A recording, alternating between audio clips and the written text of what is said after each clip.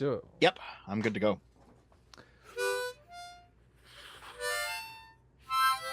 Hey now, it's your boy PSA Sitch here with another Sunday stream with everyone's favorite. He'll always wake up at 8 o'clock in the morning to help you bury a body. Adam Brendan. Hey, that was between you and me, Sitch. Oh, okay. Come sorry, on. sorry.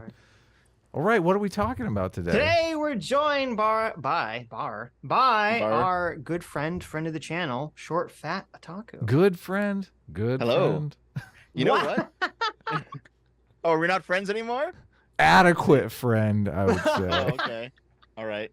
Adam, So- Adam doesn't like all the pestering on Marvin Yarvin. He's Yes. downgraded Dev from good to Well, bad. well, no, I'll upgrade him back to good as soon as he lets go of the Marvin Yarvin stuff. How about that? Okay. Okay, you know what? I finally agree. The show is now named Sitch and Adam. Sitch comes first. Bam! Got him. Look at Damn, that. that's not. You're moving away from good. Everyone comes around eventually. Okay. In the end, they all know S class is best class. And also, we're also talking to Dev on Tuesday. What is this? Talking to Dev all Yeah, the double time Dev. now. Yes. Oh, and you know what? Like I've been on like Arch Warhammer's channel a whole bunch. Mhm. Me, Arch, and V doing a whole bunch of crossovers. I've been on EFAP. I'm gonna go on EFAP on Wednesday. I was Me on too. EFAP like a little bit ago. Yeah. You were on EFAP with us just like a week I ago was. or so. Your ass is Yeah. everywhere. I'm going all over the place. Yeah, What's there the you What's go. the Wednesday EFAP thing? I think it's a secret. But- Oh, well, nice. Were you not invited, Adam? Jeez. I mean, wow. Okay. Feel awkward now. Sure. I don't know. I don't know if Mahler's revealed the topic yet, but I mean, I'll be there. I've turned down Mahler more than I think he likes, so it wouldn't surprise me if he did Oh. invite me because of that. So, but that's okay. Also, you're getting into fights with Chud Logic on the stream. That's true. I heard about that. That happened like after I left. Chud might be on, and he might just be trying to avoid drama. So no big deal. Oh. You guys should. Are you guys actually like in a fight or? No. Okay. Oh, come I on. thought you were gonna say yes. It's a very, very serious, completely not a joke, very serious fight. Chud sent me a very serious DM. Are we on Yeah. good? Are we on good terms? What's going on here? How did you respond? I said, of course. Oh, Don't let you should people- have kept playing it up, man. You should be Don't. like, I said, don't let people "No!" gaslight you. Okay. Look, there's no hard feelings here. So. you should have been like really like dismissive. You should Well, I mean, have like, I really did. milked I did this. wait like 5 days to respond. So. Oh really? No, I'm You just left- kidding. you left I'm him on kidding red? again. I'm kidding. Joking. Okay.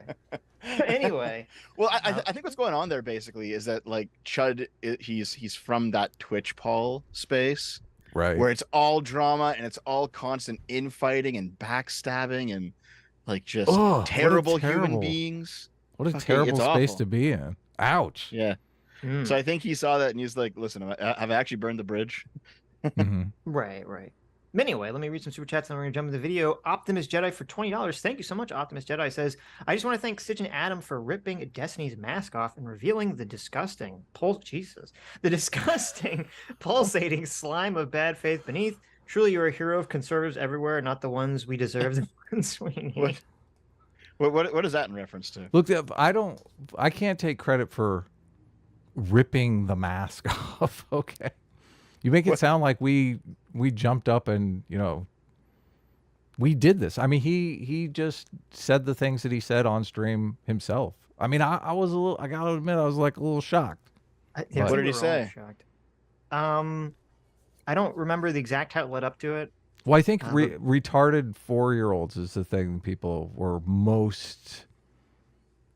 They didn't like. They were not receptive to. Yeah, he was in a bad mood for some reason about the whole like trying to understand conservatives without demonizing them thing. Or I think it was maybe the whole, I don't think it's appropriate to call Trump supporters fascists. And it kind of led down this chain of conversations where Destiny said something to the effect of calling, I don't know if it was all Trump supporters or all Republicans retards. And he kind of went off on this big rant, and I think a lot of people on the right were very surprised. So Well, he did do a stream clarifying, and I think he said that he was only talking about Trump supporters, Which Mm. I mean, Sitch and I kind of talked about before the stream how Trump supporters are even a very ideological diverse group because there are obviously people who are voting for Trump reluctantly. They would not want to be voting for Trump, but they're forced into it because they don't want to vote for a Democrat. And I said this to Sitch before the stream began. My my thinking on this is that it's just not good to demonize other people that you will have to work with in the future because you come off looking like a giant hypocrite. And I do think a lot of the political motivation going on today is being motivated by groups of people who want to demonize other groups of people.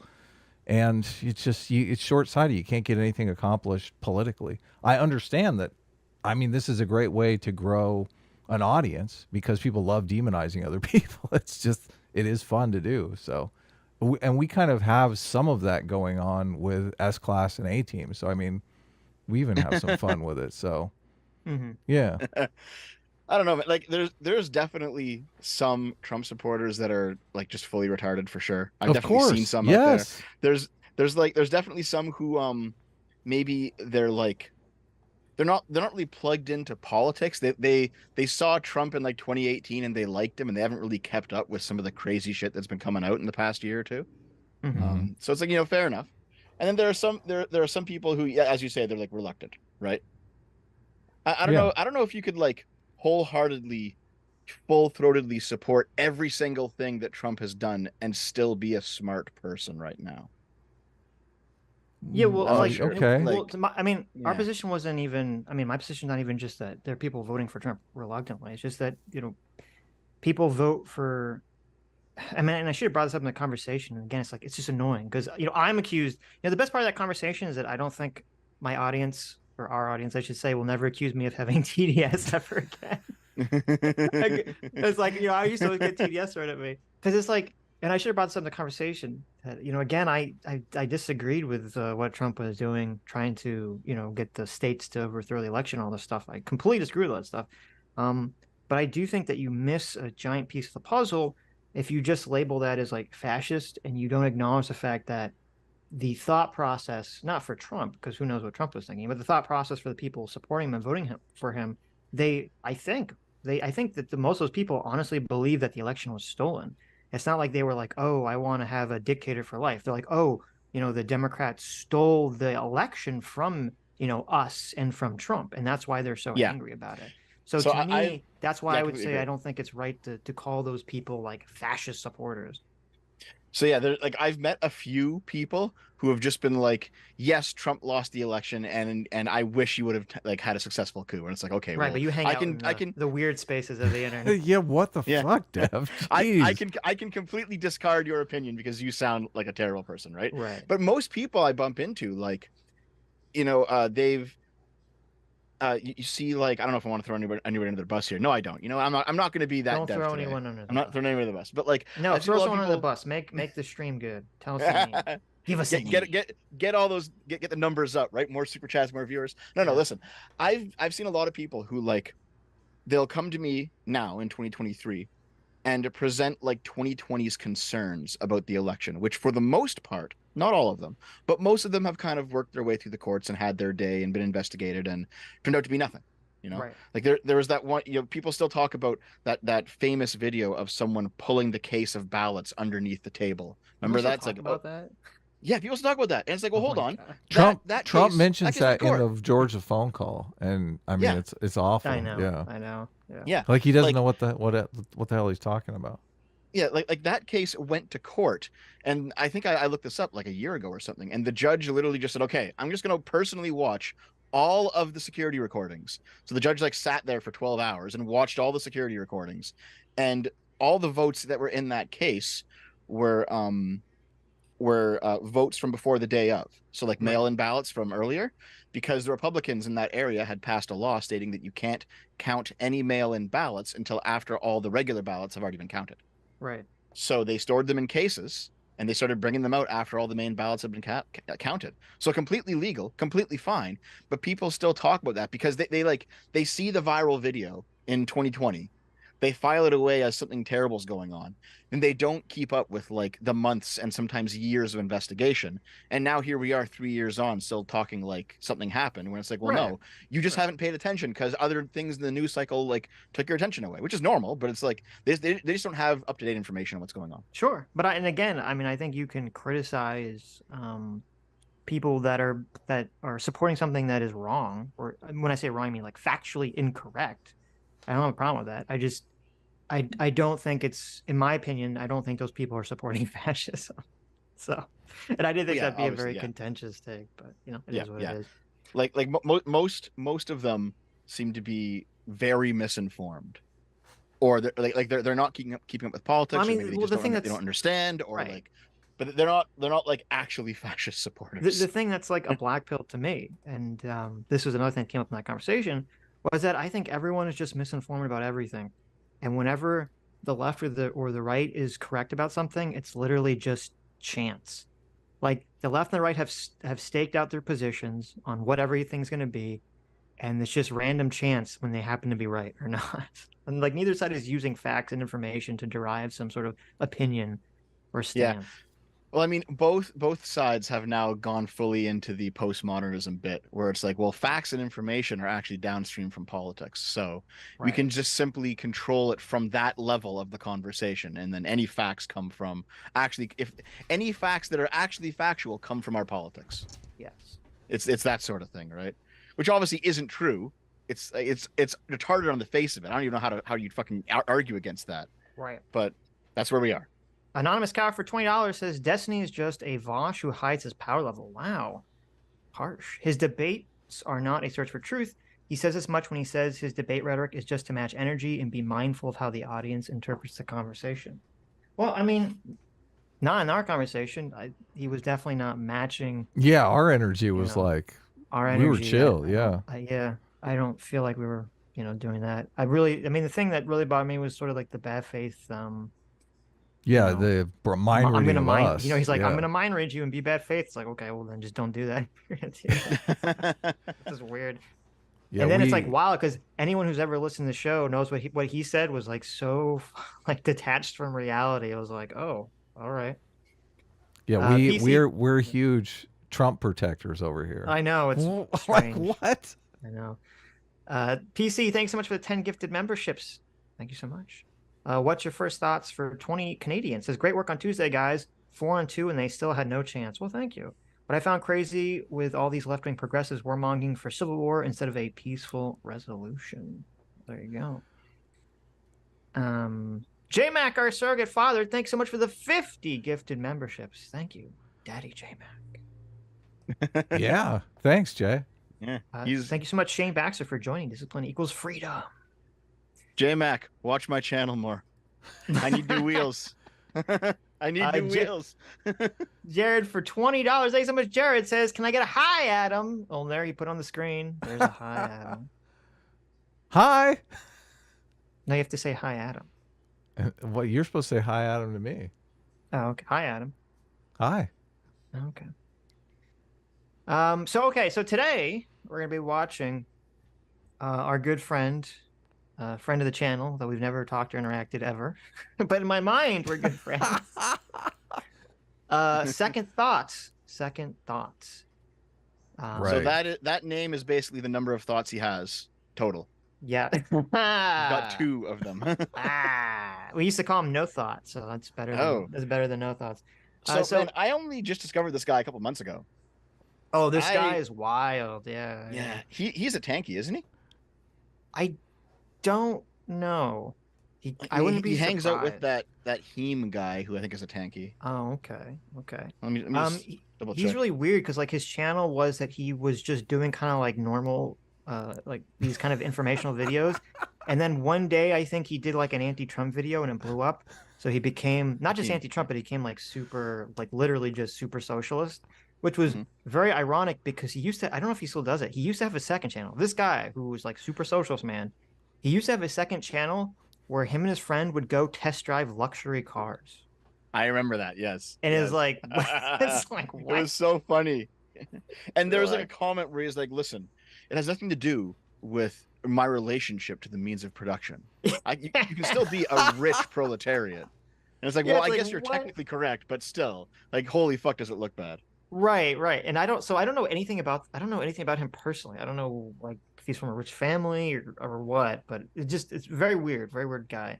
I He's definitely dubbed one of him those the rich kid billionaire socialists. bread Yeah. tuber, but everyone was Yeah, saying all right. he's not a billionaire, so I changed it to the bourgeoisie bread tuber. That's yeah. He's definitely one of those like rich kids who turns around and has very far left politics. I mean, Like that like seems like to be my Vosh impression, yeah. or like like Hassan, fucking what's his name, Jonathan McIntosh, whoever his name was from the Gamergate times. There's Mhm. lots of guys like this, right? Who they come from very very rich families, so they're very isolated from the impact of their own behavior, and basically they're just like, well, we should just set things up like this. And it's like, well, I know. It's like, well, hold on, you don't know anything about the fucking real world. It's socialism is one of those things that you can really only afford to believe in it if you're rich. So I found a tweet on Reddit. This is from Second Thought. Hmm. It says, quote, tanky has become the new, quote, commie, used by liberals who have adopted a radical aesthetic because they realize liberals are cringe. But when push comes to shove, they still parrot the State Department line, anti-communism repackaged for terminally online Western radlibs. Wow. So he's definitely doing some running interference for tankies there. So there's something Ouch. going on here where like people like Vosh are called they're called radical liberals because they're libertarian socialists. They're not authoritarian socialists the way the Mm-hmm. Soviets were, right? And Second Thought is more Soviet aligned. I don't know if he'd ever admit that, but I think he is from what I've seen of his stuff. So like there's definitely if you hang out in let's say really far left spaces, you'll see that there's like just constant infighting between the more anarchist oriented socialist and the more Mm-hmm. statist oriented socialist. And they're always calling each other like they call each other fascists actually. So because they call everyone fascist, but they call each other fascist. Yeah. So Of course, as me as guys all people left it. yeah, so guys like Vosh are labeled as radical liberals and therefore they're just fascists in sheep's clothing or in wolf's whatever the fuck you know what I mean. Basically, Mm-hmm. that's how they view them. And then people like Vosh will say, well, look at this. He's just a red fascist. That's what the tankies actually are. Because, and to their credit, the Soviet Union was a lot like a fascist state in how it operated, if not its trappings. So, like, it's just, it's all so tiresome dealing with all their infighting, like looking at it from the outside and trying to figure it out. Sitch, It's can you very give me tiresome. your overview on this video before we get into it? Just do the 10,000-foot view. Yeah, Um, so I mean, so Second Thought basically is a channel where all he does is try to run interference for socialism and talk about how amazing socialism is. And so, of course, he has to take a crack at everyone's favorite topic, cultural Marxism. And he has to talk about how cultural Marxism is really an anti-Semitic conspiracy theory, and there definitely isn't some kind of push by socialists to infiltrate and get their meaty hooks into basically every aspect of culture and in college institutions, even though he's in support of all those things. He's one of these, it's totally not happening, but if it was happening, it'd be awesome and based, guys. so he's like SDL then, basically. Exactly. He is literally like SD. He's actually worse than SDL. They And it's might funny be because friends. I and don't like, know. and I know you've done a really good video on this, so I figured you'd be interested in this topic. So, I am which actually. actually, I you're am. really good video. You did two really good videos on this, I think, I and do one many of good them videos, to be was honest. in response, or three, and one of them was in response to SDL, Yeah, the big one was in directly, response to SDL. right? Yes, And it's funny directly. because when That we, that was the Antonio Gramsci one. yes, what did we even talk to SDL about, Adam? I don't even remember. It's like a Uh, blur in my mind. everything, just Yeah, everything. But it I all watched that. boiled down I watched it. to conservatives' evil. Like he just couldn't get off of this whole demonization of conservatives. I just like So sooner or later you have to have your own positions in the world. You have to be for something instead of just against everything. so to his credit, he asked you guys whether he kind of asked you guys a similar question that was asked on Cherry's podcast with Destiny. Basically, like, well, who's actually more like a bigger threat to liberal democracy? Is it the radical right or is it the radical left? And I think that you said the radical left because they've taken control of these various institutions, taken control of schools, cultural institution, cultural output. Right. They're like there's some argument about the ESG stuff. They're definitely the diversity stuff in corporations, like in banks.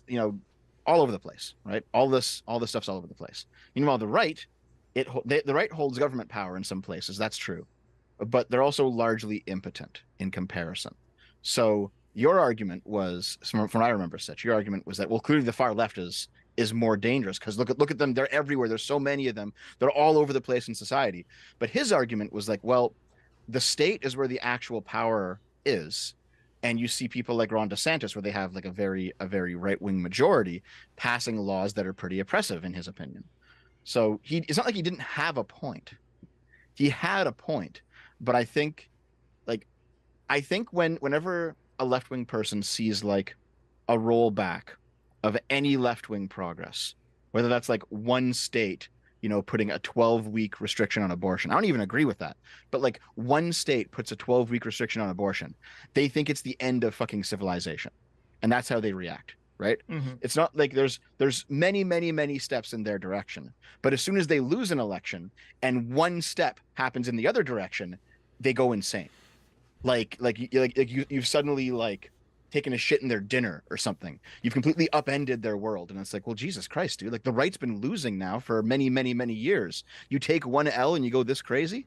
I don't know. Abortion isn't about cultural manufacturing though. I look at things like the whiteness stuff and the gender as a spectrum stuff. And I think, okay, they've captured an institution that educates educators. And they're like churning out all these educators all over the United States that are going into classrooms and just, this is part of the axiom of their belief system that gender is a spectrum and that white supremacy has invaded all of our institutions. Those are the educators of tomorrow. How does abortion touch on that? How does DeSantis making critical race theory in one state counteract that? Like, that's just a huge cultural force. I completely agree. Yeah. I guess the difference is like, for all of that to finally diffuse through the culture fully and make a fully leftist culture, it takes several generations. Right? What do you mean? It takes one generation. What are you talking about?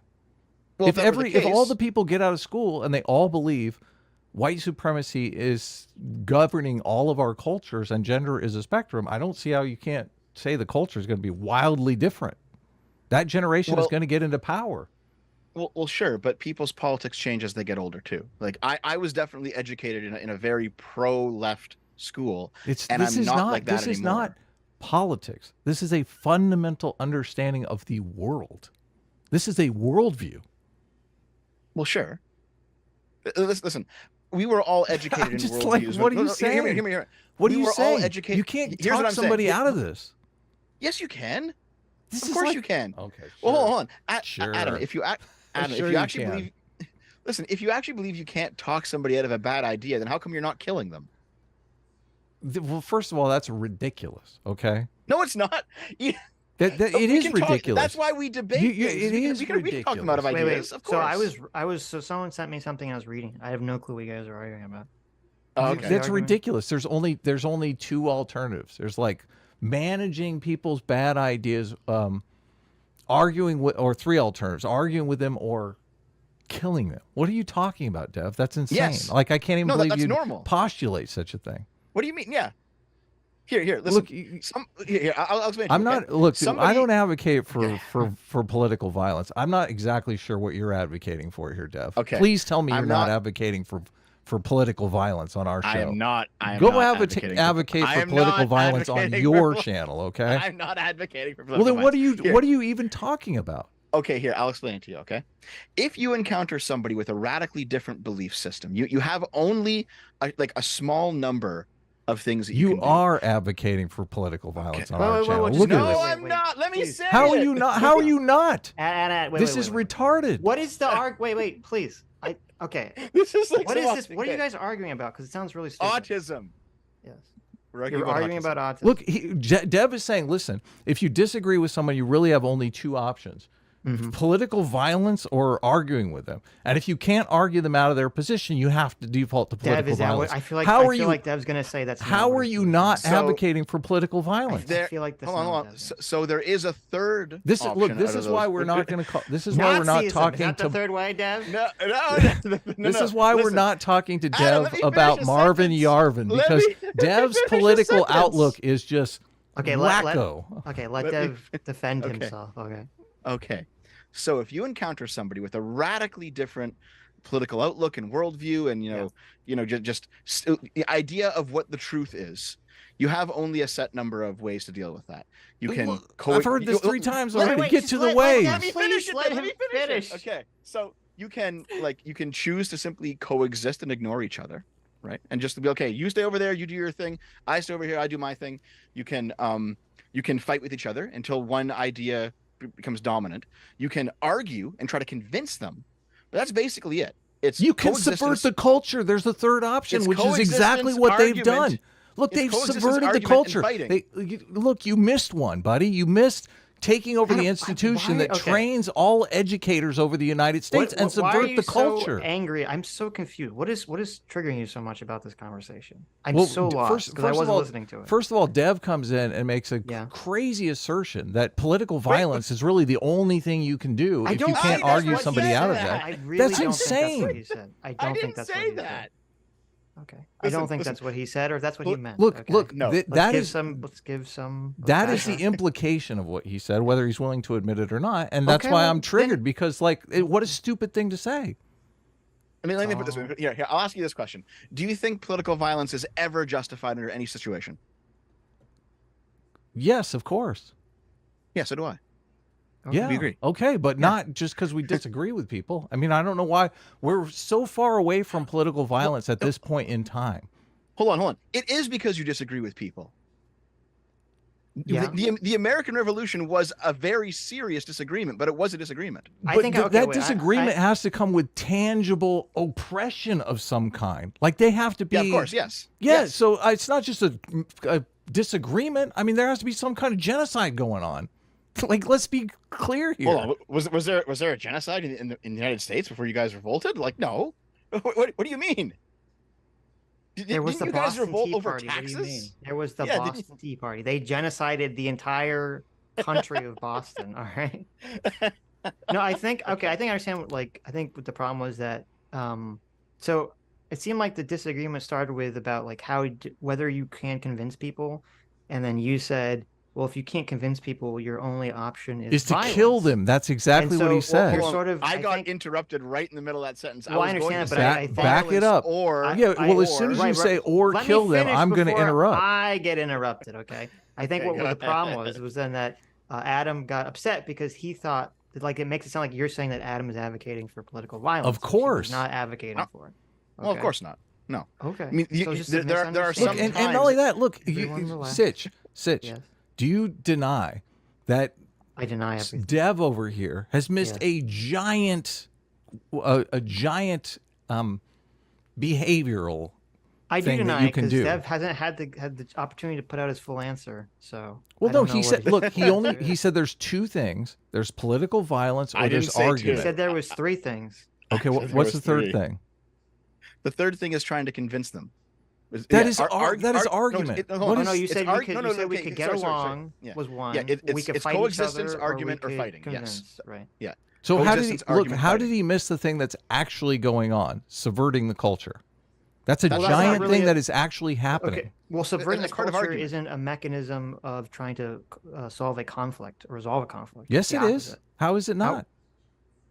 I would not classify subverting culture as a conflict resolution mechanism. Well, I mean, I would, Sitch, but I'd classify it Okay. underneath argument, though, because I would say that part that's of a way subverting of culture You is can't fighting. call it argument. I would say argument. that's a way of fighting directly, but Yeah, I would say it's closer to violence than argument, obviously, Right. because you're But doing anyway, it deceptively. okay. But anyway, I think because this whole argument sounds really stupid, so I really want to move off of it and watch this video. Okay. And it's really annoying because, like, literally the only reason I brought up SDL and then you kind of went off on this tangent and then Adam went off on his tangent was because I just was going to tell you, Dev, that I thought it was funny that I watched your video and took all these notes on your response video to SDL, and I thought I was going to try to make that be the conversation that I was having with SDL. It was going to be about your video on cultural Marxism, and then we got completely sidetracked on a million other different topics. So that was the only thing I wanted to say on this Yeah, stupid topic. I recall watching your conversation with him, and like he had one good point when he said that when right wingers win political power, they do things that he doesn't like, and surprise, surprise. Of course, he's not a right winger, but it's like okay, fair enough. The left wing has dominance in cultural production and in education. The right wing doesn't necessarily have dominance in politics anymore, but they're certainly on the upswing right now. Mm-hmm. So like there's if you are somebody who is diehard lefty, there's a reason to fear the right wing upswing in political power that's going to be coming in the next 5 to 10 years. Right, of course. Yeah. Lucy Lemonbug, thanks so much for the $20. Says hi, Adam. Hey, what's up? And Hello. our surrogate father J Mac for another $20 says hi, Adam. Hi. Look at this. You've stolen Rags's thing. I love it. Don't you love it? Oh, God, I know. it's I so mean, I good. J Mac, our surrogate father for another $20. Thanks so much, Daddy. J Mac says I can't stay long because I have a business meeting soon, but I'm looking forward to the watch back. Hope everyone has a fantastic Sunday. Well, thank you. Hope you have a good meeting, Jay. Theo Wolfie for $20. Thank you. Says if you want to bring people over to your side, you can't call them retards. We are concerned for the well-being of every American. To me, he didn't care about bridging any ideological gaps. He just wanted an ideological purge. I mean, yeah, obviously you're not going to win you're going to win more flies with honey than vinegar. So calling people retards is not a way to get them on your side. I just called Dev a semi-retard in the chat. That's true. But I was being generous when I said semi too. I just want to be clear here. Oh yeah. But listen, everyone knows that Adam and Dev are best friends behind the scenes, so it's okay. Yeah. Silver, sometimes I just want to shake you by the collar, Dev. I don't understand where you're coming from. So he's Canadian. He can't help it. Look, that makes it even weirder. Like the Canadian comes on our channel and advocates for violence. It's like, he didn't what? Stop saying that. He didn't advocate for violence, Adam. You need to stop that characterization. That's not accurate. Okay. It was a bad misspeak by Dev. Okay, good. Silver Camaro 78 for $20 says Sitch and Adam, you should talk about how Dev's girlfriend perpetuated the Rwandan genocide. She took a machete and killed the Tutsis. So Dev is advocating for political violence. Isn't so surprising here, guys. What? Hashtag Really? No Me Killed Tutsis. Is this true? This has become a meme. This has become a meme on my channel that my girlfriend secretly did the Rwandan genocide. That can't be Well, real. there you go. Yeah. It doesn't make any sense because she's not part of Rwanda. She's Jewish, so I guess the Jews are now implicated. Well, aren't they? We're implicated in everything. So are you? Yeah. Hold on, Sitch. Which meeting of all the power brokers behind everything did you attend where they talked about the Rwandan genocide? I mean, when was the Rwandan genocide? What year was that? 90s. It's sometime in the 90s, I think. Yeah, I was pretty young at that time, so I probably was like playing on my Game Boy when the adults were talking about playing the Rwandan genocide. Oh, honestly. so you were too young to go to the world domination meetings, were you? No, I was there. They groomed us very early, but I just was not paying attention. I was bored by it. I was just playing Game Boy. So I think I saw Naomi there too. In 94, she would have been a sperm. Oh. Listen. God, you guys are young. Okay, Jesus Christ. How old are you? I'm dating a Zoomer. I'm in my 30s. Robbing the cradle. So listen, okay, I'm in my 30s and she's in her 20s. I'm 10 years older than her. Yeah. You're basically a pedophile. What? That's not the internet, right? That's not true. And also, that's totally acceptable. What are you talking about? I know. Listen. It's just there's like a joke. Like if you date someone like more than 5 years younger than you, something. Not if she's in her 20s. Come on. Have you been to the most retarded parts of Twitter where they have the age gap discourse? I have, where yeah. the power imbalance between somebody who's like 6 years older than their partner means that it's always rape. Yes. And it's like, holy shit, guys, go the fuck outside. Adam is just concerned because he's dating some super young lady. Oh, I see. I'm married. What are you talking about? My wife is married to some super young lady. My wife is 10 years younger than me, though. So there you go. Look at that. Wow. Yeah. That was funny. Demon Mama called you an incel the other day. That's funny. Just, I thought it was kind of funny. It's so weird. It's so fun. Everyone thinks Adam is like a young lad because he looks so young. It's like, no, he's married. Been did married you for a while. did you ever respond to her? I did not tweet out that Okay. thing I sent you because people said it was way too spicy. Maybe listen. Oh, what was it? At the end of the stream, I will tell everyone what my tweet was that was far too spicy to tweet. That'll be Okay. your incentive for hanging around. I mean, okay, I so- laughed pretty hard when you sent it to me. But... I asked some people in Discord, well-known racists in Discord, and even they were like, "That's way too spicy." So Hold on. Yeah. Someone in chat says that Adam's married to someone 10 years younger than him. Also, he's 23. true. There you go. Confirmed. That's Confirmed. not the case. That is Oh, not man, the Ah, case. boys.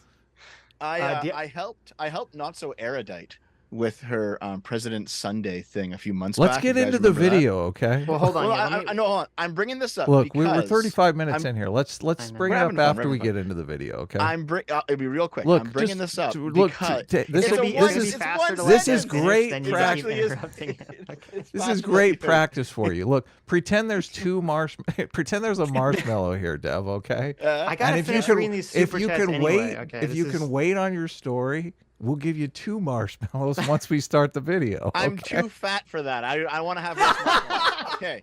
He So just listen, admits it. Sitch, he just admits it. Yes. Listen, Yes. Dev's He's I'm like, very give me that broker, okay? goddamn He's an marshmallow. honest No. broker. I'm fat. Dev- I want to lose weight, Dev so I'm is not the taking kid. 2. That's Dev is point. the kid that eats a marshmallow before the researcher even leaves the room. Right. Okay, just real quick. I helped you with the No, thing. no. Demon Mama reacted to it, and Yeah. just like how she called you an incel, Adam, Mhm.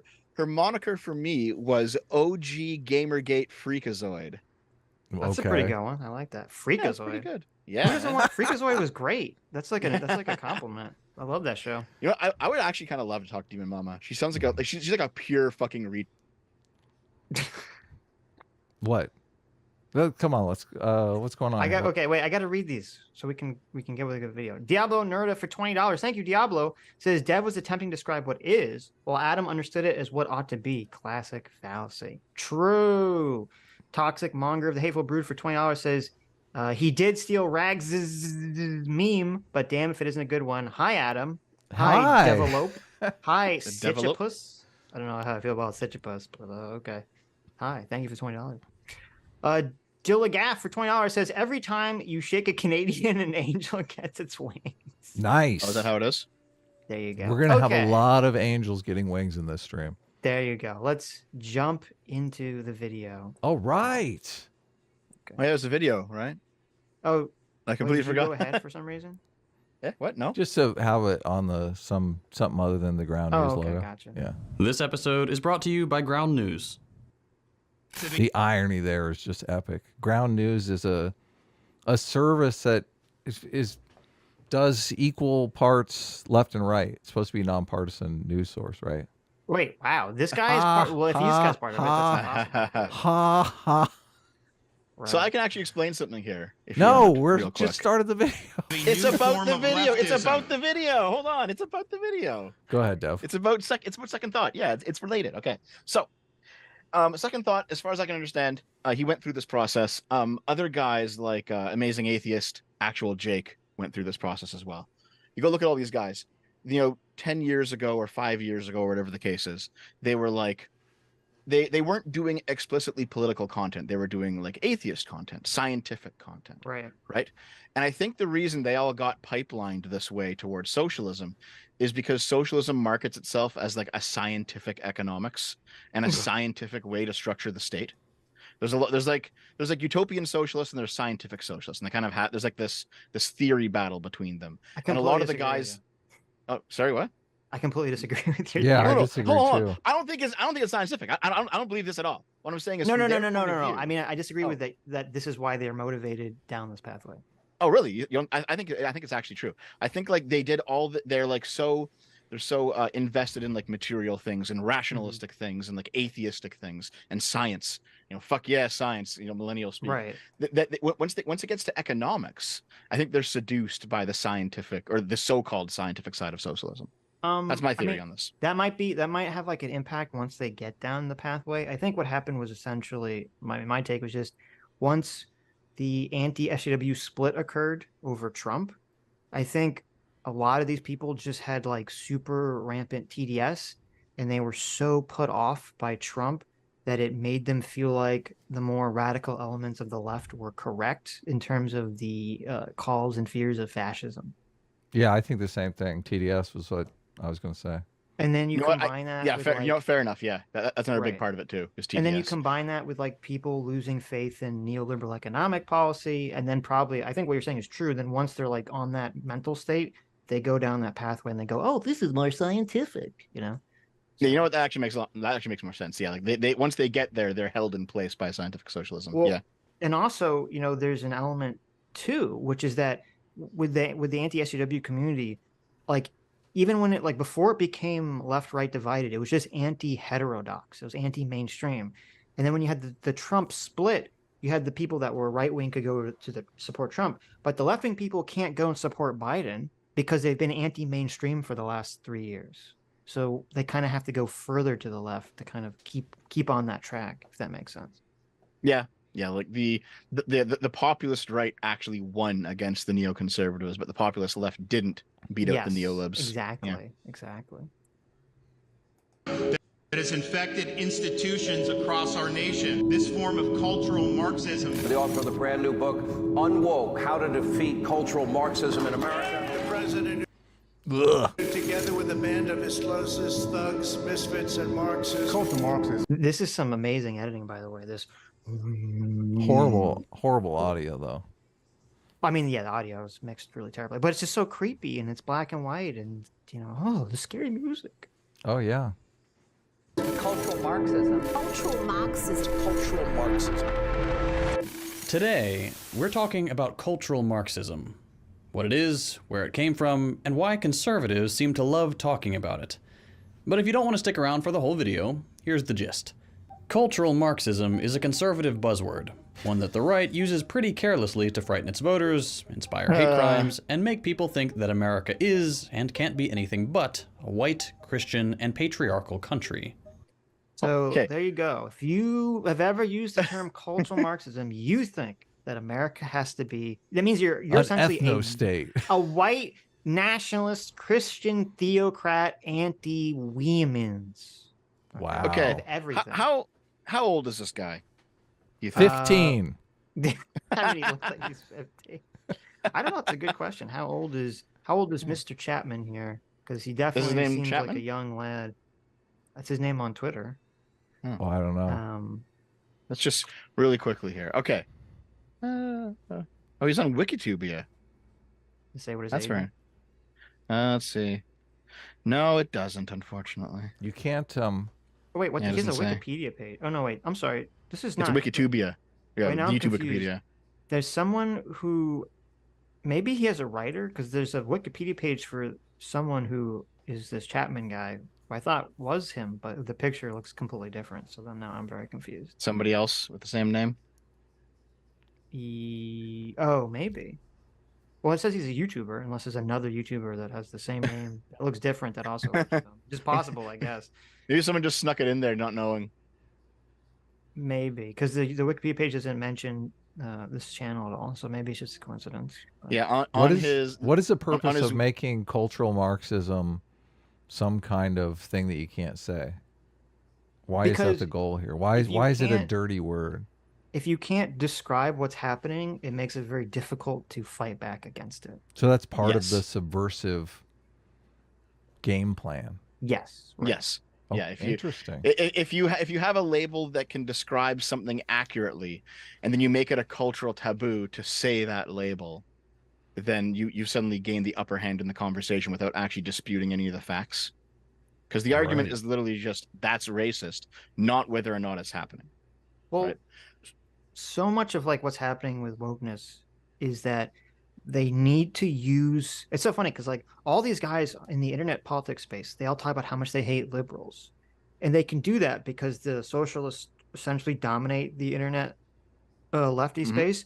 But in the mainstream, socialism is still very like taboo. Yeah, and they not have no accepted. power. Yeah, they Yes. have no power. So they have to do this game where on the internet sphere they talk about how much they hate liberals, but the mainstream sphere they have to hide the ball. They have to hide what's going on because the mainstream Democrats would not openly support something that was labeled as socialism. Yeah, they're all And so- liberals. Right. So that's why they have to do this game where they say cultural Marxism isn't real, so that you can't really describe what wokeness and what critical race theory and all these critical theories are, is that they're essentially, Western Marxism. Right.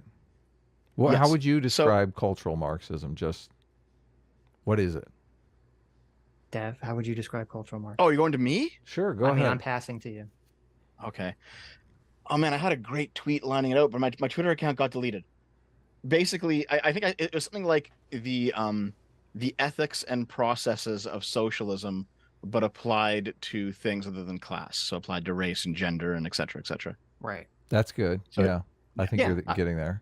I think it's just they just took the frameworks of Marxism and they replaced class with Race, yeah. or So sex so or it's whatever. Yeah. so it's bourgeoisie and proletariat, or oppressor and oppressed, and they just superimpose that onto race instead of onto class. Yes. Yes, Yeah. but at least insofar as Gramsci was concerned, and like some of the people that descended from him, the purpose of this was, it wasn't to have like a race war. All right, it wasn't to have, let's say, the proletarian revolution, but the proletarians are black people and the bourgeois are white people. It wasn't a race war. The purpose of this was to foster divisions in liberal society and weaken it to the point that you could actually have a real communist revolution. Right. That was Foucault's motivation, right? Yeah, a lot of people like Horkheimer and Right. what was his name? Marcuse. He was big on that. Herbert Marcuse. He was really big Right. on that. Right. Now, once earlier- we get down to who's that really annoying chick who wrote White Fragility? D'Angelo? D'Angelo? Yeah. Once we get down to her level, like of diffusion from Graham, she has like 5 generations in. She's not really interested in any sort of actual communist revolution. She's just doing the precursor steps without understanding where it goes. Right. That's what I mean. I've described cultural Marxism and wokeness as essentially these Marxist philosophers who created blueprints for bombs that would destroy society, and then they erased the name at the top. They erased that it was a bomb, and then they just passed these blueprints for bombs down to fellow lefties throughout the generations. Now, And then you earlier have I Robin mentioned DiAngelo like constructing the race bomb essentially. the subverting the culture by educating educators with 2 basic ideas: whiteness and abolishing the gender binary. Which I do think abolishing the gender binary is an attempt to place male and female in the oppressor oppressed category. So both of those concepts trace back to this idea that the world can be divided into oppressor and oppressed. It's men oppressing women or whites oppressing non-whites. Both of those ideas are being embodied in education and just taught to educators as if they're facts of the world that we live in. Yeah.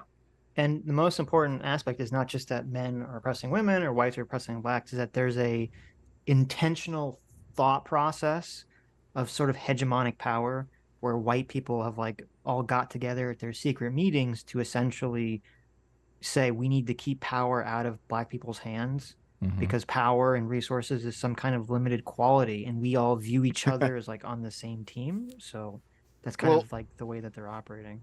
What Another on the aspect- right is equivalent to that, Dev? Sorry, equivalent to what exactly? Well, this is just a huge. I mean, this is a huge cultural force that's taking place all around us. What on the right? A lot of people say, well, the left isn't as powerful as the right, and we should be focused on the right because the right is doing what? That is equivalent of what I just laid out. In terms of the cultural sphere, I don't think there's anything.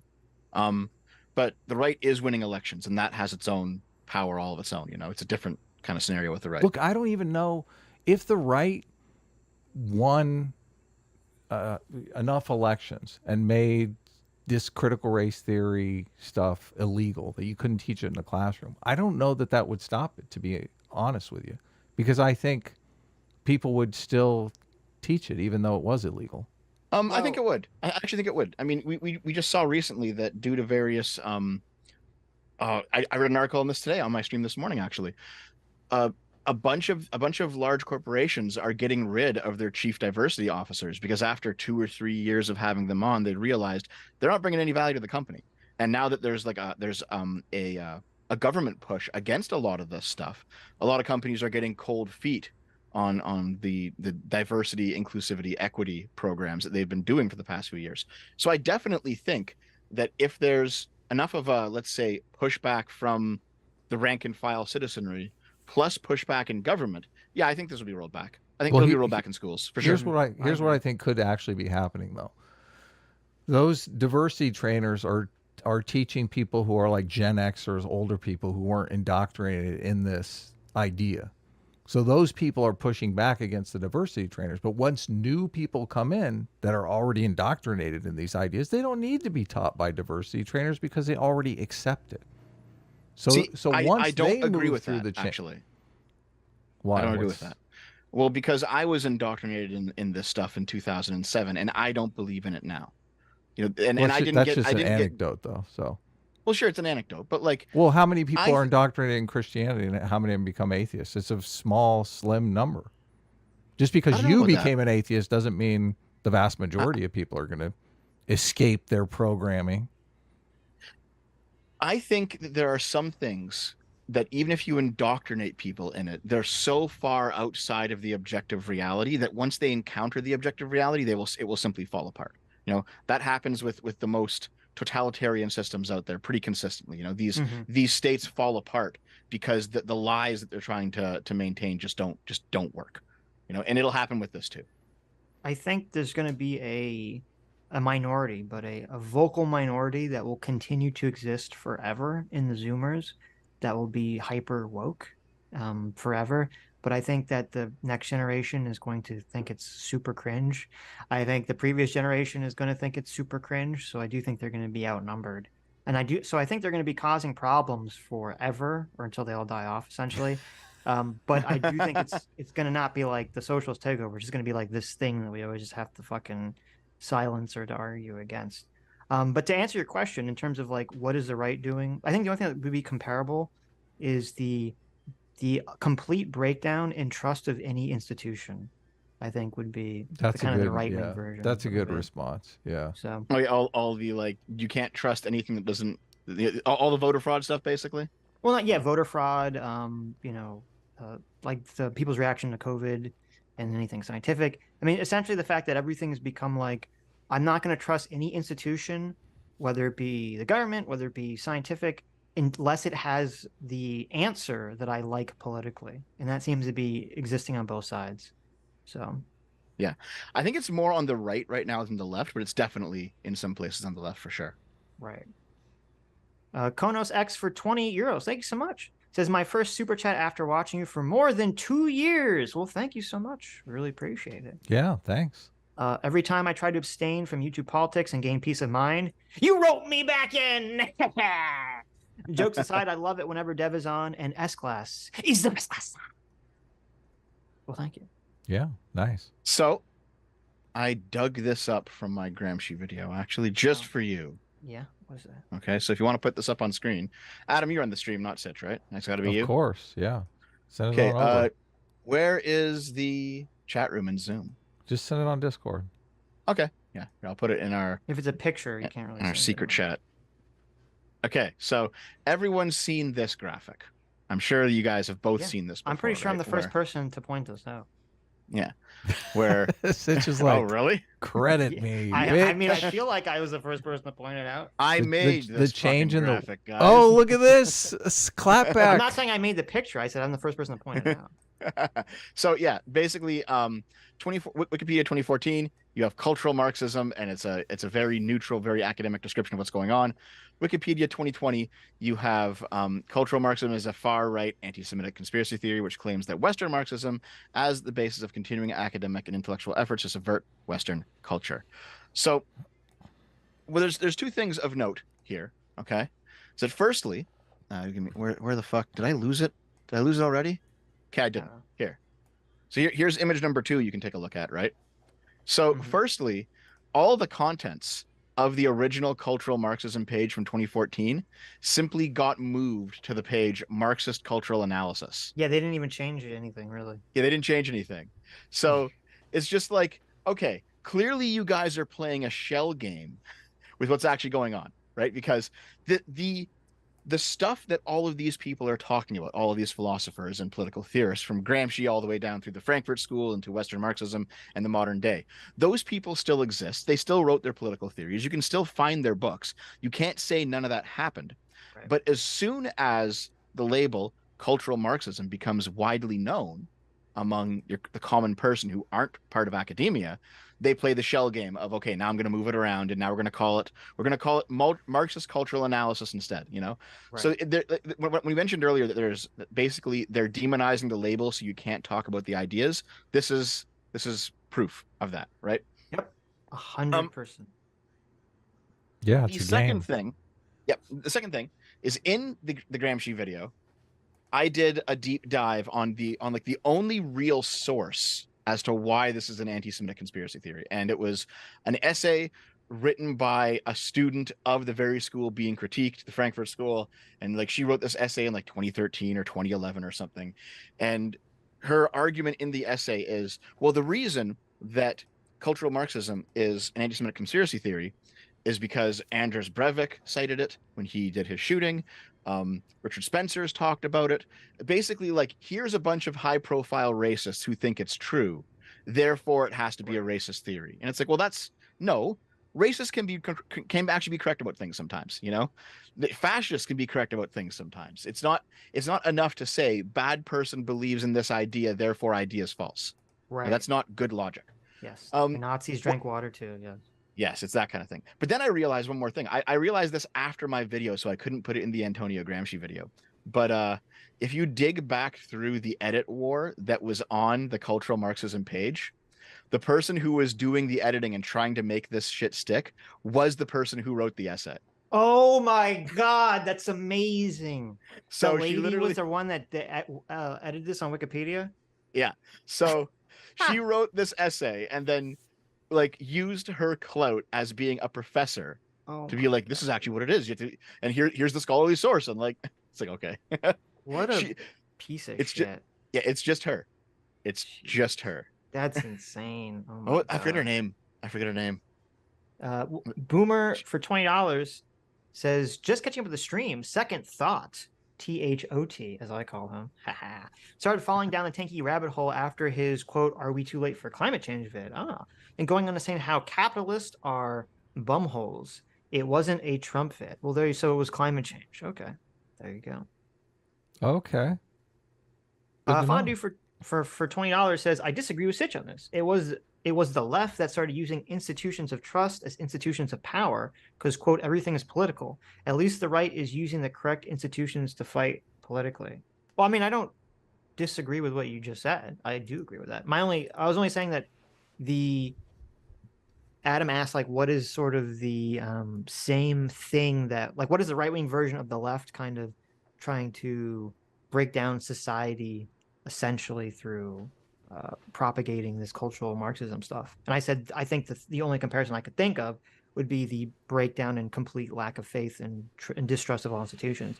Now, you could say that you think that that's warranted, sure, but I'm just saying that'd be a similar process that could lead to sort of a widespread societal failing. Well, and because we do need to have institutions, and the danger. While I agree that a lot of our institutions are corrupted with Western Marxist gobbledygook, I completely agree with that. The danger is, and this is why I don't agree with a lot of what Trump does, is that if you do operate under the idea that all institutions are corrupt, it's very easy for you to fall into the pool of, well, we need like the strong man to come in and kind of just destroy everything.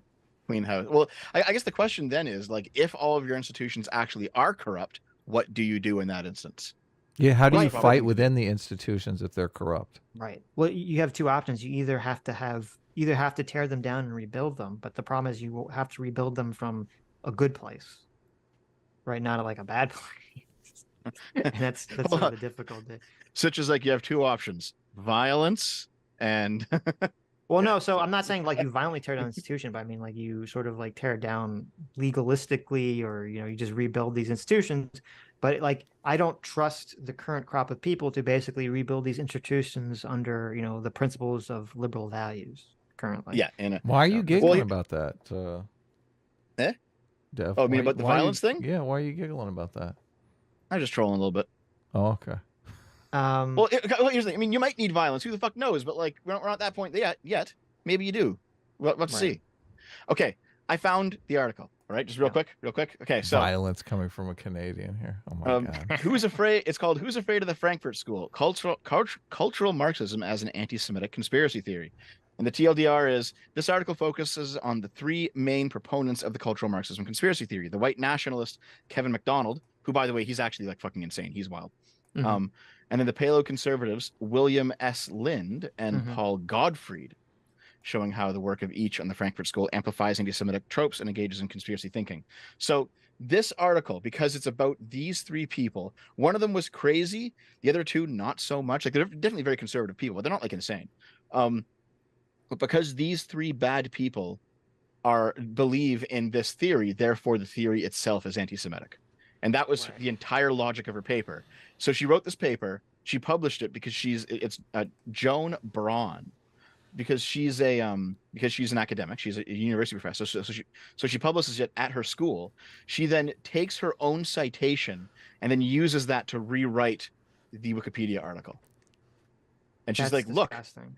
like, my source is I literally made it the fuck up. Right, because I can do that because I'm a university professor, Well, in this video, he brings up, I mean, he must have read this paper because he didn't mention her, but he brings up those three guys. Mhm. And he brings up Lind.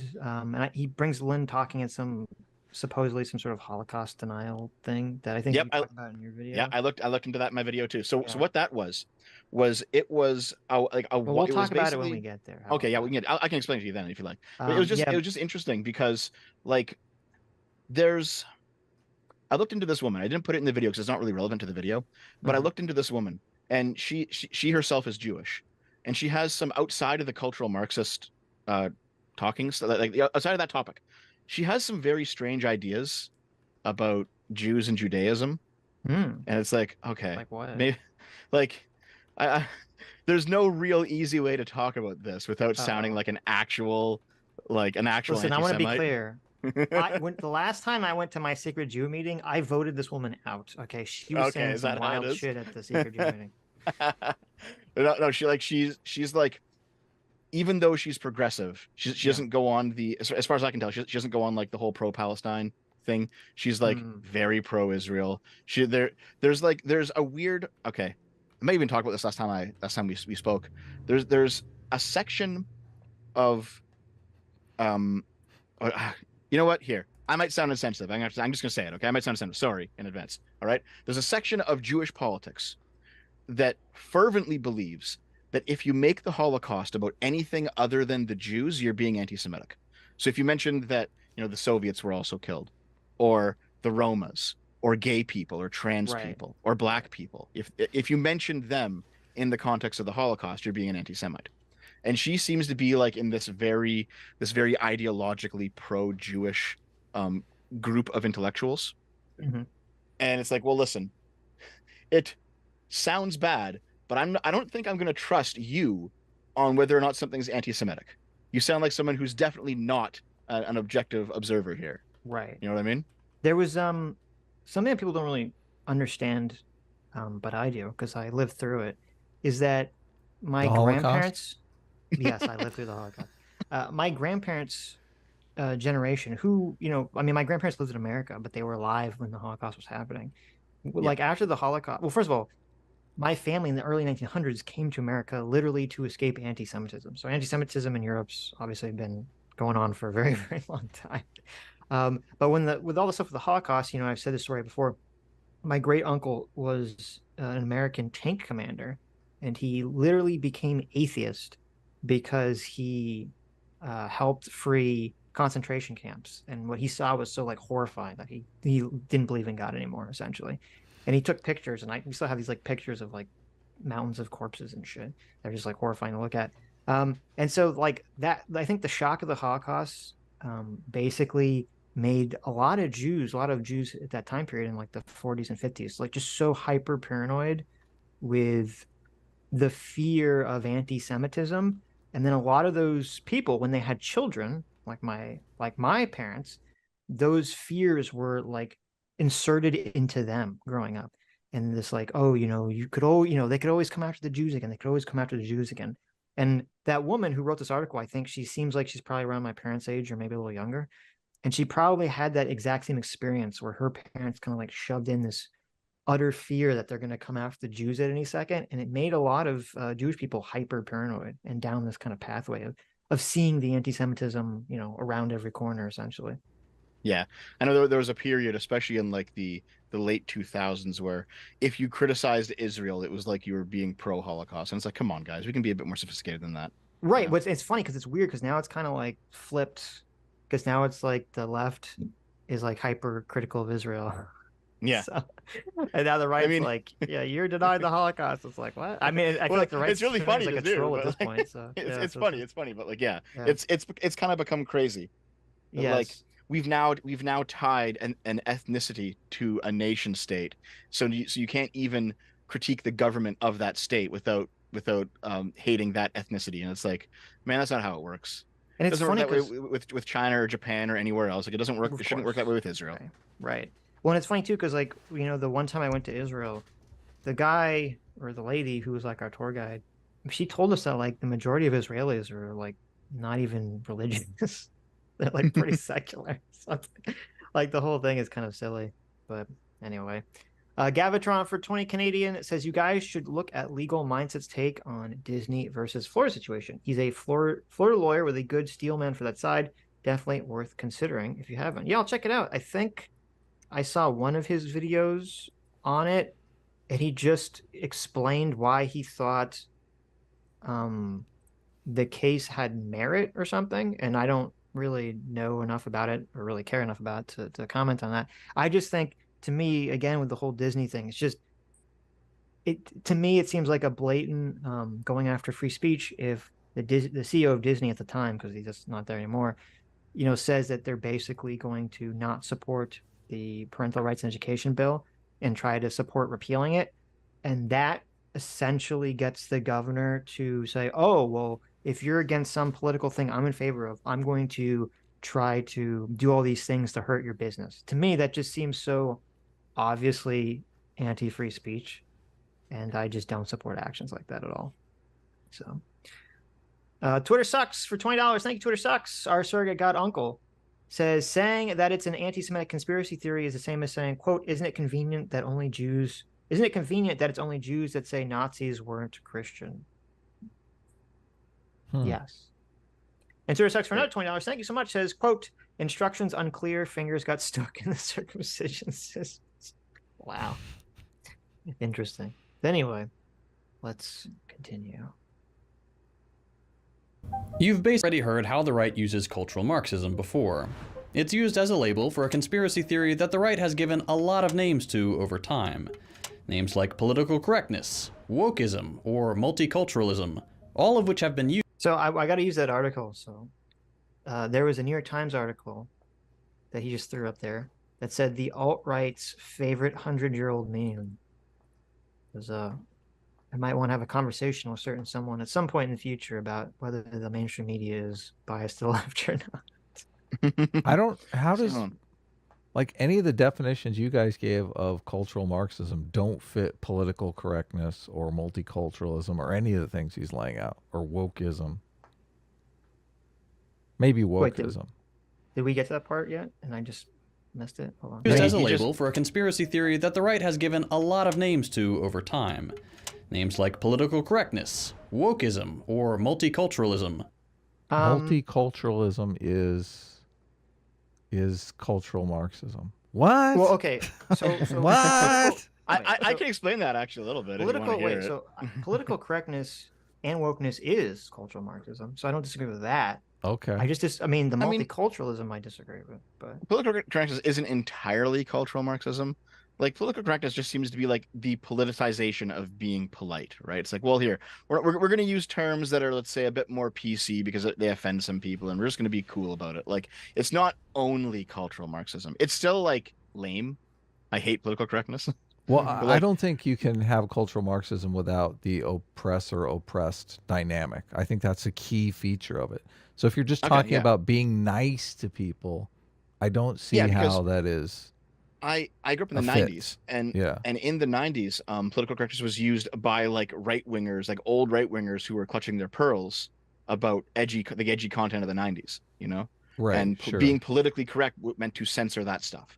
So it's like political correctness just seems to be like a nice way to say censorship, which isn't explicitly cultural Marxist. Well, okay, so I'm sure, as you know, the literally the term politically correct came from Marxist Leninism in terms of having the correct political stance.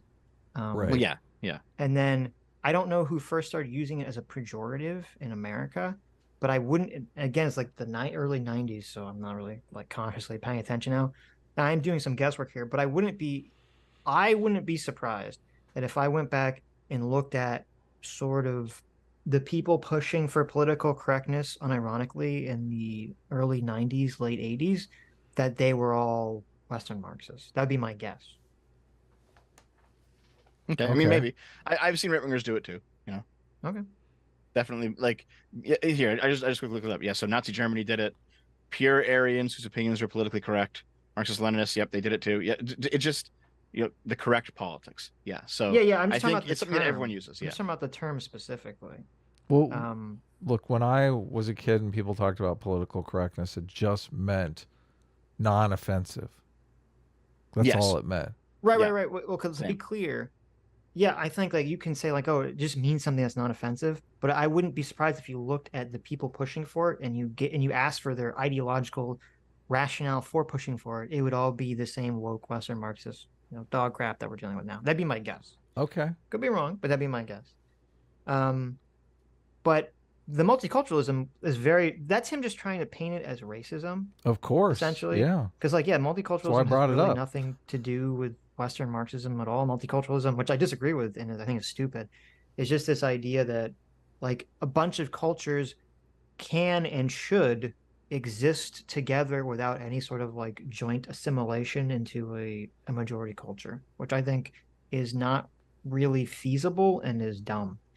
So He believes what pretty he's much. selling in this video, though, right? I mean, Yeah, I he think so, accepts that.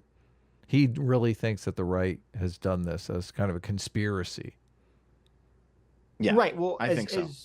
as you said in our conversation with Destiny, he's operating purely under the stereotype that right wing means greedy racist. Right. Okay. Yeah. Well, And so also evidently 4-year-old retard to some people. That's a new stereotype. so I'm sure we've all seen that one pamphlet where whiteness is like hard work and dedication and being on time. You've seen that shit before, Of right? course. Yeah. Of course. So Yeah. that's like political whiteness, right? So there's this idea that multiculturalism, it refers to being politically the correct race or the correct ethnicity, the correct whatever.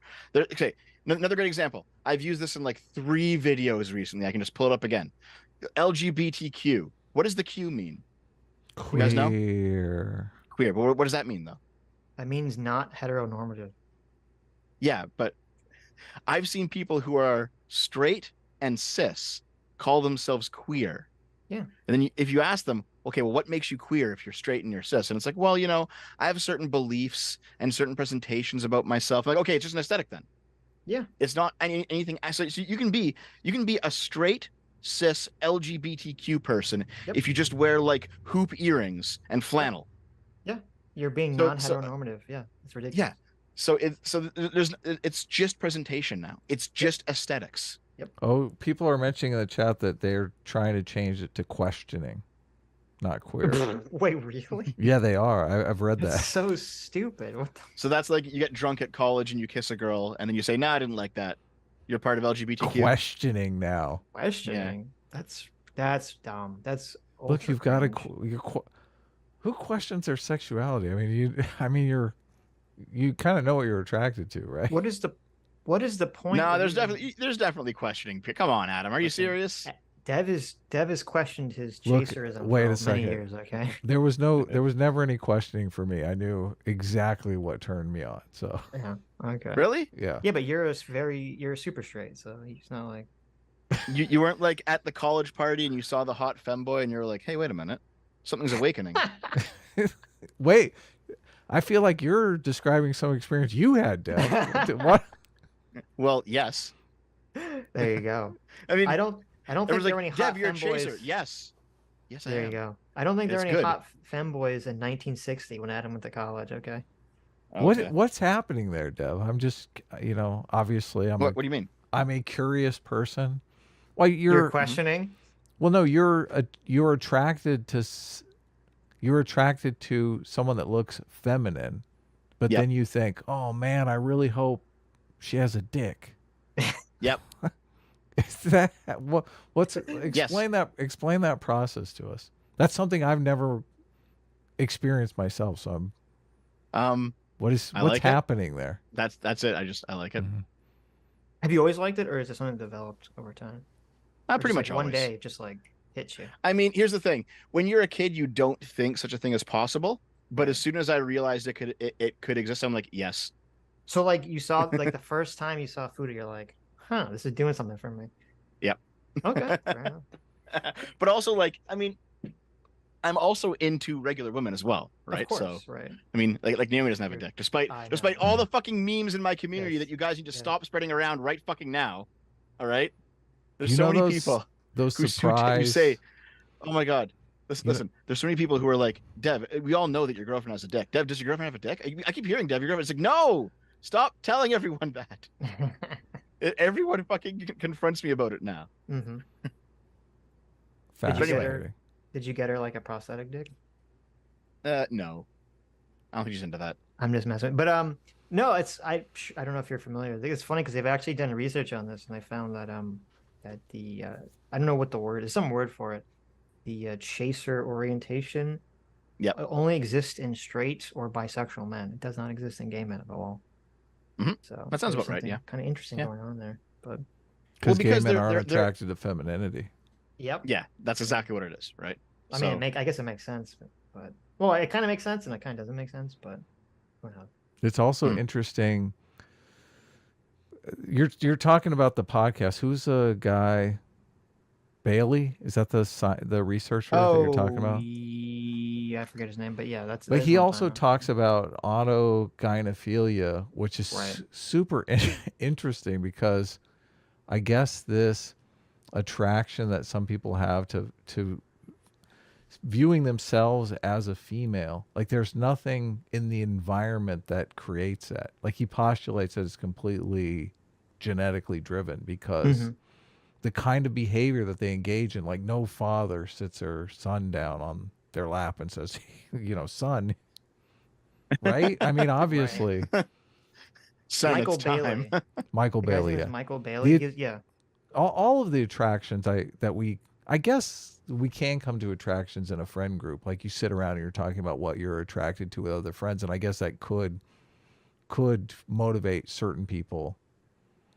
But I don't also think think people that, sit like- around in a friend group and talk about dressing up like a woman. Like Sure. that never happened in any of my friend groups. But I'm sure there are some Trump groups nowadays that do Mm-hmm. that, though.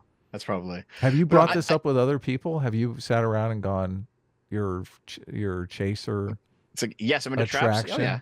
Yeah. Yeah, I'm okay with it. Yeah. What happens? I'm very to open about it. What happens when you drop? I remember the first time because I had a friend that said the same thing to me, and I was just like, I didn't realize that was even a thing. Like, I didn't know that was something people could be attracted to.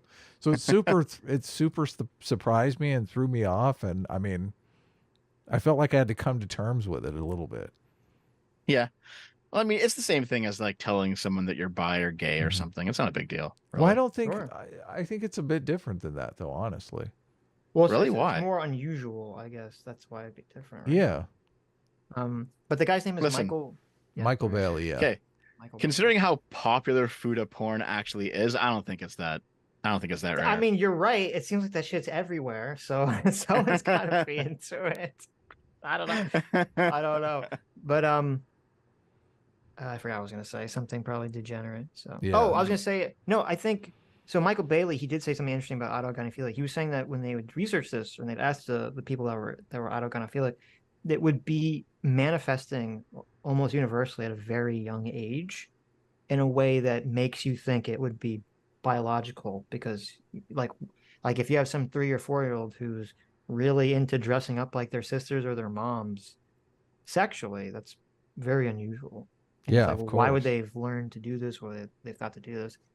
I mean, I think that for myself, there are definitely sexual interests that I was just like, I think I always had, and then there are ones that I've definitely realized developed over time, and I can even kind of create a post hoc psychological rationalization to explain why I think that I have that, What are interest. they? Let us know. I mean, I definitely think you can So- like push at the edges of your interests just through repeated exposure. It works for food. Why wouldn't it work for sex? I mean, I guess I don't know why people would like be in a situation where that like they would be doing that to themselves, right? I mean, there are limitations to it, even in the food realm. Of Like there course, are yes. certain things that you're just going to find disgusting, and I don't know how many times like you can try to eat them without like you're not going to overcome. Right. Well, I think the way to think about it is there's certain, and this is true for all behaviors. There are certain behaviors and interests that you're going to be wired into you. There are certain ones that you could go either way depending on your environment, and then there's certain ones that you'll just never be into no matter what happens. Right? Yeah. And it's going to be different for everyone what those are. So Here, let's end the tangent. But yeah, I'll tell you a really goofy, funny story to end off the tangent, okay? And we'll be done. All right. The craziest conspiracy theory I heard about vaccines were that ivermectin actually works, and the reason that the government pushed so hard against ivermectin is that basically all sexual degenerate behavior is caused by the psychological effect of having certain parasites in you. And there was one guy on 4chan who was saying, like, listen, yeah. I have a gay friend and he had COVID. He took ivermectin and he pooped out all of his parasites and he wasn't gay anymore.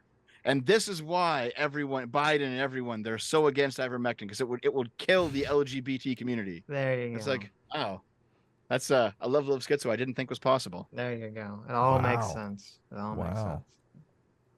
sense. All of which have been used at one point or another interchangeably with cultural Marxism. Each of these words, of course, means something normal. Political correctness basically means not saying bigoted things. Woke means being aware of structural injustices. And multiculturalism means it's good that there's not just one kind of people here. Oh my God. I mean, the first two are like part of it, but you're missing out on some other important parts, but at least it's part of it. The third one, it's like, it's not good. It's good that there are more than one type of person here. It seems to be morally neutral, whatever types of people you have around. Like, if you have one type of person in your state, okay. If you have 10 types, okay. What's the difference? As long as everyone's there willingly, like, what does it matter? Well, the interesting thing with whenever the left talks about this is that what they really mean is that it's good that there's different types of people from different nationalities or ethnic groups, but all those people still have to exist within the framework of acceptable leftist politics, right? Like, if there's a black conservative there, oh, that's very problematic.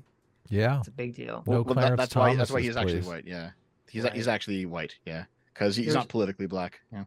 I haven't watched it yet. There's actually a Coleman Hughes debated Jamal Oh, I know. I started to Bowie, watch I think that. is his name, Yeah. on whether colorblindness is racism or not, no, whether colorblindness helps or hurts racism. And it's interesting because he said in the beginning of the conversation that he did a TED talk Yep. where he said he was in favor of colorblindness, and he said that even though when he did it in person, it was mostly well received by the audience, there was some big wigs behind the scenes at the TED talk that were so triggered by a young black man coming out in favor of colorblindness that they actually argued for a long time behind the scenes at the TED organization whether to allow his TED talk to become public or not. And they had to reach some agreement where the only reason they would allow the TED talk to become public is if he did this debate, which to me is like insane, and all those people should be fired. It is crazy, huh? They all lost their minds over it. Yep. I mean, their logic will be something like colorblindness or any form of like liberal neutrality simply privileges the dominant politics, and if you're on the outside, you are automatically disprivileged by the fact that your political mode isn't the norm. Right. This is the mold bug, politics is the water that you swim in argument from the left. Right. Yeah, exactly. It's the standpoint epistemology thing. But you know, with the wokeness, it's funny because he's like, that just means you're aware of like structural inequalities. And it's like, as you said, like that's a part of it. But then it's like, well, what do you do with it? And that's what kind of always disgusts me when these incredibly bad actors like this guy, because this guy is a bad actor, he is a propagandist, he is a liar, because he knows all this stuff. He knows that wokeness believes in the principle of wokeness in Western Marxism is that these structural inequalities and all these problems cannot be solved through the mechanisms of liberalism. And therefore, liberalism must be destroyed or deconstructed and replaced with some kind of like Marxian system. And he knows all this, but he hides it from the audience and he hides it in this video. And even then, like the Marxian system he proposes won't even solve the problems he says they'll solve anyway. No, make it worse. It's not even a solution. It's just a tactic to push his politics forward. Right. Well, and so, you know, it's funny because another thing that came up in the Destiny conversation was, you know, who's more anti-science, the left or the right? And, you know, one of the big anti-scientific things the left is pushing right now is anti-colorblindness. There's literally no science, and all the science goes against this, that just fixating on race and being race conscious is going to make people more racist, not left. And this is so hyper obvious that it's just hilarious to see lefties try to argue against this. Hey, let's try to pause at the end of the sentences. Just make CT's life better. You're right. You're right. I apologize. Look, and CT, be sure to clip out that Dev going full Antifa at the beginning there, just so we have that. God damn it. For the channel. I'm going to go full Antifa on you specifically. I'll go down to California where it's legal to do so. Splice it in with some of those weird fetishes that he has. There you go. To a reactionary audience, they also have a secondary meaning. They're names for a trend in our society behind which the right believes there's a powerful conspiracy. A conspiracy to, quote, destroy the West, supposedly being led by an elite of academics, corporate and media executives, and activists, all of whom the right believe are Marxists. So, this is so weird. Well, here's why why this guy is so dishonest, is because he agrees with this. Yes, that's his goal. Yeah, he agrees that Western liberalism is all evil, white patriarchy and should be destroyed. And yet he comes out here and makes a video where he's like, oh, it's just a conspiracy theory. What are you talking about? Right, yeah. I want to ask him, so would that be a bad thing if that happened? And of course he'd be like, of course not. That's exactly what I want. I think what he's leaning on, and this is kind of like the dishonest word game that he does, is he's like, well, the conspiracy theory part is that all the people on the left in positions of power are not Marxists. And it's like, well, okay, that's true, right? And there's a lot of people that are pushing wokeness that don't understand what they're pushing, and they're not Marxist. That's true. But the ideology is Marxist, and this guy should know this with 100% certainty. Right. Yep. That's an interesting way to look at it. So he's basically saying, yes, that's what I want, and it would be great if we were succeeding, but he's kind of butthurt that they're not. So that's why he's saying it's a conspiracy theory. I wonder if he genuinely doesn't know, because most leftists I bump into haven't read like any of their own theory. They just think, oh man, healthcare would be good. Oh, I'll be more extreme though. You know, like most of them don't think. They don't know, they don't understand like their own fucking writers, you know? So it wouldn't surprise me if this guy genuinely doesn't know that what is cultural Marxism actually, if you follow it all the way back, came from Gramsci, who is actually a Marxist. Yeah, I would buy that. He could have gotten this just from some BuzzFeed article and it's just regurgitating into video format. Yeah, maybe. You don't know where the play button is? Here, I'll show you. And maybe also Jewish. Was it my job to do that? We'll get to that part later. The point of using the phrase cultural Marxism is to scare conservative voters, misinform them about... I'm sorry, I was away from the computer, so I can press play, and you guys missed something. That was very important and funny. What did we miss? What did we miss? Here, play it again, I guess. And maybe also Jewish, but... Oh, there you go. It's the anti-Semitic conspiracy theory. Yeah, we'll get into that in a bit. It's so dumb. Like, I did a lot of looking into whether or not this was anti-Semitic, and it just isn't. No. this is just how you browbeat someone. It's like, oh, is there a connection to the Nazis we could trot out? Well, we've pegged the Nazis as the most evil possible thing. So if we can connect you to them, no matter how much truth value there is, you're the most evil thing. It's like, that's not an argument. You can't just define like one thing as evil, then say you're close to that, so therefore you're evil. Like, right. Iverson Geterix for $20. Thank you. Says, citing any of their philosophers, the Frankfurt School, cultural Marxism, basic economics, the shady dealings of their organization, or any concrete examples of communism or socialism having been tried, are all poison terms. True. Twitter Sucks for $20 says, how are conservatives anti-Semitic if it's almost exclusively Republicans that support Israel's existence? Nani? Yeah, that's an interesting one. That's why I always thought it was funny when people would say that Trump was anti-Semitic. I'm like, right.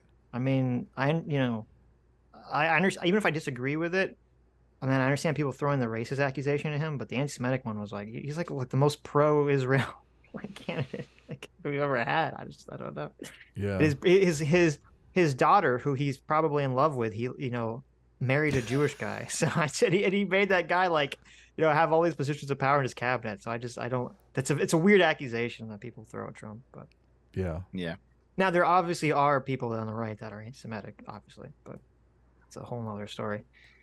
Iverson Geterix for $20 says, by design, they've made you sound like a conspiracy theorist if you dare present any evidence. Attacking the Bailey does nothing to their mot. And now apparently even asking them to define their terms is a right-wing tactic. That's exactly what's going on there. Of course, exactly what's going on there. Yeah. They're going to look at this video and say, oh, we're a bunch of racists. That's the whole point of it.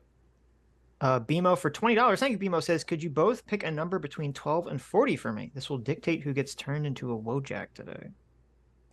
What? 33. 33. Wow. That's my number. What number do you pick? Well, you go, Dev. He said both. There's only two of us. I'll do it anyway. 12 okay. and 40? 12 and 40 was it? I'll choose 22. 34. Okay. Mr. Price has righted me. Jeez. Yeah, look at that. Jeez, I can't believe we just did that to me. Why? Look, God. I have a strategy. Okay. Bobaxi for €20 says, regarding multiculturalism, ask Sargon. I think he and at least one of his staff have some choice opinions about it. I wouldn't be surprised. Oh, no. Grendel Vivat, thanks so much for the 20 gifted subs. Thank you. And thank you, BMO, for the 5 gifted memberships. Thank you so much, both of you guys. Thank you. Hobotastic for $20 says, yo, I've been listening to your show in the gym for a minute now. I've gained 25 pounds of muscle in 7 months. Oh, wow. Thanks for your help and keep it up. Also, do you think Tate is guilty of sex trafficking? Well, first of all, thank you, Hobotastic, for the first super chat you've ever sent to us. Yeah. And I'm glad that's awesome. that you gained 25 pounds of muscle. That's fantastic. If only I could work out while talking on this stream. Stay healthy. Yeah. Well, you don't work out. I already worked out today. I don't work out while we're streaming. That'd be pretty difficult, even with me not on camera. If you heard me you going could work out before the stream, obviously. Of course. Yeah, get a noise filter on it. Yeah, So just do Andrew it. Tate. Andrew Tate, I do think Andrew Tate probably fits Looks the pretty classical guilty, definition yeah. of sex trafficking. Yeah, he looks pretty guilty. Yeah, in terms of, especially there were some new text messages that came out where he's literally talking about manipulating women to try to maintain his power over them. So, yeah. Very pimpish.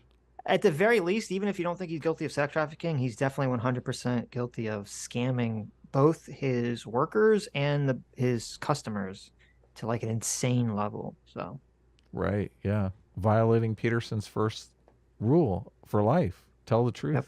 Tell the truth, or at least don't lie. Right. Yep.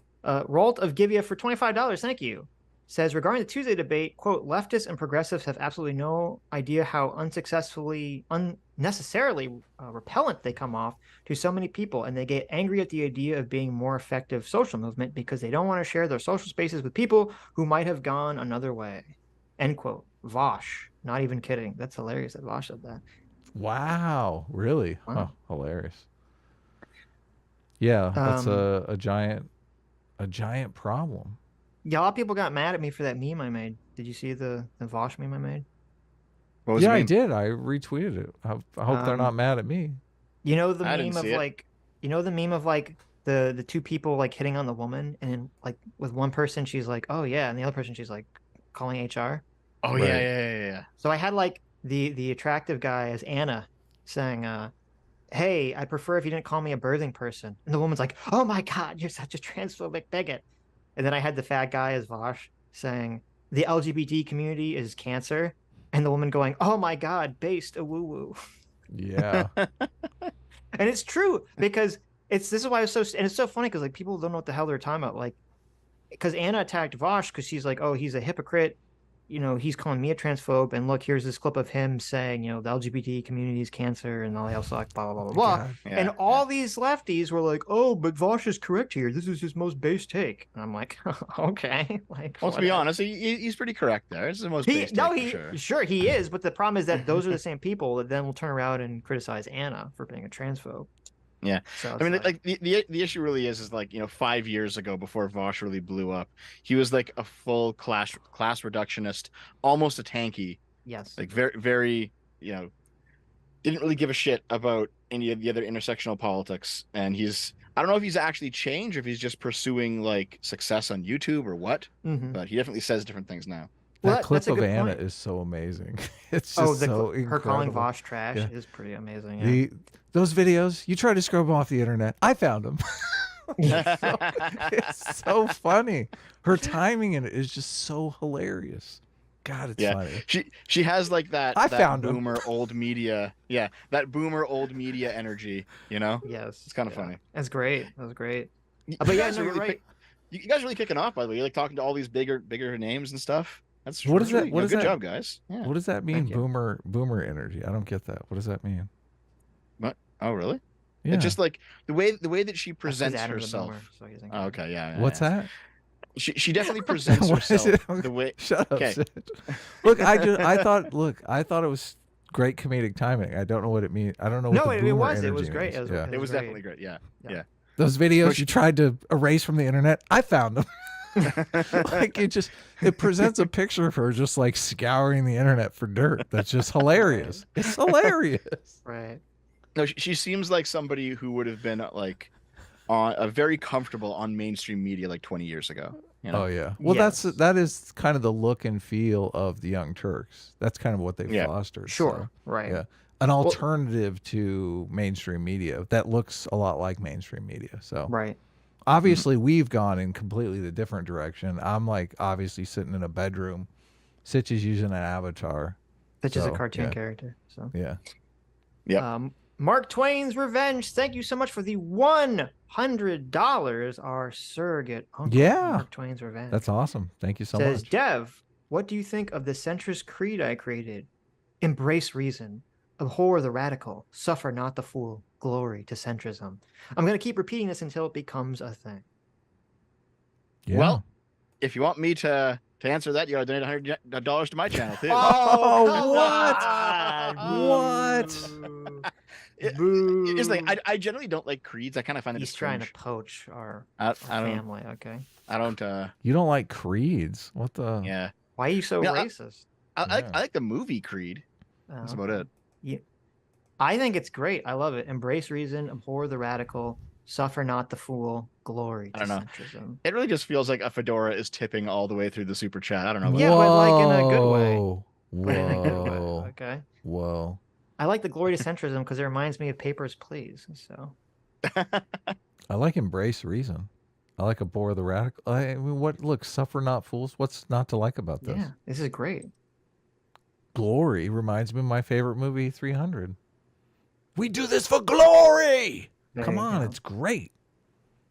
Well, hold on. Glory isn't reasonable. Glory is. Yeah, it Glory is. awesome. It's not. No. If it's for something reasonable, it is. If but it's glory to itself- reason, Yeah. glory itself is like an irrational thing. No, It's not it's not. irrational. What are you It's not part talking of about? it's not Or part it of just means something rationality. is like you take pride in it, or you hold it up as like beautiful or magnificent. yeah, you should take pride. Yeah, in those it. aren't rational. Those are just emotional responses. Okay, loser.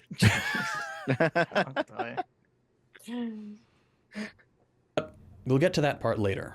The point of using the phrase cultural Marxism is to scare conservative voters, misinform them about progressive politics and who holds institutional power under capitalism, and advance a violent white supremacist agenda. Who I feel like those holds dings- power? Yeah, right. It was weird because yeah, there were that's a dings with lot no of- visual, no Yeah. nothing visual. Yeah. Yeah, it feels like there should have been like a list appearing or something with those dings. Maybe there was originally because he's kind of like pointing, but there's nothing there. So I'm Yeah. wondering if the editor just didn't put anything there. I mean, like I mean, I've had this happen a few times where like I've made a video and I've like edited a graphic, then I've accidentally disabled the layer and then uploaded it. You're like, And it's like, "Ah." oh shit, Yeah. the graphic's not in the video. I feel like But no, I need to pull up a graphic for a gaslighting warning through this entire video because we're just being gaslit so badly here. Yeah, yeah. Well, I'm assuming it sounds like this guy's argument is that essentially the conspiracy must be untrue because he believes in cultural hegemony in terms of that all of our culture is dictated and controlled by capitalists. And so obviously they're not going to be promoting anything that's anti-capitalism. It's so Right. stupid. And if you're a conservative watching this video, I know that right now I probably sound like a lefty stereotype. But I promise that's really what this rhetoric is about, and I can actually show you if you let me walk you through the evidence. Let's see it. So, spoiler warning, I've already watched this video. Okay. He doesn't make any arguments or provide evidence for his claims. He only tries to racist man bad the right wing claims. Oh, okay. So keep this in mind. He said he was going to prove his argument, but we'll see. Why don't we start with a quick history lesson? The cultural Marxism conspiracy theory first appeared in the US in the mid-90s, early 2000s-ish. But it's possible to trace a similar idea back to 1930s Germany and the Nazis. Okay, here we go. When the Nazis came to power, they designated as one of their enemies Wait a second, something wait a they... So he said a You're similar pausing idea. in the middle of the sentence. Sorry. Here, we'll go. Where's we'll the go back a bit. marshmallow? Look, Okay. So keep he in said, mind, marshmallows in front of you. You get 2 marshmallows if you can avoid I'm pausing. too fat for marshmallows. I don't want them. Now listen. He said a similar idea appeared in 1930s Germany, which is true. A similar idea did appear. It is not the same idea, Yeah, and it had a completely different source. bogus. Yeah, Right. This is Totally. bullshit. But because it uses some of the same words and it looks similar if you squint your eyes, he's going to try to make a comparison here, or a connection. But there is no connection. Okay, let's go. Sorry. But it's possible to trace a similar idea back to 1930s Germany and the Nazis. When the Nazis came to power, they designated as one of their enemies something they called cultural Bolshevism, or alternatively, Judeo-Bolshevism. Cultural Bolshevism was a conspiracy theory Okay, wait a promoted second, by Hitler. Sorry. Listen. I just want to go back a bit. Watch the animations on his titles as they appear, okay? They designated as one of their enemies something they called cultural Like, look at that. Bolshevism, or alternatively, Judeo. Why is it so laggy? It goes at like 2 frames a second. Do you see that? Yeah, I thought that was just my end. I didn't Yeah, realize no, that you guys were saying I thought it was like the watch together, but like watch the poster turn, all right? to 1930s Germany and the Nazis.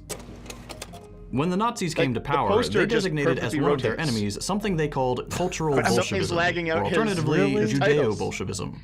Cultural Bolshevism was a conspiracy theory You know, it's funny Really? because that you bring this up because there's a part in the video that's really funny where there's like a 3 or 4 second chunk where he accidentally sped up his audio like 2 times speed and didn't fix it, and it's really weird because I'm like, how do you accidentally speed up your audio? That's never happened to me before.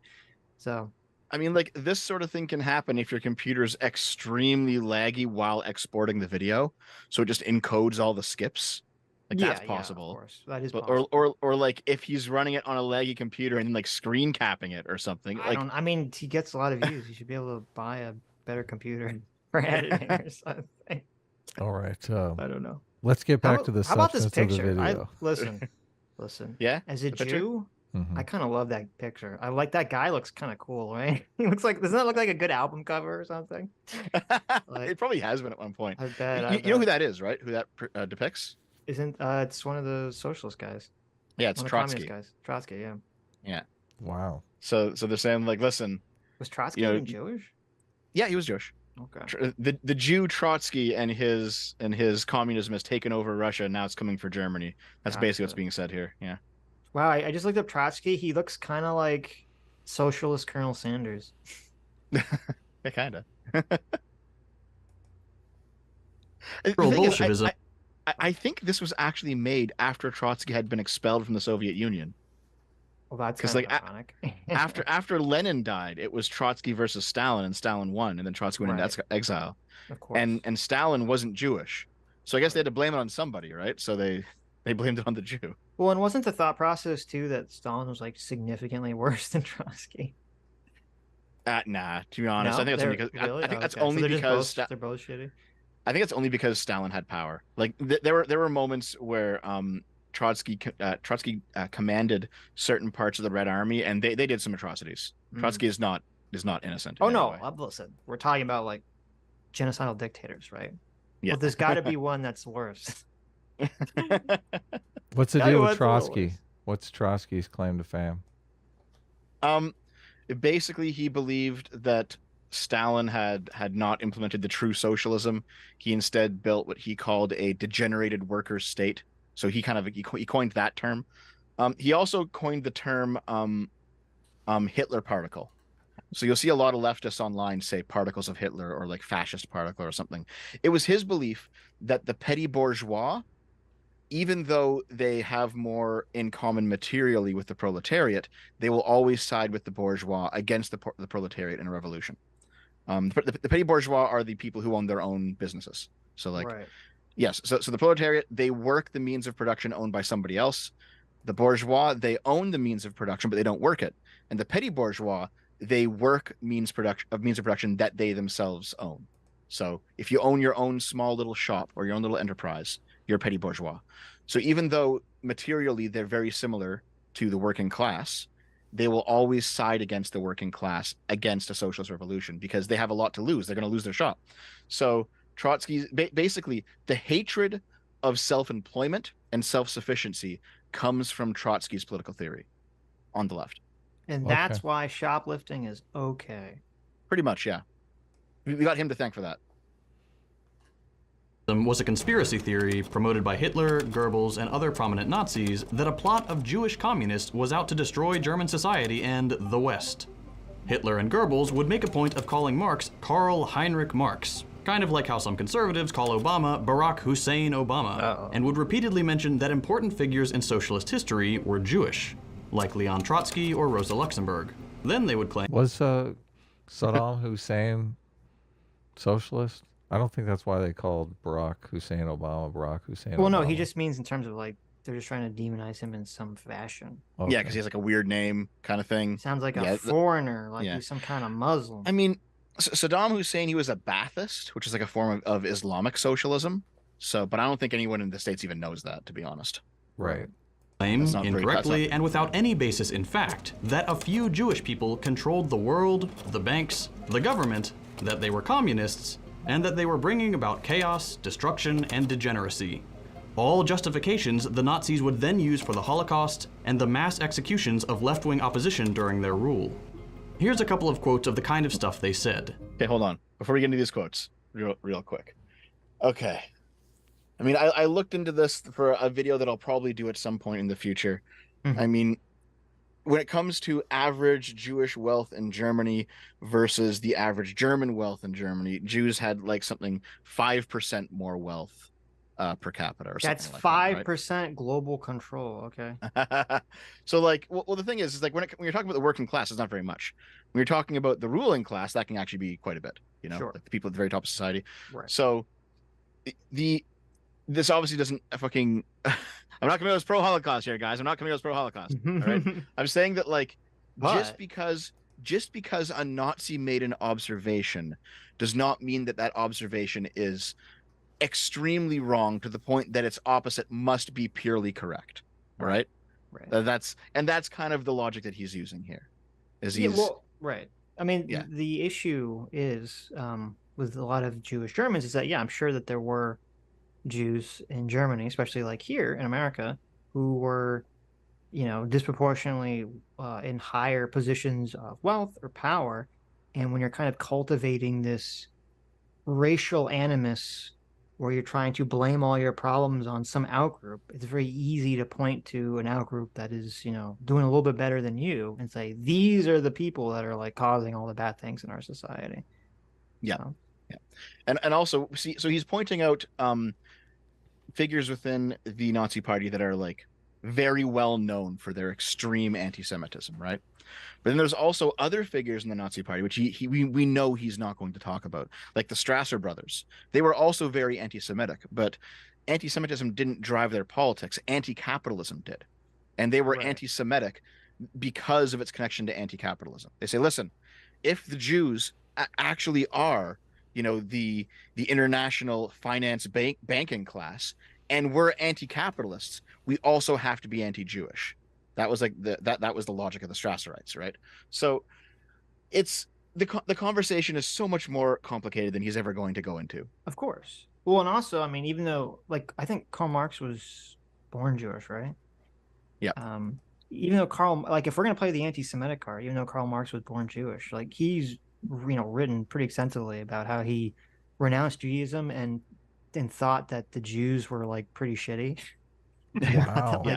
He even, I mean, he even wrote this, that he thought like capitalism and Judaism were kind of intertwined in some kind of, you know, non-reconcilable fashion. So like if we're gonna go Yes, down the he did that. anti-Semitic route, I mean, you could, Karl Marx was definitely I'd say a self-hating anti-Semitic Jew. Yeah, so he wrote that very famous essay called On the Jewish Question. Yeah. And there's a bunch of different things in that essay that actually are unrelated to Jews. I've cited it many times for a different idea that's in there. But the main part of the essay is describing how Jewish culture is inherently capitalist and how abolishing capitalism has to mean abolishing the Jew. Yes. And it's like, well, Yes. I mean, Well, and that's know why it- this is so hilarious. Like this whole Yeah, video it's- is like, like okay, it's kind of trite, but I mean, National Socialism did actually mean National Socialism. It's not just in the name. sure. There are some crossovers and connections between the ideologies for sure. Right.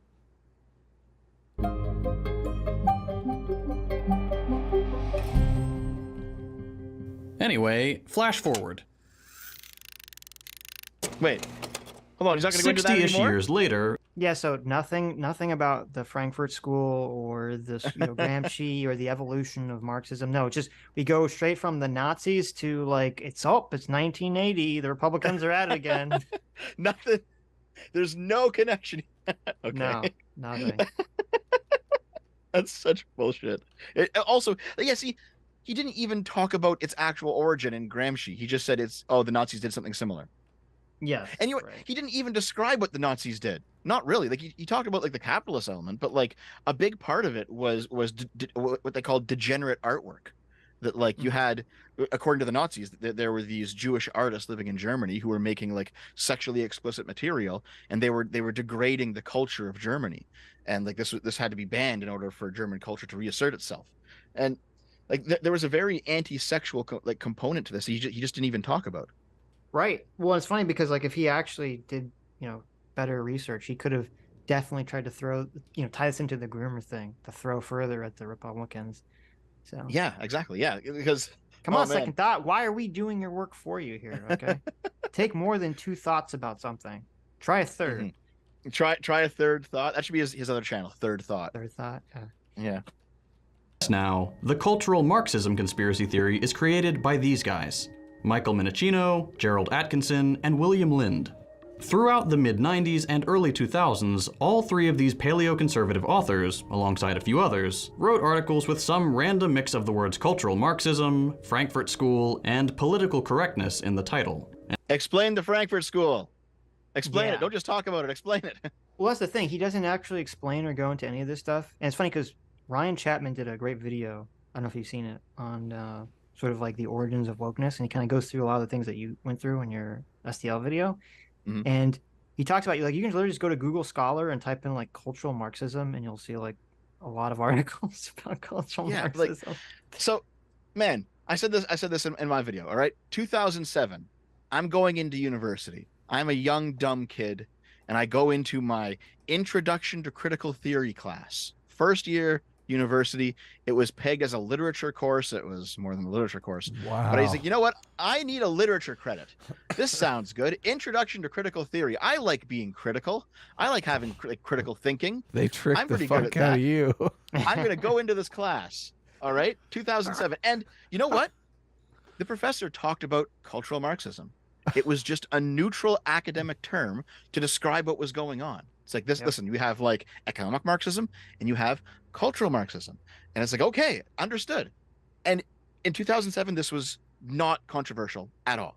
It was just what academics called it. Then I think once my generation left the universities, entered into the workforce, and it became known outside of the university, that's when they had to like rewrite history and change the Wikipedia article and do all this bullshit. Mm-hmm.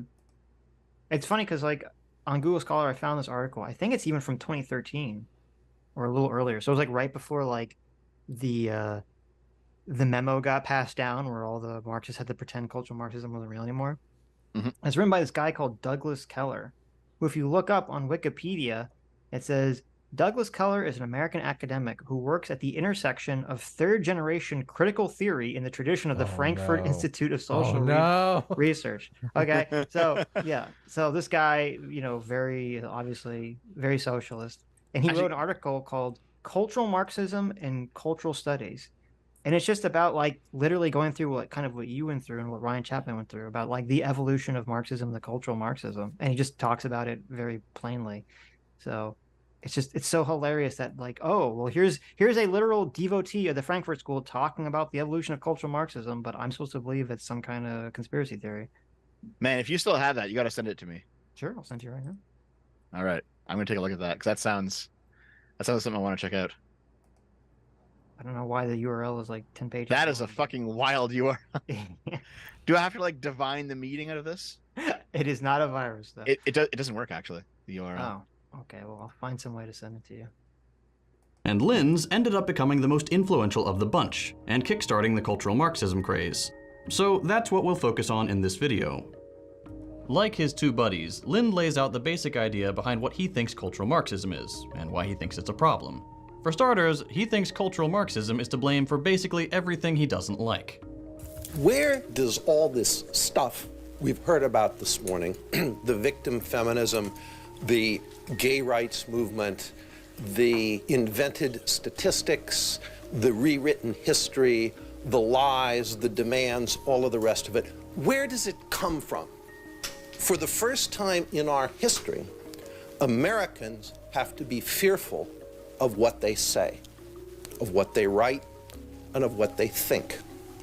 They have to be afraid of using the wrong word, a word that is denounced as offensive or insensitive, as racist, sexist, or homophobic. Where does it come from? What is it?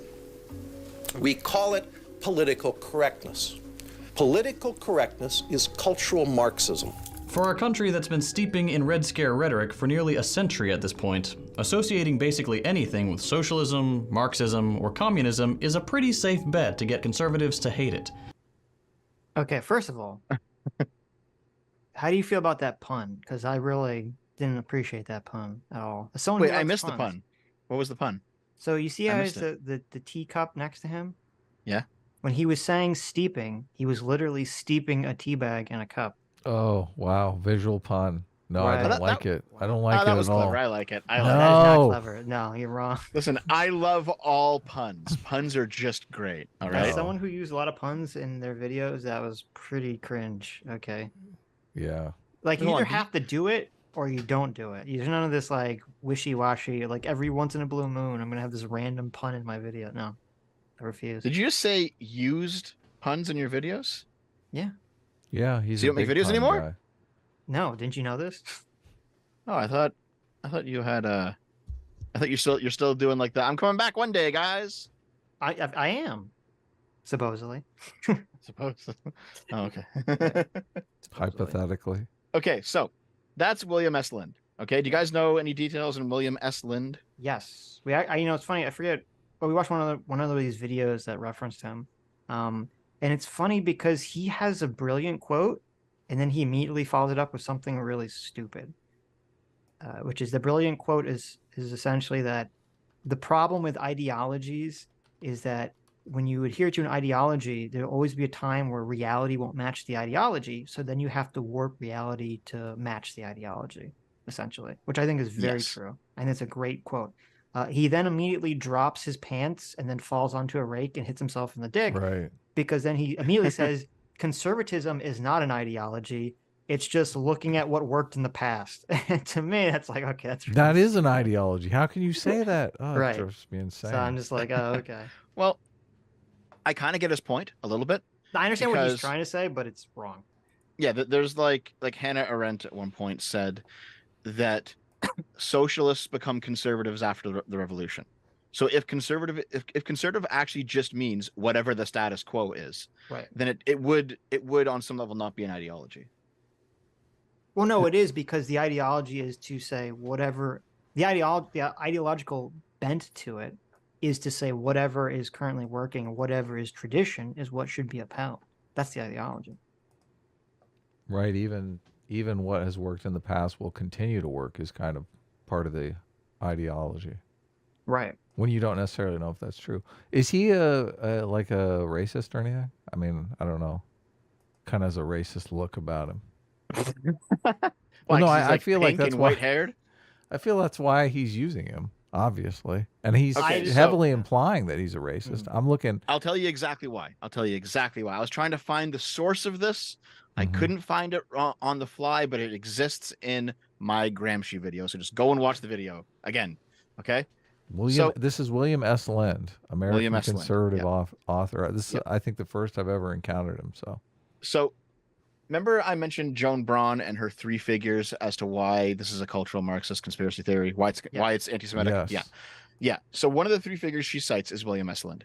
And the reason that she cites him is because he is commonly reported as having gone to a conference back in 2003 of various anti-Semites who were all discussing anti-Semitism.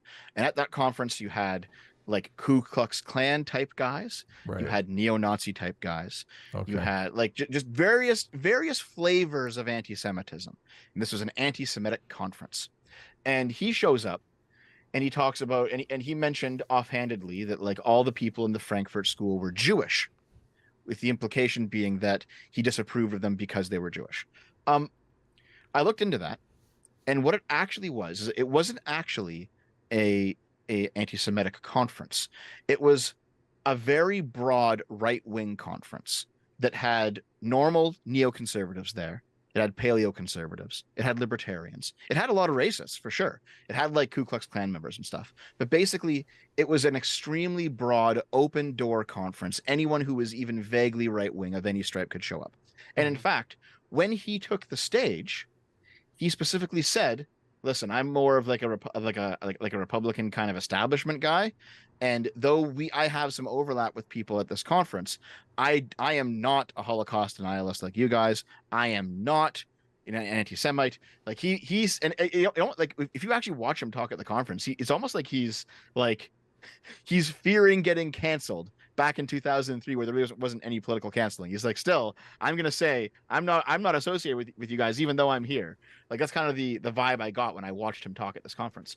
So it's just that the charge is that he went to a conference with anti-Semites while not being an anti-Semite himself, and then that was spun into the current narrative. Well, he made that one line about them being Jewish, so yeah, that was it. You sound skeptical, Sitch. Maybe he's no. Did he go?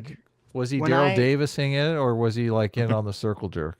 To be clear, I'm not skeptical, because I mean I haven't done a deep dive on Lind, but when I was reading through a lot of his stuff, I mean I wasn't seeing anything that was anti-Semitic or racist. Nothing jumped out at me. Yeah, I mean I disagree with him. He's like super. I mean he's paleoconservative. I don't agree with a lot of paleoconservative ideas at all. But it wasn't jumping out at me as like a big racist or anything. And the fact that when I look him up, the only racist accusation they throw at him is the thing that Deb just talked about. And just the fact that he talks about cultural Marxism. And to me, if like even the people that are out to paint him as a big racist, they have like, and that's their job, I would assume that they would have pulled up some, they would have actually had the details. And if even they don't have the receipts, then I'm very skeptical. So Okay, good to know. Yeah. Like, and just in a more general sense, I don't. It just seems so slimy when they're like, okay, this guy's a racist. Why? Well, he gave one offhanded comment before a conference about how the Frankfurt School were all Jewish, and then also he went on the stage and then said that he's not anti-Semitic. He doesn't agree with the rest of you guys. But we're gonna leave that part of the story. So like the most tenuous connection, and then they turn around and they simp for some of the worst fucking people who actually are way worse than this guy. Like Trotsky, for example, who actually killed people. Like, it's wild. It's wild that they have so much scrutiny for. Like, maybe this guy actually is a secret anti-Semite. Like, who fucking knows, right? Like, but like he didn't do anything with these beliefs, so they have so much scrutiny for this one guy because he's not on their political side. But then they have all the exceptions in the world for the people who are their friends. You know? Of course, morality binds and blinds. Yeah. Yes. And I mean, look at second thought. Look at him. Look how smug he looks. Oh yeah. Look at that smug He's like, face. I got the goods right here. Just look at his face. He always looks smug in his videos, I've noticed. He's one of the smuggest people around. And you probably already know that this rhetoric hasn't changed since. The perspective is that anything white is bad because that's the dominant culture. You dehumanize people. You don't treat them as individuals. It is a Marxist ideology. So that's true. Yeah. He What's just played untrue? a clip of he just played a clip of something, which that is a facet of CRT and some of these other beliefs. That is just a true statement. Yeah, what he said is true. Yep.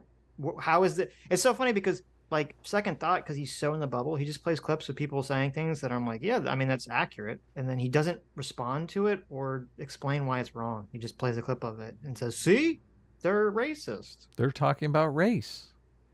Well, this is the white, non-white, oppressed narrative. So, okay, respond. I would love to talk to Second Thought. I don't know if he would come on the show. I don't know if he's ever talked to anyone or streamed to anyone. I don't know, because I would be super curious to ask him about like, how can he believe that we live in some kind of like Western capitalist hegemony, right, and not accept what that guy just said about the whole like everything white is bad, because that is basically the framework of CRT. Yeah, that's his belief. You know, the cultural Marxists, what they thrive on is chaos, personal chaos, people being made miserable, people living in fear. If you live in fear, you can't run a business, you can't build your business, build your family. Spirituality goes out the window, and that's how they win. These are the right's favorite lies. In truth, not many people would object to what's actually taught in women's, queer, or black studies departments.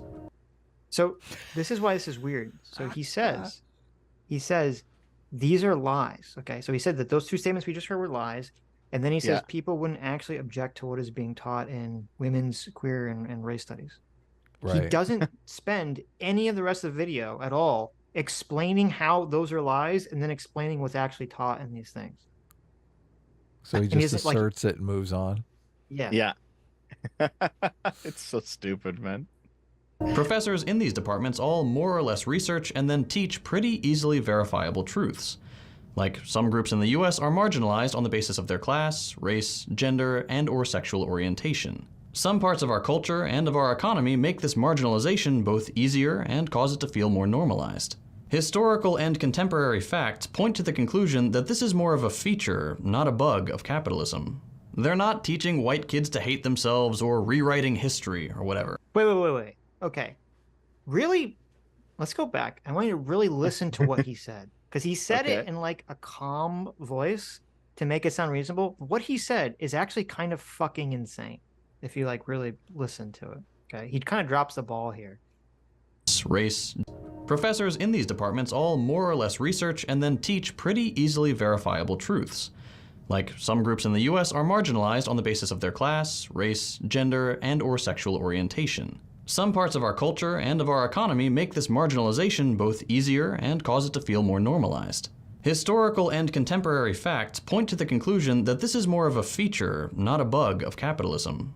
Okay, so he just made three assertions, again with no evidence or anything. Right. He said, number one, some groups are marginalized because of their race, class, or gender. Right. Okay. And when he says this, he means from a systemic perspective, right? That's why he's using the term Yeah. marginalized. He Yeah. doesn't mean like, oh, people are racist. No, he means society is marginalizing people because of their race, class, or gender. That's number one. Through capitalism. Yeah, Well, the we're not there yet, best but yeah. like the best faith interpretation of this is like, because there was slavery and slavery has downstream effects on future generations that were freed, which it does, to be fair.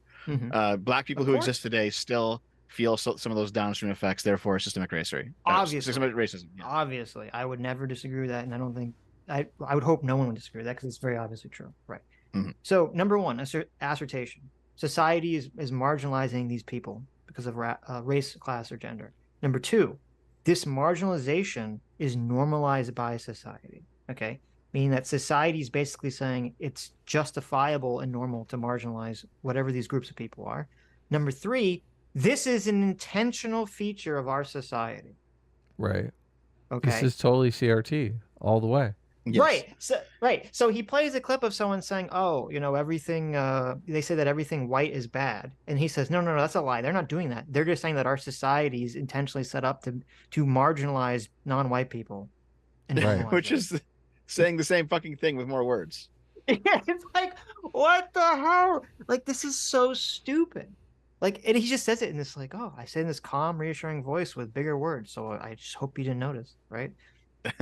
Nobody watching this video broke down anything he said there. They were just like, No, whatever. No, they just zoned out. Because like the idea that we live in a society that by design was today, right? We're not talking about in like the 1700s, that today exists to intentionally marginalize and normalize the systemic marginalization of people on the basis of their race, class, and gender is a radical belief. And if you actually believe that, then what is the solution other than to destroy the roots of that society and replace it with something like socialism? Question mark? Of course, yeah. Yeah, so I mean, the natural end result of this is like, well, wait, why are those white cops arresting that black person? Well, because he just robbed a store and where he broke the law. It's like, well, systemic racism. Therefore, it's such stupidity. Like, even if you have, okay, what's the way I want to word this without fucking putting a foot in my mouth? It's like, listen, even if you have a reason for doing the wrong thing, you're still doing the wrong thing. Even if systemic racism led your life down a path where you're now robbing a store, you still need to be arrested and locked up. It's just it's so dumb.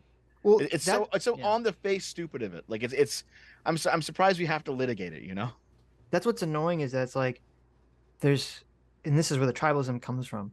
There's like this weird moral foundation that happens on the left where they just, if there's like a person committing a crime, there is an instinctive moral intuition to basically try to say like, oh, well, this person, it's not their fault. They were conditioned by society essentially because of negative outcomes in their life to do this crime. So we should be empathetic to them. And there isn't really consideration to the person that has been victimized until they have personally been victimized by a crime. And then suddenly that all goes out the window, right? So. Well, yeah, that's because usually the person, like the person who has been victimized, they either own a shop, so they're petty bourgeois, and therefore it's justified action against a trader, or they're like a corporation, and so they are just bourgeois, and so you fuck them, or they're like, it's very like, in the minds of the left, it's very rare that poor people rob poor people, which is just false. They do it all the time. But you know what I mean? Like, they just don't see it that way. They see robbery as being like class Robin action Hood or Aladdin or something. Yeah. Yeah. So. Yeah. I think that's a big part of it. I think another big part of it is that a lot of people on the left sort of automatically, they don't even realize they're doing this. They kind of automatically look at it like, well, the shop owner has the law and society on their side, so they're part of like the hierarchical big system that's protected, where the criminal is like the person that no one's looking out for and is thus oppressed by society. And I think they have this kind of like immediate emotional reaction along those lines, and it leads them down this idiotic pathway essentially. I think 99% of it is projection. They think I would not do anything like this unless I was in dire straits. Therefore, they're in dire straits and doing this for that reason. I think it's I think that that could simple. very well be Yeah. a big part of it too. Yeah, that definitely makes sense. Yeah. Yeah. I They mean, have to have a good reason to be doing this because I would have to have a good reason to be doing this. Right. Yeah. yeah, there was some ideas in the Soviet Union where like if someone was stealing stuff, they just weren't properly educated, and so it was like it was a policy problem. It was like a socialization problem. So Yeah. the criminal was actually innocent, and it was society was to blame, right? But like if you were like an educated person who you were a counter-revolutionary, that was actually your fault because you should know better. They could not possibly have known better.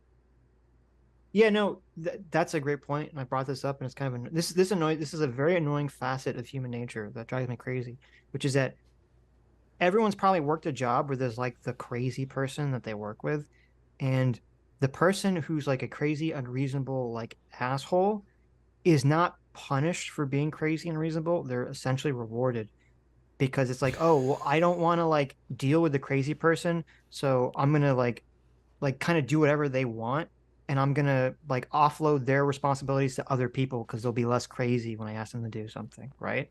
Yeah. And so it's kind of, and that's kind of like the same thing. It's like, oh, well, we can't hold, like when someone is crazy and unreasonable for some reason, it's like, oh, we kind of view them as like not like we view them as like an NPC. They're not like responsible for their actions for some reason. Yeah. And it's like, no, like it's literally Yeah. fuck those people. Those people should be punished. You should do everything you can to punish those people. Yeah. So I think you guys have watched your fair share of Tim Pool on this channel. Have you ever heard Tim Pool use the phrase anarcho-tyranny to refer to this? I have, but I don't remember what the context was. It was the only time I've heard him. I've heard him. I know he uses it more than this, but the one time that I personally saw it was in his debate with Lance, where he was talking about the guy getting choked out in the New York subway. Right, right. And he called it anarcho-tyranny. So, anarcho-tyranny comes from Sam Francis. The fear of anarchism is what he's talking about, right? Well, no, actually, anarcho-tyranny comes from Sam Francis, and Sam Francis is this. He's a white nationalist. He's an open white nationalist. The far right loves him. Scrump has been shilling his book for fucking years. All right, like, however, it's a good book actually. It actually is a good book if you if you can get past the white nationalist part of it. All right, right. But like he developed an idea called anarcho-tyranny, and it refers to armed dictatorship without rule of law. So the idea basically is that the police, the authorities of society, if you get attacked, they will not attack the person who's attacking you in your defense. They will attack you for being a victim and for breaking the peace, because you as a victim, you're a responsible agent, and your attacker is not a responsible agent because he's homeless or he's a drug user or he's somehow out of his mind, right? Mm-hmm. So the idea is that like it's a complete inversion of what proper policing should be. If there's an altercation, the police come to the side of the attacker, not the victim. And Sam Francis coined this as anarcho-tyranny. And the reason he called it that is because he was writing in response to a whole bunch of left-wingers who are saying like, it's okay to loot. It's okay to like just destroy things and steal from people and attack people you don't like in the street. And how even in his time, the liberal state was kind of being a little bit, light-handed with them, because we've seen, Right. we've seen them be like a little bit light-handed with Antifa or BLM, in the past few years, right? So, yeah, there's a wing of right, like very far right political thought that is basically just, it's this belief that the main reason the liberal state is illegitimate and is collapsing, and that they should collapse it and have some sort of right-wing revolution, is because the police do not do their jobs anymore, and they do not defend your average person. Well, I don't agree that it's the police doing that. I think depending on where you live, there are definitely prosecutors that engage in that behavior, where they will go after people, I think wrongly, that are defending themselves or are completely innocent. But I don't think the police are necessarily doing that. At least I'm not really hearing stories about the police doing that. It Like, does seem to be the case that like police will police say, listen, we want to arrest them, but like the mayor told us we can't, our hands are tied, or like they are, like in Portland, they arrest them and then they all just get let loose afterwards. Right, but Like, that's what I'm saying. It's like it's like the police are arresting them, but then there's somewhere else up the chain that's kind of where the problem lies. I don't think it's like on the ground officers that are the ones that are like arresting the victim of a crime. Yeah. Did you see essentially. the viral video of the two guys in the 7-Eleven beating the shit out of that guy for stealing cigarettes and stuff?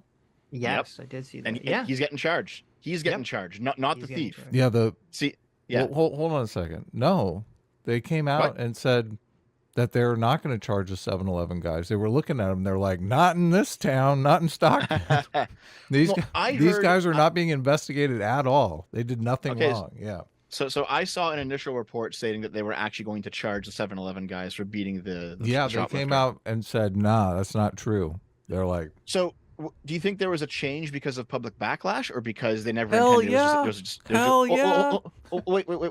What I mean though is, like, do you think that they initially intended to charge the 7-Eleven guys, but then the public backlash was so great they pulled back, or they never intended to do it and it was just like it was just like some Twitter account made something go viral or something? I think It's they possible. were looking to see which way the wind was blowing, and the public support was on the side of the 7-Eleven guys. So they just said, yeah, there's no way we're going to charge these guys. Okay. If the public support wasn't on the side of the 7-Eleven guys, you think they would have charged them? Well, yeah, that's what they did obviously in the George Floyd situation. Right. Okay, here's an article. So this is kind of what like a lot of these right-wing political theorists are getting into. Yeah, look at the definition. Yeah, anarcho-tyranny is law without order, a constant busybodying about behavior that does not at all derive from a shared moral consensus. So yeah, the idea that, like, if you are attacked, you're the criminal, not your attacker, and the state will come and intervene on your attacker's behalf. I love that Sitch is like the official fact checker of Adam. What do we got, Sitch? Well, I'm trying to find articles that talk clearly about who, if anyone, is being charged. I just saw I'm a couple not really articles that finding it. Yeah. I just saw a couple articles that said they weren't going to be charged. Let's see. Police identified the subject. Oh, they got they've got all of them. But I know people were pushing for them to be charged as for assault, obviously. Yeah, I know. And I saw people claiming that was the case, but these articles that I'm finding, none of them say who's being charged at all, if anyone. Well, I mean, I saw an article specifically saying that they were not, that they were dropping charges, or here, I'll look for this. Mm-hmm. Yep. I only saw Twitter posts saying that they were being charged, so I kind of took that with a grain of salt. Right. Twitter post, right? Okay, here, I pulled it up. Yeah. Stockton mayor announces this is different, 7-Eleven actually. workers will not be charged in epic beatdown. That's the headline. Nice. Yeah. That's great. Breaking. yeah, so- Stockton mayor announces 7-Eleven workers are not being charged in the epic beatdown of looter. They called him a looter. Look at that. Yeah, that's so. Yeah, I saw another article on that. If you want to search that headline, you can find it. Okay, see, so this is why Google's been getting just crappier and crappier. I know you can't. Why can't you find that? Right, because you think that should be like the only articles I could find were from from earlier. You're like, okay, where's the latest? Give me the latest article. On This was stuff. like a week ago. Well, this article that you just talking about is from 2 days ago. Okay. It says it's from Daily Mail. 7-Eleven owners who beat up serial cigarette shoplifter with a stick will not face charges, Republican mayor says, as thief is charged with robbery and vandalism. So that's right. Yeah, exactly. There you go. I mean, take that, anarcho tyranny. Right. I mean, yes, it's good that they're being charged, obviously, right? Like, you can't just like, holy fuck. What do you That mean? was It's a good wild that they're not situation. being charged. No, it's good that the actual criminal's being charged. What I mean. Yeah. Yeah. Obviously. Yeah, not the owners of the store. Yeah. Okay, so here, I'm going to read this out a little bit. Okay, so I looked it up. All right, so I got the history of from the Sam Francis thing. Listen, Sam Francis is a great writer, but he's very, very racist. Okay, so just yeah. Why you want to read this racist shit on our show? Don't read anything that's gonna get us. Yeah, No. I'm not going to read anything that. I'm Look, not go gonna over read to your anything channel that'll and read get- all this I'm racist not going to shit. read anything that'll get you taken down. I hate promise, okay? racism. I don't even want to hear it. What is? I think we get the anarcho tyranny. Yeah, we're bumming the You're party good, here. you're good. Look, I think we Oh, got okay. it. Well, this is supposed to be fun. We got it. What? Yeah. Your This is second fun. thought's supposed to be fun? Yes, of course. Yeah, this is look. This is a laugh. This is a riot fest here. This guy's insane. okay. Come on. So, the reason that I bring this stuff up. We want to all laugh right? at Like, delusional people, and Dev is like, "Let me read this Opus Maximus on racism here." It's well, like, hold on. oh, This come guy's on, also delusional. please. He's also delusional, Adam. Yeah, but Right-wing let's delusion just is also pretty funny. Stick on the topic here. That's Let's be fun. Okay, fine. Here, give me one sentence then. I'll just say it like No, this, all right? look, The it's boring. reason, No, the nobody reason wants that this. that I talk about random weird right-wing political theorists like Moldbug, 'Cause you or love like them. Sam Because Francis, you're or hiding your power level. am I hiding my power level? That's what it is. Yeah. Maybe no. I don't know. No, Are the you? main reason is because it's when you only understand the left wing. No, here, come on. When you only understand the left wing writers, why are you stuttering? Why are you taking so long? What's going I'm on thinking here? about it because my brain works slowly. Okay, listen. When you only This just understand became the a left struggle wing writers, session. when you only understand left wing writers, and you only watch far left pieces of shit like Second Thought here, yeah. It's very easy to understand their writers and their ideas because they're so culturally common. You see them fucking everywhere, right? But you have equally crazy right-wing people who are putting out equally crazy political theories in response to the craziness, and like I feel like no one knows about them, and they're in my opinion just as important because so many right-wingers talk about these theories even if they don't understand them or you don't even know where they're getting them from. There's like diffusing down through Tim Pool or something, and it's just like there's a conversation happening between two very radical groups of people, but only one radical group's being heard, if that makes sense. And I think it's important to understand the radicalism of the other group. I agree completely. I don't. The difference though that I have is, I think Dev is looking at it at a purely philosophical level, which I don't think is very insightful. So, that's my critique. Here, just out of curiosity, Adam, who do you think is more incorrect about that philosophy that you don't like so much? Was it Marx or Moldbug? More incorrect about what? Yeah. In general. Incorrect how? I mean, what are we talking about? Philosophically or psychologically? Yeah, philosophically. Like less truth value. Lay out the philosophical differences that you see.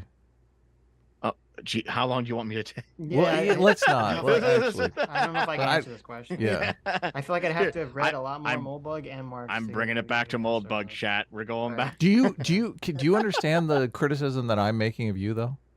The philosophical difference between the psychological difference? Yeah. You believe that like the philosophy is downstream from psychology and like a lot of this stuff. Yeah, obviously a lot of the So a psychological profile is what's driving the ship, and then the philosophy comes in to justify that. And you're looking at the philosophy as a justification, and really kind of avoiding what's driving the ship, which is that's my basic critique of a lot of stuff that you're coming out. So you're like, you want to read us this long diatribe about the philosophical justification for something, and I don't find it particularly insightful.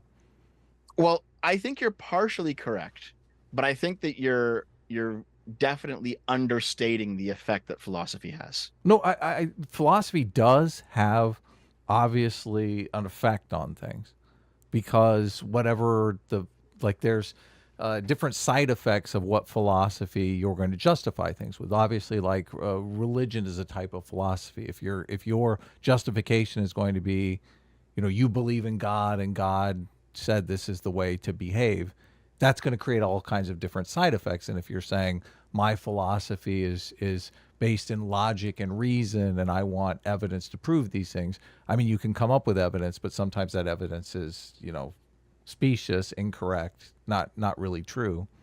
Yeah, and that can have different side effects depending upon what the evidence is. I'm when I'm talking about this idea that the world is all oppressors and oppressed, and it's just a matter of going around and finding out where each individual fits, whether they're an oppressor or an oppressed category.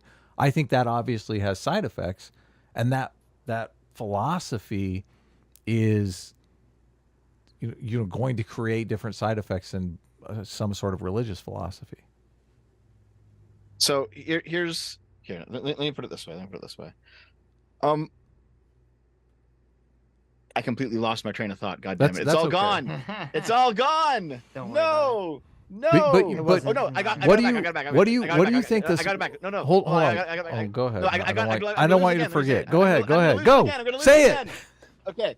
Remember Sitch when we were talking about Moldbug in the second Moldbug stream. You mentioned something along the lines of it makes complete sense that he thinks like this because his parents and his grandparents were actually communist spies for the USSR, and that has colored all of his politics and all of his critiques on history and all this stuff. Right. Right. So that's like the psychology kind of overriding his philosophy in a sense, from your point of view, I think. But I don't think it's that simple because a lot of his writing, even if that was like his experience as a child, which is psychological in some senses, kind of led him down this anti-communist path. You know, the philosophy that he wrote, you can still judge that independent of his own life experience. Sure. I think, yeah. And to be clear, I think what I'm saying, which I agree with to an extent, is that, usually people come to their conclusion first via psychology, via whatever emotional, moral, psychological influences are impacting them.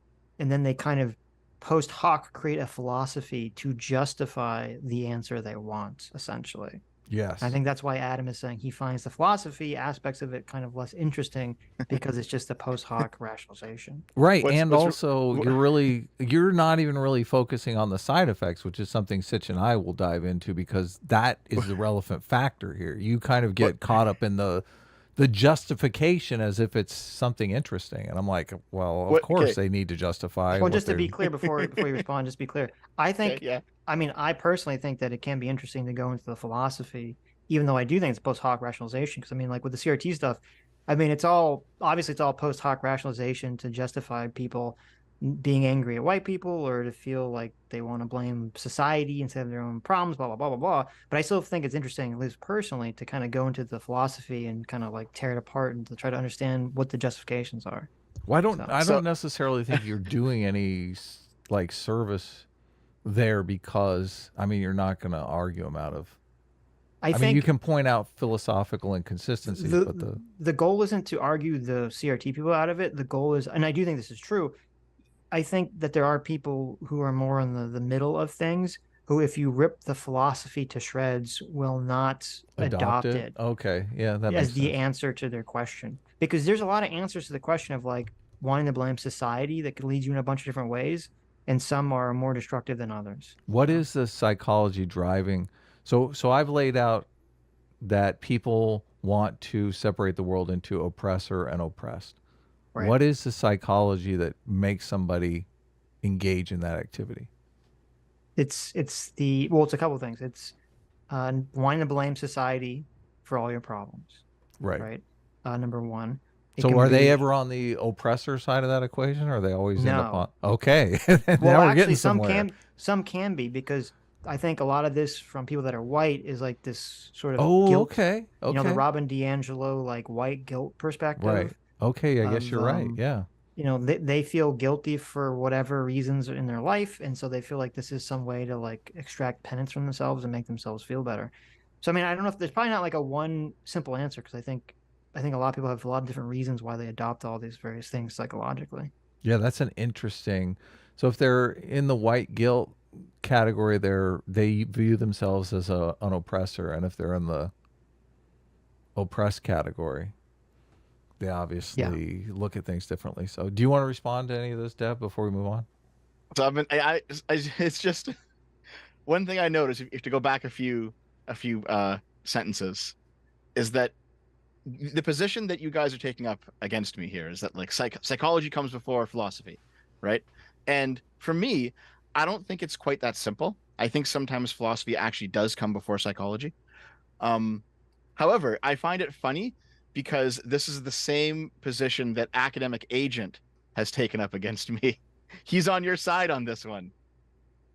So it was weird to see that Adam and Sitch have become best friends with academic agent. Nazis drank water too. I don't know why you're against innocent Dev. I don't know why you're taking the second thought mode of attack here. Well, I know, because I mean, academic agent, I'm trying to remember because he knows about height, and he was like, "Oh, I'm trying to shake their elephants loose before I, tell them the truth," which was like that doesn't make any sense. That's like the exact opposite of what you want to do. So So academic engagement, specious attacks aside, where is an so example of philosophy coming first? Because I'm super interested in that. This isn't necessarily an attack. Okay, so for example, necessarily. Oh, okay. Yeah. Not well, necessarily. Maybe you guys, just say you take guys the might think it is. necessarily I out don't of know. not being so specious. You guys think it is. I don't think it is. But Okay. so he said, for example, action precedes theory, and this devastates most people. The example he gave was that syndicalism came about before Sorel wrote about syndicalism. And so if you have people who are sitting down and writing new political theories, they're not generating new ideas. They're observing trends that are happening around them, and they're trying to codify them into something that can then be used. So, for example, like John Locke didn't write about classical liberalism, and then suddenly, no one in the world is a liberal. John Locke has the idea. He writes it down. The pamphlets get distributed, and then people become liberals. What's happening is there's a trend happening in society. John Locke looks at it. He sees things changing. He thinks about it, and he writes out what he thinks is going on. He writes out liberalism, and then he codifies the change in people's behavior that he's seeing. And so this happens to be the case for a lot of political theorists. Is like Marx did this as well, to a lesser extent though, because he also made some predictive elements that just didn't come true. So he tried to but the one example where it didn't happen this way was Mussolini's fascism. And that's kind of important, is that Mussolini's fascism was directionless, lawless street violence until they managed to actually get a more coherent fascist ideology written by theorists. And then his movement came together, and the state came together, and the ideas of what they should do next, it actually organized as a result of the philosophy. That's interesting. Wow. I don't know. So I think you guys are probably mostly correct in that the philosophy serves to just post hoc justify the psychology, but I definitely think there's instances where the philosophy comes first, and also that they kind of reinforce each other. Where if you have the initial psychological impulse, and then somebody writes the philosophy will in turn generate more psychological impulses that are of the same kind. You're just saying that the philosophy came first chronologically. You're not saying that. No. You said the opposite. Well, he's saying second. Well, he's saying somebody writes out the philosophy and then people adopt it. But I would just say people adopt it because the psychology drove them to adopt it. So. Well, here's the enlightened centrist position. Okay, I found it out. We'll use liberalism as a good example. Okay, you have someone like John Locke and all these other liberals. They're observing these changes in the economic structures of these countries, and also the social and cultural structures of the country, and they're kind of looking around at what people are just kind of naturally tending towards. And so John Locke sits down and he kind of tries to intuit out what's happening, and he comes up with liberalism and all these principles of liberalism. Right? Is that kind of what you were saying? Yes, and then after that writing, let me just finish. I just want to make sure that we're on the same fact basis. Okay, so then, but I think what happens when this is where the power of the philosophy comes in is that before it's given a name and before the rules of the philosophy are stated, people are just kind of intuitively doing something. And when you're intuitively doing something, it can be very easy to just fall prey to tribalism, fall prey to emotion, fall prey to some non-principled position because there's nothing there. You're just intuiting it. Tradition, so then when you have someone like John Locke come and he says, this thing that you're all intuiting, we're calling it liberalism. And here are the rules and principles of it. I think that is kind of what you were saying, Dev, that reinforces and kind of locks people into kind of the rules of the philosophy that they've been kind of intuiting out until that point. Right.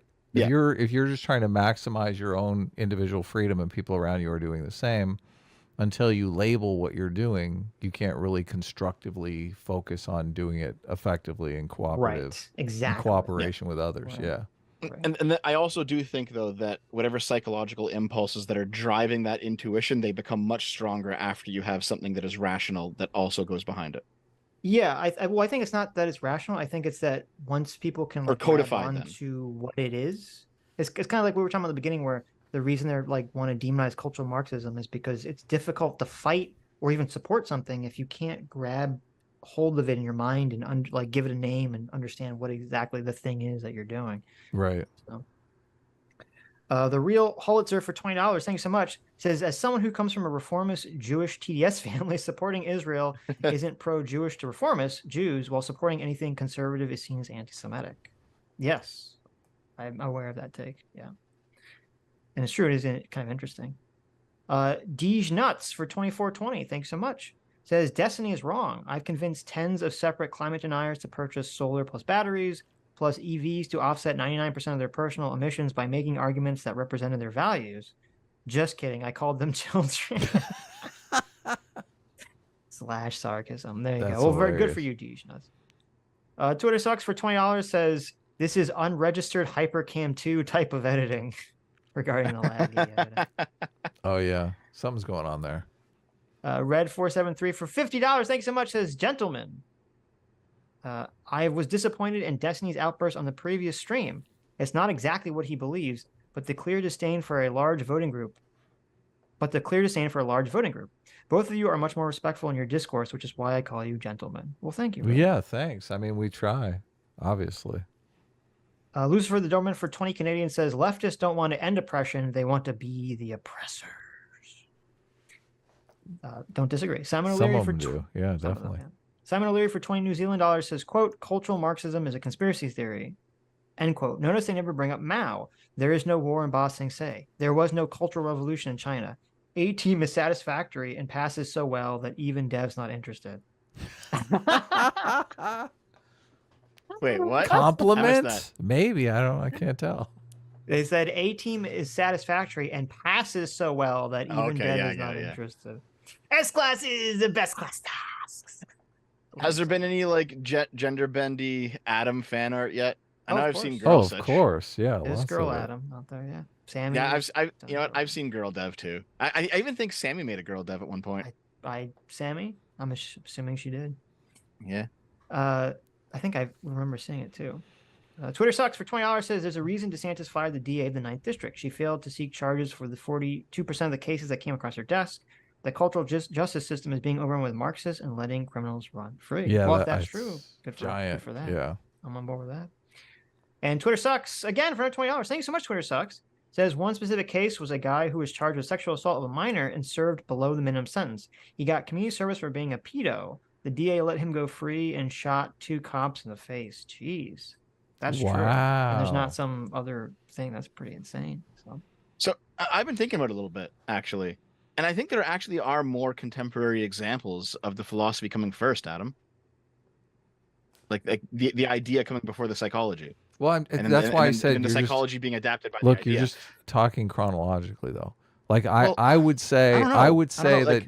Look, obviously, there's a lot of different people in the world. So the people, their personal psychology could be driving the philosophy. They articulate it, but it doesn't. That psychology doesn't reach the masses until it does. You know, something happens that activates that psychology in the people, and they pick up the philosophy.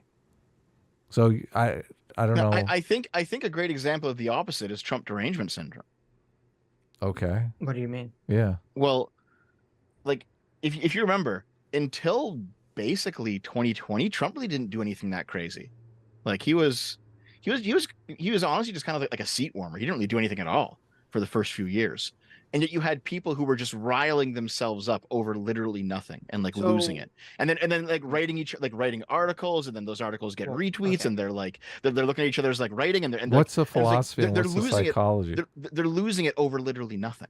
Well, wait. Well, first of all, I take issue with only pointing 2020 because I think what he did with Zelensky was kind of insane in the first impeachment.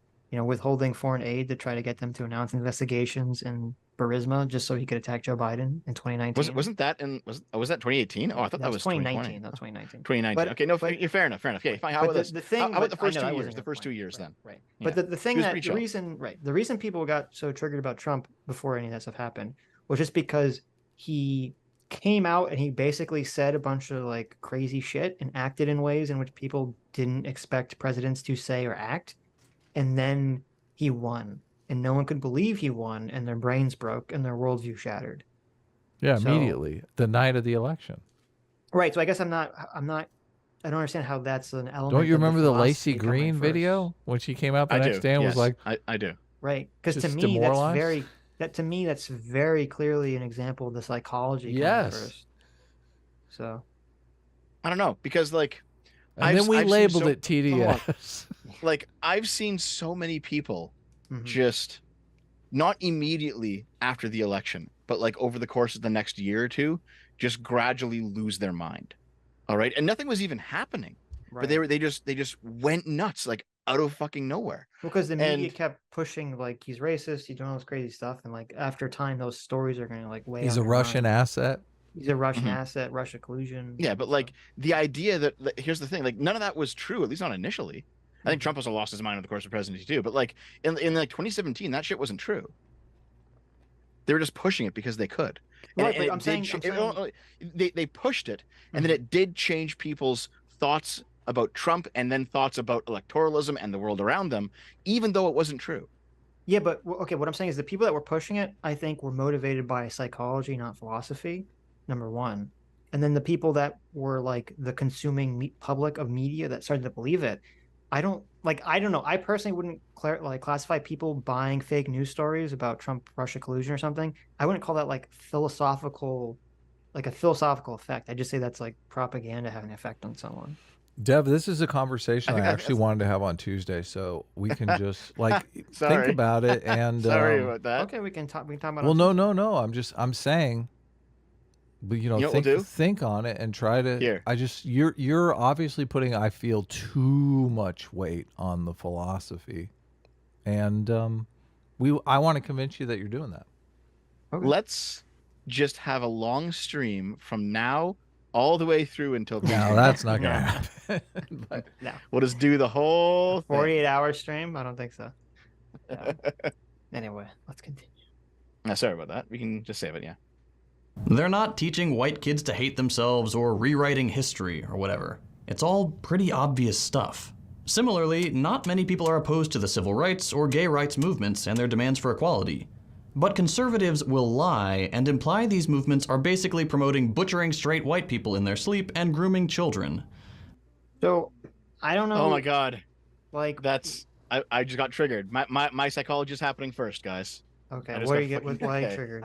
Tell Okay. us. So like I saw Katie Montgomery say the same thing on Twitter recently. She's like, look at the decline of support of LGBT people. This can't be happening. And she links a thing, and it's like support of trans people down. And it's like, hold on, that's only one of those 4 letters. All right. Firstly, Right. so don't lump the rest of us in with you, okay? And secondly, why is this happening? Oh, maybe it's because we actually are seeing like, you know, teachers coming out and saying they're doing weird shit with kids at schools. All right. Like maybe there's some truth value to what the Republicans are saying. Might not be very much, but it might be just enough to get people really fucking angry and to have a Yeah. good reason for being really angry. Yeah, I mean, I think there's truth value to the social contagion element. I think there's truth value to completely unscientific, nonsensical gender ideology and queer theory being taught in schools. Completely. But it was weird because he said that, like, the Republicans are going to tell you that the civil rights movement was about butchering white people. Now, I mean, I don't know. Is he talking about, like, was someone saying that in 1960? Because I don't know. I've never heard anyone say that today. I mean, I've I never heard that before. So. but as soon as I heard that, I was like thinking South Africa. It's like, okay. Yeah, well, but they're, I mean, we're not talking about South Africa. He's talking about Yeah, I America. So know. I'm like, what is he? What the hell is he even referencing? So I don't know. Which they're not. And again, not many people object to the idea that if someone says something racist, someone else is allowed to say, shut up. That's free speech. But conservatives like to call this censorship. This guy is. Everyone hates this guy. Everyone, even the people that like his channel, hate him because he's so condescendingly smug and wrong. Right? Like, you have to choose. You can either be wrong or you can be smug. You can't be wrong and smug because then that's like a the worst. deadly combination That's the there. deadliest combination. Like, this guy is wrong about almost everything he says. He's a total idiot. He doesn't know what he's talking about, and he's just so smug about being a buffoon. Because and this is just so dishonest. Because the thing is not like, oh, someone says something racist, then someone says, oh, I don't like that you're racist, shut up. And then the Republicans go, censorship. Like that's never happened. That's not a thing. That's not a real thing. What happens is someone says something that often is not racist at all. Some a-hole who's overly sensitive perceives it as racist incorrectly and then goes, I want to get you fired from your job because you said something that offends me or something that does not strictly adhere to my leftist paradigm of the world. Perfectly And you need to be describing fired. political correctness, by the way. Exactly. Right. Yep. No one cares if someone says something and then you say, I disagree with you, shut up, you're stupid. Like that's Yeah. not the issue. That's never been the issue. Right. This is just lies. This is just lies, lies, lies, and gaslighting. So at this point, to combat this, I just say, yeah, I'm a racist. Well, I I just think that's own a it. losing strategy. Yeah, that's a Dev, but- Like, fuck definitely it, you know, losing strategy. I'm a racist. I'm a sexist. All right. I blame victims. I'm a rape apologist. All of it. All right. Look. I come out as every bad thing you ever thought about me. So let's actually talk about the real issue and Well, not let me- just. Look, virtue I'm signal about sympathetic this to the shit. sexism, okay, but racism is a bridge too far. Well, man. let me tell you why that's a losing strategy. There's two reasons that's a losing strategy. Number one, Mhm. you're just literally playing directly into their hands by doing that. The left's hands by doing that, essentially. True. I don't agree. Actually, I think it's the complete opposite. I think it's the complete opposite. How so? I think if you argue it, you actually play into their hands. So here's the thing: when someone says, "Sitch, you're a racist," what they're expecting you to say is, "No, I'm not. I'm not a racist. I'm actually a good person. You're incorrect in calling me a racist." And so they're gonna like, basically, that's like a signal that you share the same basic morality, racism bad. And so they're going to say, "Well, listen, if you truly think racism bad, then you would do this." And it's like it's a way to give them moral superiority over you, right? Well, So okay, I just that's a completely very- But you're abandoned. conceding the argument, though. I completely abandoned the moral argument. Yes, like listen, I don't care about your morality. I No, don't care you're about your moral judgment. conceding the argument. You're saying I- that I- you are correct. But here's the thing: Yeah. if their argument is you are immoral, I just don't care because I don't care about their morality. I don't care about their moral Okay, judgments. wait, you're not okay. So if someone says to me, "Sit, you're racist," I don't say no, I'm not. I say, "Whatever I said, that's racist."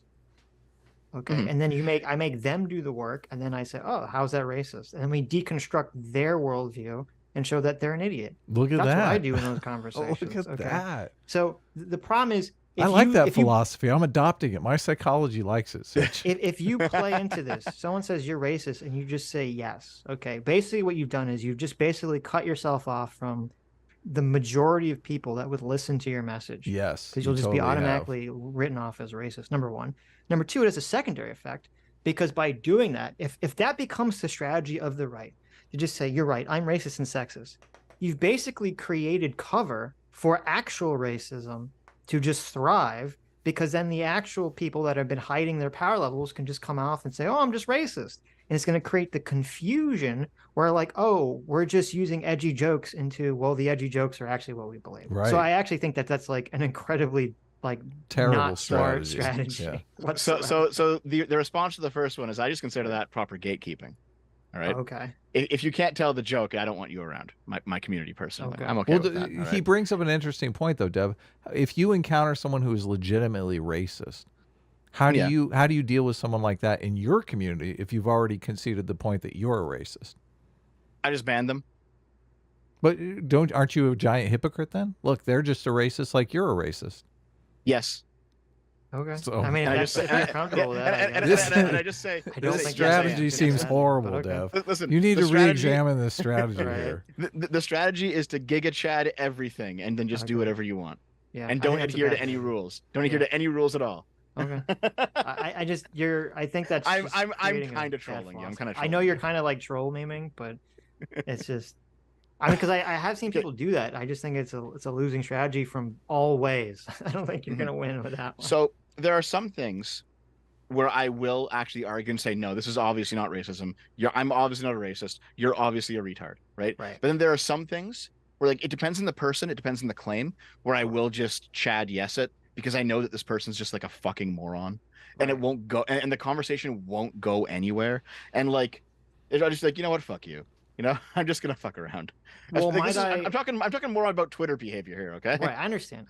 I would suggest if you're just gonna be in the realm of like this person's an idiot, why don't you just throw them back in their face and call them like a groomer?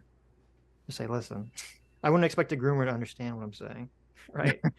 Like, you know, if you're gonna go for the troll, that's the direction I would go. But anyway. Which it's not. But it does sound worse. When pundits talk about cultural Marxism, they'll take these mischaracterizations and tie them to another word most people have trouble defining, a word conservatives already distrust: Marxism. Then they'll take these mischaracterizations, both of Marxism and of various progressive beliefs, and say that they're the product of some hidden elite. The hegemony of the people currently in charge. They're doing it in secrecy. The socialists are in charge of the White House. Nowadays, conservatives are pretty explicit when they call progressive politics elitism. Okay, so this is why I was talking about philosophy before, okay? And about, you know, guys like Sam Francis or guys like whoever, like right-wing political theorists, is because guys like Tucker or anybody who's like a right-wing talking head that you just pulled up, when they're talking about Marxism, they're pulling knowledge from this canon of writers that are further to the right than them, that are largely unknown in mainstream politics. And that is the main reason why Second Thought here has no fucking clue what Tucker might mean, for example, when he talks about the progressive liberal elite. All right. In Second Thought's view, he's thinking in a Marxist lens. He's thinking, well, hold on, we're living in a capitalist society, and the elite are the bourgeois, and they're capitalists, and progressives are supposed to be anti-capital. The left is anti-capitalist. All right, so there can be no such thing as a progressive elite in a liberal capitalist democracy, because progressivism is inherently anti-capitalist. So that's the Marxist frame, and we all know the Marxist frame, right? But when Tucker talks about these sort of things, whether he has read the books or not, or he knows this or not, he's pulling from someone like James Burnham, where he wrote a book called The Managerial Revolution. And the idea was that in modern liberal capitalist democracies, you had a class called the managerial class, where they split ownership from control. And so these people had very little property ownership in the Marxian sense, but they had a whole lot of control over other people's property. And because they had control but not ownership, they were not incentivized to treat that property the same way that the owner would. Okay? There's a TLDR of a very complicated political theory by a right-wing political theorist that Tucker is drawing on when he's talking about the progressive liberal elite. And this is something that Second Thought has no fucking clue about, because he doesn't actually read anything. And what most people don't know about, not even most right-wingers don't know what the fuck this means, right? So this is why I talk about the philosophy, because there are important things here that flesh out the conversation. And suddenly, as soon as you know this, oh, that's what he means. Oh, it makes sense now. Right. But like a lot of the confusion that Second Thought is relying on here is based specifically in ignorance of right-wing political philosophy. Right. No, I think that's a great point. I agree with that completely. And that does happen a lot, because if you don't understand the specific language that they're using, and you just imprint your own philosophy on it, you're generally going to misunderstand. But what you also said at the end of that is true too, which is that, I don't think Tucker's audience knows what the hell he's talking about either when he talks about this. And I think there's confusion when people on the right talk about like the liberal elites, because for years, when people talked about the liberal elites, they were kind of talking about like, oh, there's this kind of coastal elitism where all these lefties on the coastal, areas of the country kind of look down at the middle of the country as like all being backwards and redneck. And a lot of these people like are going to Hollywood or, whatever, blah, blah, blah, blah, blah. Right. And that's true-ish, but I think there has been some conflation now, which the only part of this video that I would agree, which is there is this idea that is being pushed by people, which I think is completely wrong, that there is a top-down conspiracy to kind of push Marxism on the country. And I just think that that's completely untrue, 100% untrue. I think basically what's happened is there's been a bottom-up, well, maybe it depends where you're talking about from the top, because I think from there's a bunch of college professors essentially who have been kind of infiltrating these institutions for years. They've been pumping out this cultural Marxist, Western Marxist propaganda for years. It's kind of finally, for a host of reasons, kind of saturated the ground enough that a bunch of young kids specifically, have agreed in this shit. And now there's kind of like this weird bottom-up push to get all this woke crap everywhere.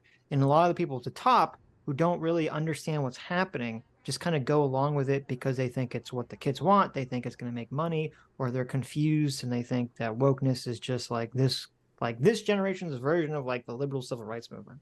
I don't believe for a second that there's some sort of top-down conspiracy to push Marxism in the country that makes absolutely no fucking sense. No elite actually wants any of that whatsoever to happen in this country.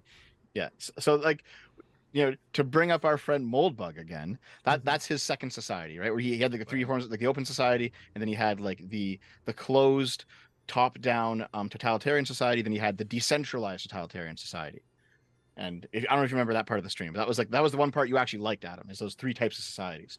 And what you just It was described all torture. I didn't like any of it. was Fake news.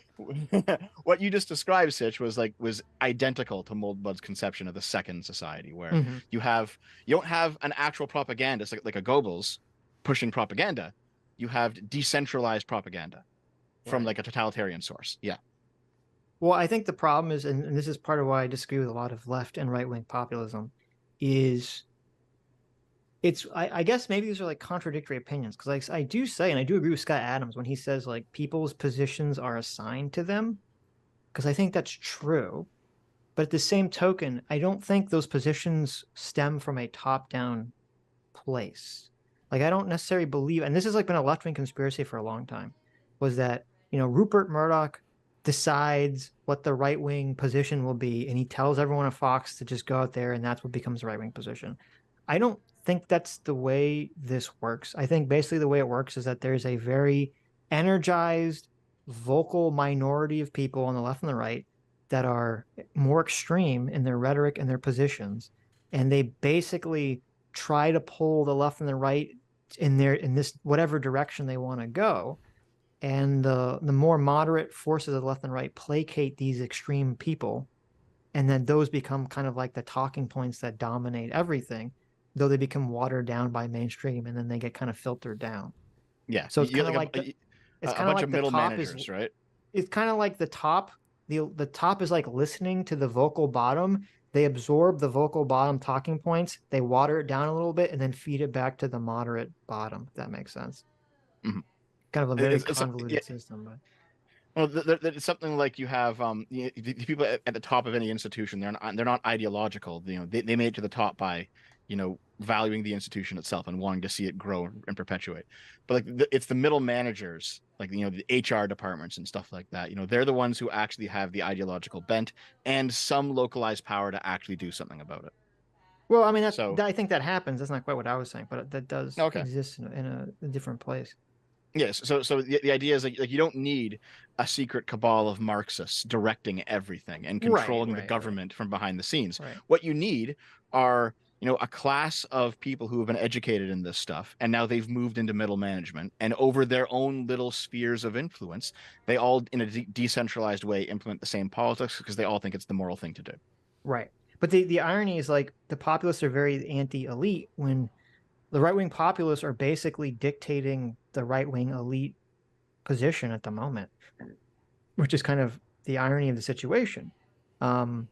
And this is the thing that I think a lot of people just don't want to accept, because they always blame like, oh, the politicians do all the bad things, which is true. The politicians do all the bad things, but at the end of the day, the politicians. This is me and Adam have argued this with other people a lot. Like I don't buy the whole you can just buy off politicians argument, because when you give a politician money, they take that money and they use that money to basically run ads and get people to vote for them. At the end of the day, the politician is always controlled by the voters and what the voters want. And so the political system we have is a reflection of the will of the voting base in this country, whether they want to accept it or not. To me, it's kind of an abdication of resposibilty. But Sitch, we have to talk about elite theory and how voting No. is just a post hoc justification for people in power because they can influence the system. Of course. I mean, there's probably some of that, but I don't think it's of course the there deciding is, factor. right? That's what I just explained, this kind of convoluted way where like they kind of they feed, they listen to the bottom and they feed back those opinions to other people. So. Yeah, because you get like people in power can change the rules of the game, and they can, they can try to make people below them like re-vote them in. So like even democracies can have people who gain oligarchic power, but I don't think it's nearly as ironclad as the way that like the elite theorists think it is. Of course. Lynn's a little more indirect with his approach. First, he starts by bringing up a few Marxist academics. Max Horkheimer, Theodor Adorno, and Herbert Marcuse. The members of the Frankfurt School. Hold on. Oh, so you mean the guys I talked about in my video? The entire fucking Frankfurt School who actually say this shit in their writing, and I read their books for my video, and I put the books in my video. You can't I hate bring this up guy. Jewish people, otherwise you're a Nazi. Yeah, because like those guys were Jewish. Oh no, I guess. All right, fucking. Man, I wonder how far like a sufficiently evil Jewish person could take that. Like if intentionally, yeah. Yeah, Probably like pretty if you far, had like a Jewish person write Mein Kampf, but for like a different race, not the Jews, would that be okay? Because you couldn't criticize it because a Jewish person wrote it. Probably. How far could you take it? Sitch, give it a try. Okay. I'll get it right now. I'm tasking you with this. Yes, thank you. School are Marxist. Then he says the Frankfurt School is at the root of the cultural Marxism conspiracy. But the Frankfurt School, I believe, are the origins of the mess we find ourselves in our culture right now. They're the architects of the destruction of American culture as we know it. When you look at the background of critical race theory, this comes out of critical theory. Where does that come from? It comes from a school called the Franklin School that comes out of Berlin. And then he tells a story. From the anti-war protests through to the civil rights movement, and up to the highest level of government and media corporations, Lind et al. Claim that everything cultural Marxism starts with the Frankfurt School and their writing about critical theory. According to Lind, the ideas of a few lesser-known Marxist academics somehow became the dominant ideas of the elite in US civil society. Everything, basically, thanks to a couple of pretty niche books, influential only within their field. So this part of the video is very interesting because he basically lays out their argument, which I think is mostly true. The one quibble which I would have is just, it's not that like the elites all bought into this. It's just that it basically got infiltrated or subsumed into various college departments, and it kind of sat there for a couple of decades until eventually it kind of spread out from those college departments for various reasons. But it's just funny because he kind of goes through like the theory and the timeline, and the theory and the timeline is accurate. And he doesn't really push back on it or explain why it's wrong. He just says it and then says, see, this is crazy. And it's like, well, but why is this crazy? Yeah. Well, he has, the background going on and the concerned face, and he has that music. So you have to just intuit that it's actually just all fake. I see. That's how this works. Yeah, everything that he said sounds mostly accurate. Right. It's like, yeah, they did come from these people. This is where it came from. Could you describe something like World War II as a conspiracy? Like the Allied forces worked together. I mean, you could. To invade on the beaches of Normandy. They all showed up at the same time. Well, it actually was because there was a fake. They had the fake. I forget what it was. Didn't they have like a bunch of inflatable tanks somewhere to like trick the Nazis into thinking they were attacking Yeah, someone you're else? right. And then, you're right. I mean, it literally was a conspiracy. Yeah, it worked. I mean, now listen. If you want to go down the rabbit hole of World War II conspiracies, I have a whole bunch. I have a whole bunch for you. My point is, he's laying this out like it's some sort of conspiracy, so you're not supposed to believe it. But I mean, these things happen. Yeah. So here's hold on. Give me a second, okay? Sure. So like, yeah, a conspiracy is a secret plan by a group to do something unlawful or harmful. All right. The word conspiracy in recent times has taken on the connotation of a secret plan by a group to do something unlawful or unharmful, and it's untrue. Right, of course. When you say conspiracy, you think it's not a true thing. Someone's making up this plot. But sometimes conspiracies are actually true. Sometimes people actually do plan conspiracies. So I think basically conspiracy got like a bad name going back all the way to the moon landings, It's like, oh, that was all CG. It's like, how the fuck was it? Is it because Star Wars just came out and you think it's all CG? No, it's shit like that, right? Like, just because something might even be a conspiracy in that people who are not in the public eye planned something and executed it, even if that's true, that doesn't mean that you should automatically disbelieve it, because it might actually be true. Yeah. So sure. Show me the facts. Dr. Diller said that the inflatable tanks was in World War One. Maybe they used that in World War One. I just looked it up. It said that they did use inflatable dummy tanks in World War II as well to trick the Germans onto where exactly the Allies were going to land on D-Day. So, well, from what I heard in looking into this, what they did was they took a guy who was dead. It was like a homeless bum in the UK.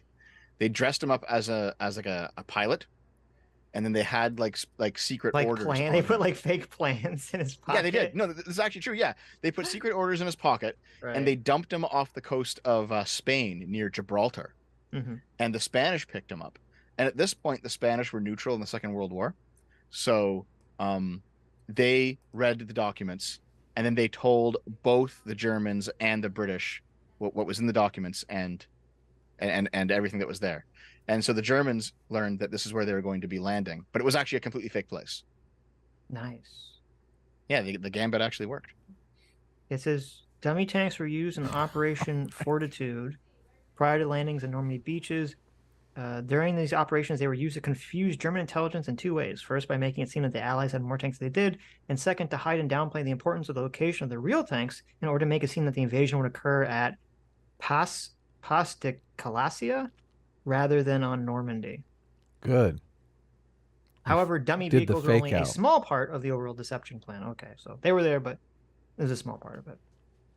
Good job. Anyway, fun history fact. There you go. For example, Lynn says that Horkheimer developing critical theory created all the queer, black, and women's studies departments in universities. It didn't. Then he says these departments teach students to divide society. Wait. You gotta explain that. Hold on. It did. Well, it kind of like half did. It half did. But like, explain how it didn't. Like, tell us your story. Don't just skip over that. I love that he does that. He just asserts that's bullshit. Yeah.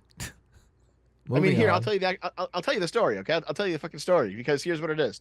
You had critical theory, and you had the Frankfurt School, and they were doing their thing. And basically during the 60s and 70s, the left wing was ascendant in American politics, all right?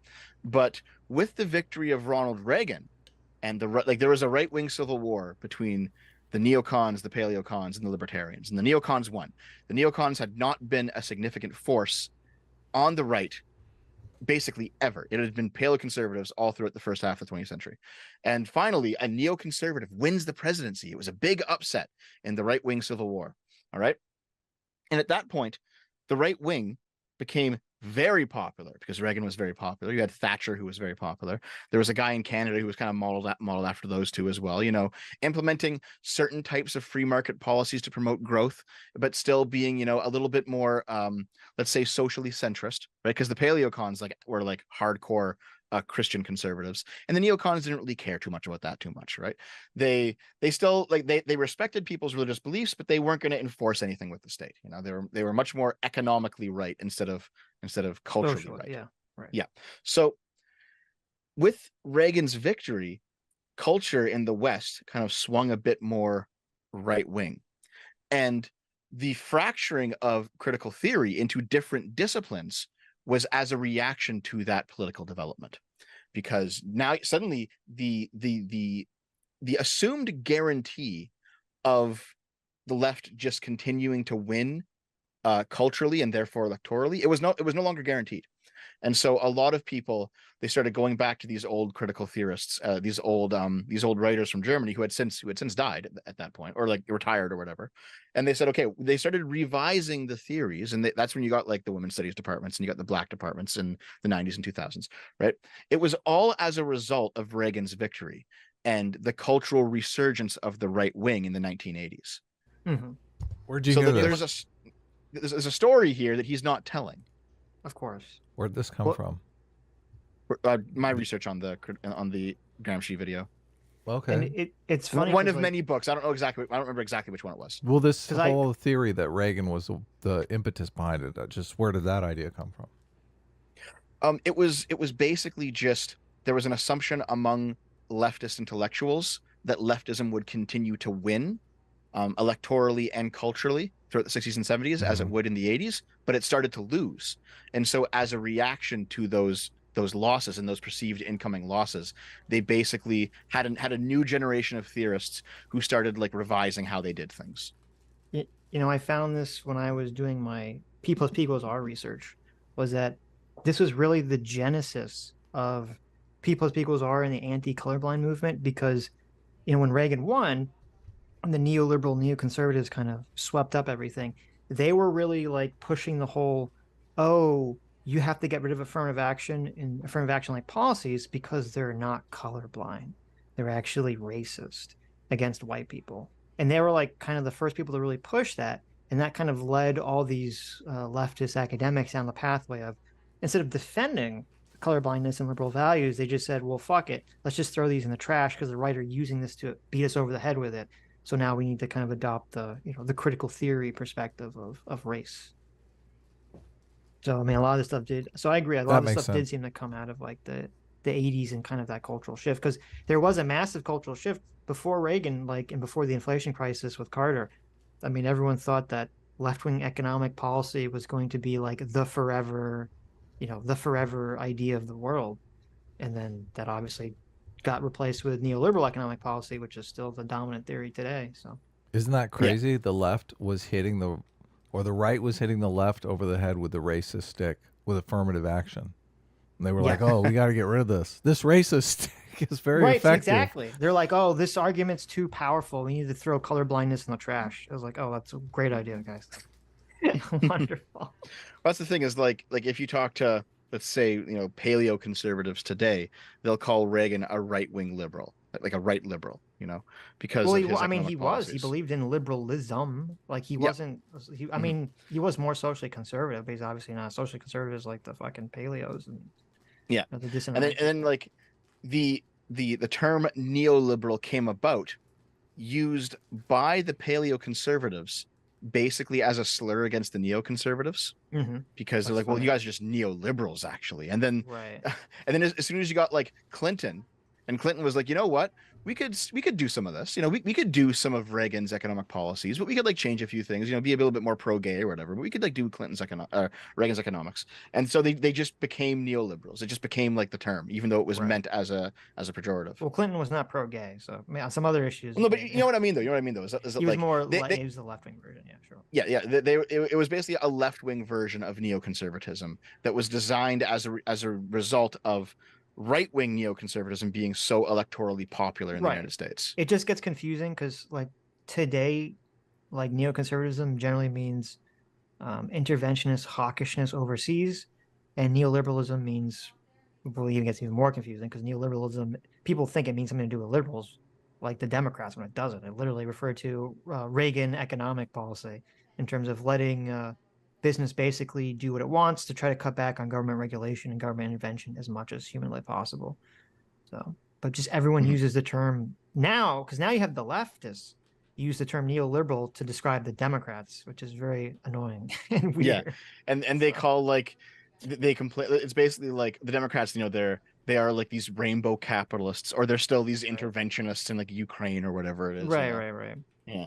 But it's funny because with this video, so he lays out the entire timeline of how cultural Marxism basically came into being. And then he just says, oh, well, it's not happening. Take my word for it. It's not happening.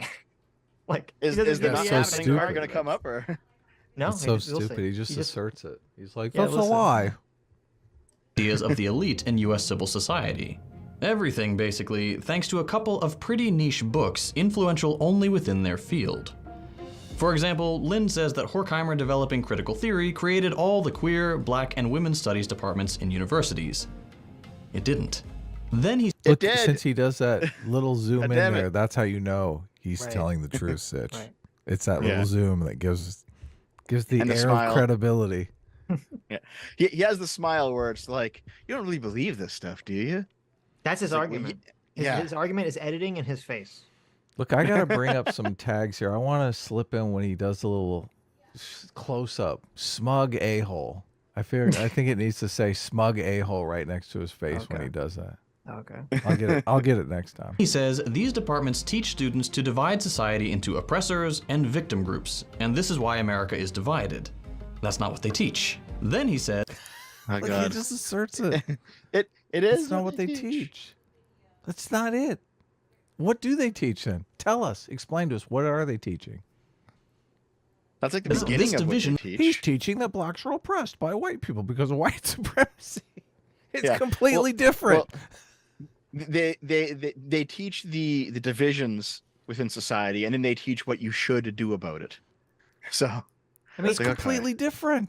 So to be clear, so he just said they tell you that they're teaching that society is divided up between oppressed and oppressor groups. They don't teach that, right? Earlier in the video, he literally said, well, it just wokeness and Oh cultural yeah, Marxism. exactly. It just means that there's a marginalized class of people in their society that is baked into the system to be marginalized intentionally.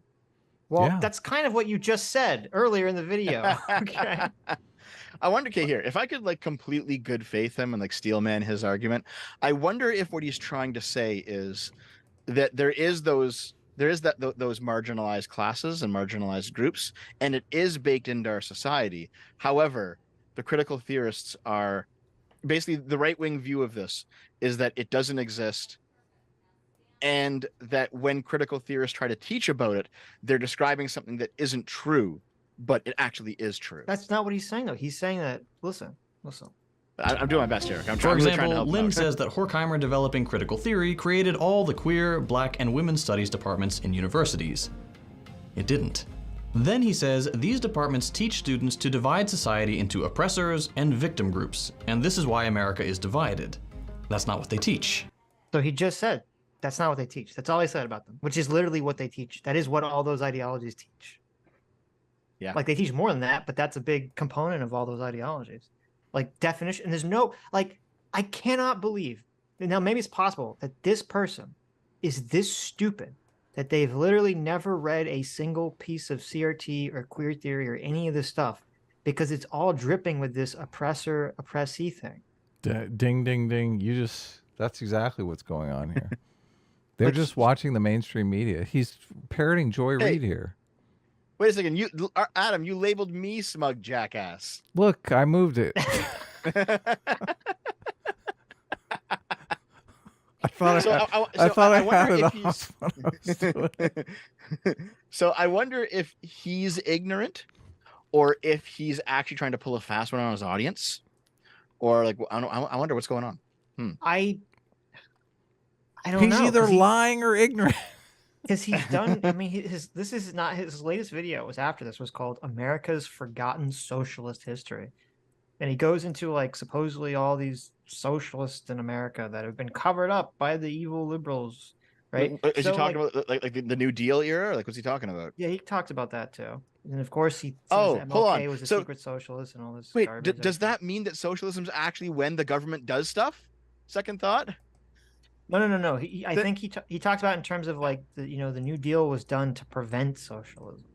Oh, okay. He doesn't go. Okay. All right. He gets into that one pitfall. Okay, good for him. Right. So it's I like, hate so that definition. This is a person that's like they look into things, or whoever writes their scripts looks into things, and they investigate things. So it's like hard for me to actually believe in any good faith way that this guy is just like an idiot, that he's not just intentionally lying. Because I don't know how you could come to these conclusions. Deb, you're not using that definition, right? No, of course not. But Okay, I will good. here's the thing. I'll sometimes talk to a lefty, like a hardcore socialist, who says, "Listen, socialism is just like what's going on in Canada, what's going on in the Scandinavian countries." And I'm like, "Oh, so it's when the government does stuff. You fucking retard." Well, I they just throw get that it back in their face sometimes. Look, they get it from that Marxist professor. I can't remember the. Oh, Richard Wolff. Richard Wolff, yeah. So Richard Wolff. His 3 definitions, yeah. Right. He says socialism is just when the government does stuff because but he's wants lying. it. He's literally lying. He is totally lying. Yeah. But it plays into the same thing the right says. The right often says this socialism is when the government does stuff. That's why he's saying it. Yeah. Yeah. Which is bad. I mean, that's not what socialism I is. know. When the government, the welfare state is basically to avoid socialism. So let me jump in here. You got to make that clear. I've got to go to the washroom, but I have my wireless headphones. If you want to keep playing things, I'll be listening. All right. But yet, this second thought. I mean, he also has a video called "Why Social Democracy Isn't Good Enough." Okay. Right. So we need to go further than that. So it's hard for me to imagine that this guy is so ignorant that he doesn't understand. Yes, I'm gonna say that he's just lying. I'm gonna go with it. This guy is just lying, and he knows that what he's saying is BS. Or if you were to ask him, he would contort himself into some sort of bizarre hyper position where he'd say, "Well, it's actually what I said is true because I'm going to define these words in this very hyper specific way to somehow say the right is incorrect, even though I actually agree with the underlying principle."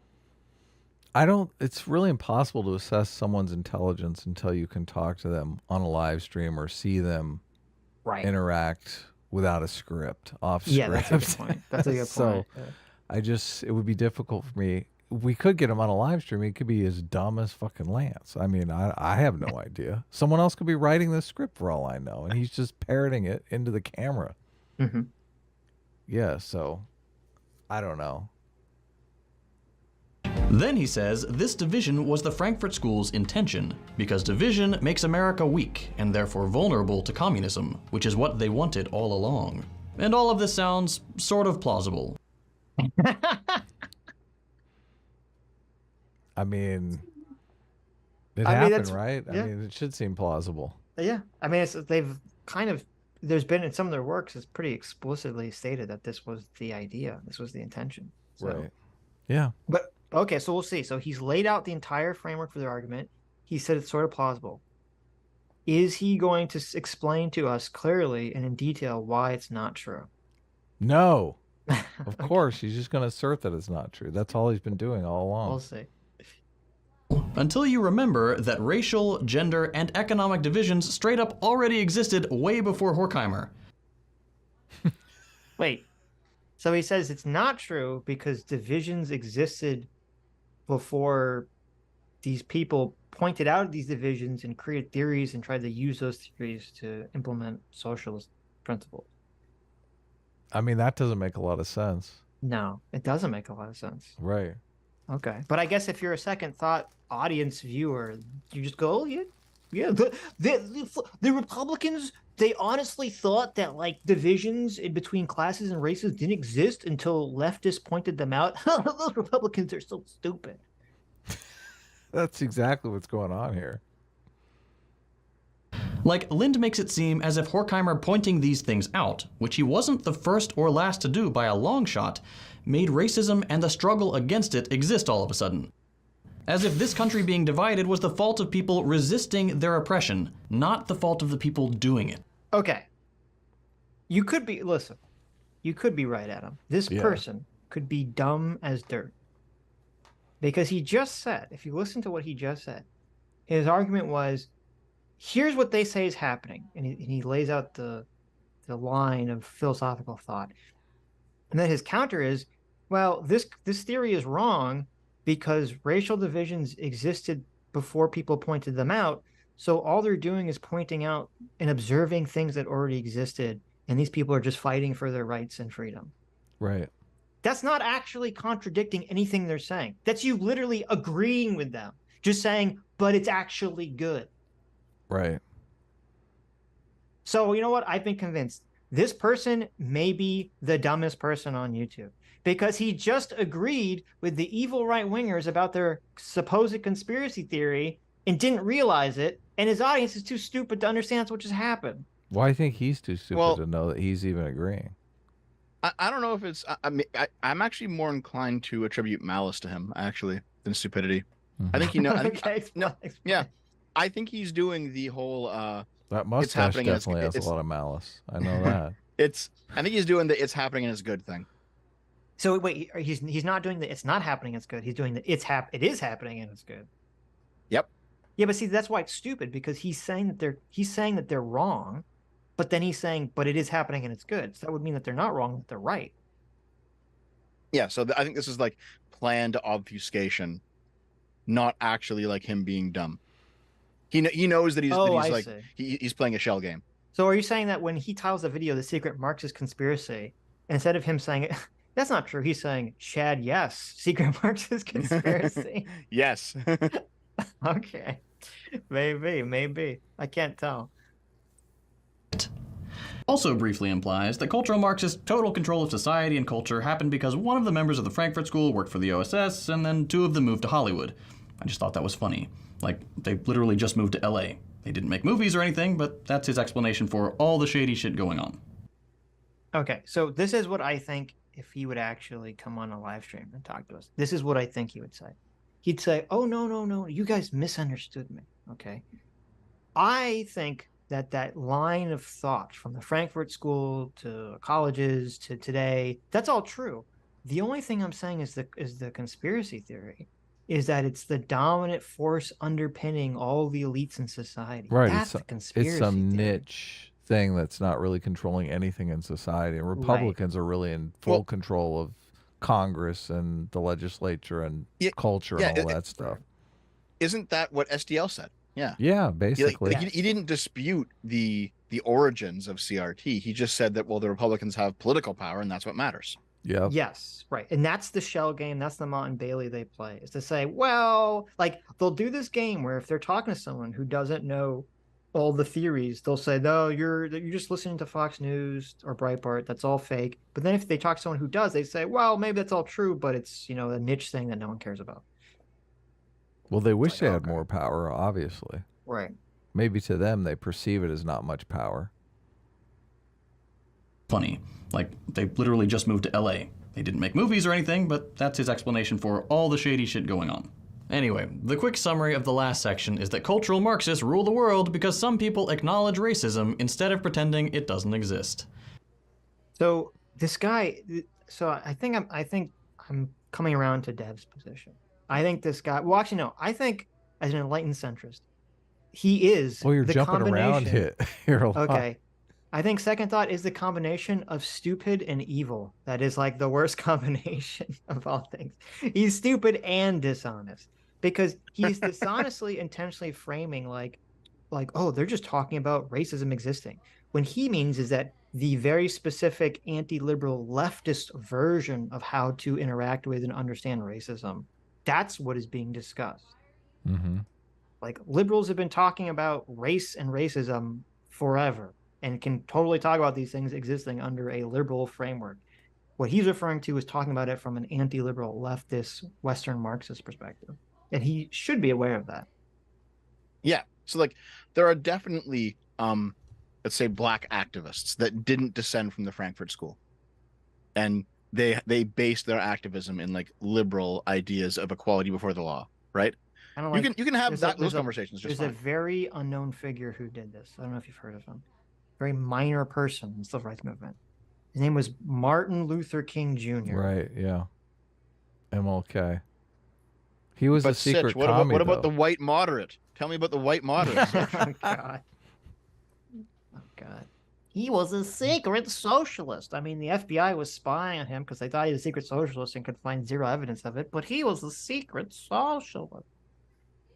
As long as they have enough evidence to believe, they'll believe. He only said Marxism sucks like every chance he could get and did a whole sermon about why Marxism and materialism is garbage, but he was a secret Marxist. It's so much easier to just avoid all of that stuff, Sitch, and believe what I want to believe. I know. It's very annoying. The cultural Marxism conspiracy would have you believe that behind every liberal, centrist politician saying Black Lives Matter, there's a secret communist. What's missing from Lynn's analysis is the truth. Okay, so to be clear, and this is where the shell game happens, so far, all he's really claimed is the inaccuracy is that there's an overarching conspiracy that all these left-wing liberals believe it. That's the only thing. He's not really contending that the philosophy is incorrect, that Lind or someone else is pointing out about cultural Marxism, just that it's not so widespread. Right, yeah. That's his central claim here. Right. That it's incorrect, that to assume that it's everywhere. Right, but his audience who's watching this, I don't think that's how they would perceive it. They're just going to perceive it as him saying that the whole thing is bunk. Even that's not really what he's saying if you're really closely that's true. listening. Yeah. Well, he also said that he said something like behind every BLM activist there's like a secret Marxist or something. He said behind every BLM supporting like liberal politician. Right. Well, I mean, that's kind of true. And we've all looked at the stuff about like Patrice Colors and all these people who were involved in BLM talk about being Marxists. You see Antifa going out there supporting this shit with all of their revolutionary rhetoric and symbols. Like yes, there's a lot of Marxists in this group. Yes, there is. Yes. And I think like you get like progressive politicians who aren't socialists and they aren't anarchists. Now, I did a video on Portland recently, just like the history of like all the violence, the political violence in Portland in the past like 5 years or so. I did a video on that recently, and like what you see is you have, what was his name, Ted Wheeler, the mayor of Portland, like at the beginning of the protests, he's very like, oh, we stand with you, we understand that our society is systemically racist, and like we're gonna, and what he's doing is like he understands that he's like on the broader left, so he wants to try and capture a lot of this energy to use for his own re-election, I guess, or like his own political projects.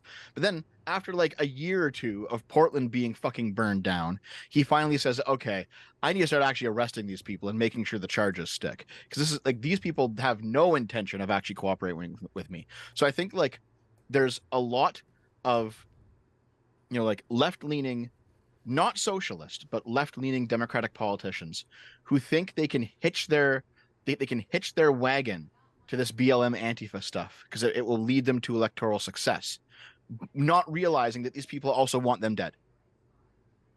No, I agree completely. Yeah, it's like they're trying to ride the tiger. Are you going? Well, hold on. Are you going? I know. I said that intentionally. Yeah. Are you going? They're trying to ride the tiger. The tiger is gonna turn around and bite their face off. So. Yep. It's a problem. Well, there's a lot of moderate liberals who just think that all this is an extension of the civil rights movement. So. Also true. Hit it up. Someone press the button. We have a government almost entirely made up of centrist and right-wing millionaires and billionaires, lobbied by every major corporation from weapons to pharmaceuticals. Business executives run most major universities. Oh, I do want to point out really quick, when he says a government full of centrists and right-wingers, what he means is that if you're not explicitly a revolutionary socialist, you are a centrist or a right-winger. Right. That's what he means. Is like you can't be like a neo-lib or be a progressive who's not a socialist and you're still ultimately in the right. That's going to be his view here. Yeah. He doesn't think the Democrat. He's one of these people who says the Democrats are not left. There's no left-wing party in America. Yep. Is he going to talk about the bottom-up education system that we laid out, though? Probably not. Yeah. No. So I mean, we've stated explicitly where this stuff is coming from. I just answer that. Well, he stated it too. He just said it's not. He's just saying that's a conspiracy because the politicians don't believe it because they're not radical revolutionary communists. So. Because it's good. Look, all the teachers are, though. Every econ department in the country teaches capitalist economics at the 101 level to hundreds of thousands of students as if it's the only thing that exists. And every major media company is owned by billionaires and funded by other billionaire advertisers. You couldn't get a more capitalist-dominated system. But sure, a few social science departments teaching the work of one of the most influential political thinkers of the time is proof that anti-capitalists, who can't even get 1% of the vote, are running the country. Apparently, all the power of the... See, this is the thing. If you subvert the education system, those voter numbers are going to go up. I mean, they already have done polling that so many young people think socialism is a good idea. It's kind of scary. So... Mm-hmm. Well, this also what's happening here is like he's clearly interpreting these facts through a Marxist lens, right? And because we all know what the Marxist lens is, we kind of know what he's saying. When he says, oh, it's a system run by capitalists, it's like, well, why is it a system run by capitalists? Because you have billionaires. Why, like, what makes them bourgeois? Okay, it's the fact that they own the means of production. Like, we know what's underneath everything that he's saying, right? Like there's a philosophy underneath this of all the statements that he's making, that if you asked him for more information and he were honest and knowledgeable, he could like take every sentence and write a paragraph about every sentence of what he actually meant. It's like, okay, well, this is what I mean when I talk about billionaires who like use their influence with other billionaires and own these certain things, right? So you basically, because we are relatively educated on the Marxist lens, we know in between the lines of what he's saying here and how all this operates in his head. And this kind of goes back to what I said earlier in the stream. Like if you showed this to, let's say, a right winger who had read those right wing political theorists I talked about earlier, he will look at this data and he'll give you he'll give you a very similar analysis of the elites controlling society, but he'll have a theory that pins it on the left, and that's nothing. People don't know about that theory, basically. And Second Thought certainly doesn't know about that theory, right? Because this idea of billionaires controlling things, the right has a response to that as well. Because even their response will basically be, yeah, you have a bunch of billionaires who have a bunch of money and a bunch of power and influence, but they don't actually have control over their property because the government does. right? Or some sort of middle manager does, some sort of agent that they hire to manage their stuff does, right? So there's a completely different political theory that's at play here if you look at it through a right-wing lens. Teaching the work of one of the most influential political thinkers of the time is proof that anti-capitalists, who can't even get 1% of the vote. So he's calling them anti-capitalists, which I mean, the problem really is this like whiteness and gender as a spectrum stuff. And he's conflating that with anti-capitalism. Right. Because it's cultural Marxism is completely different than anti-capitalism.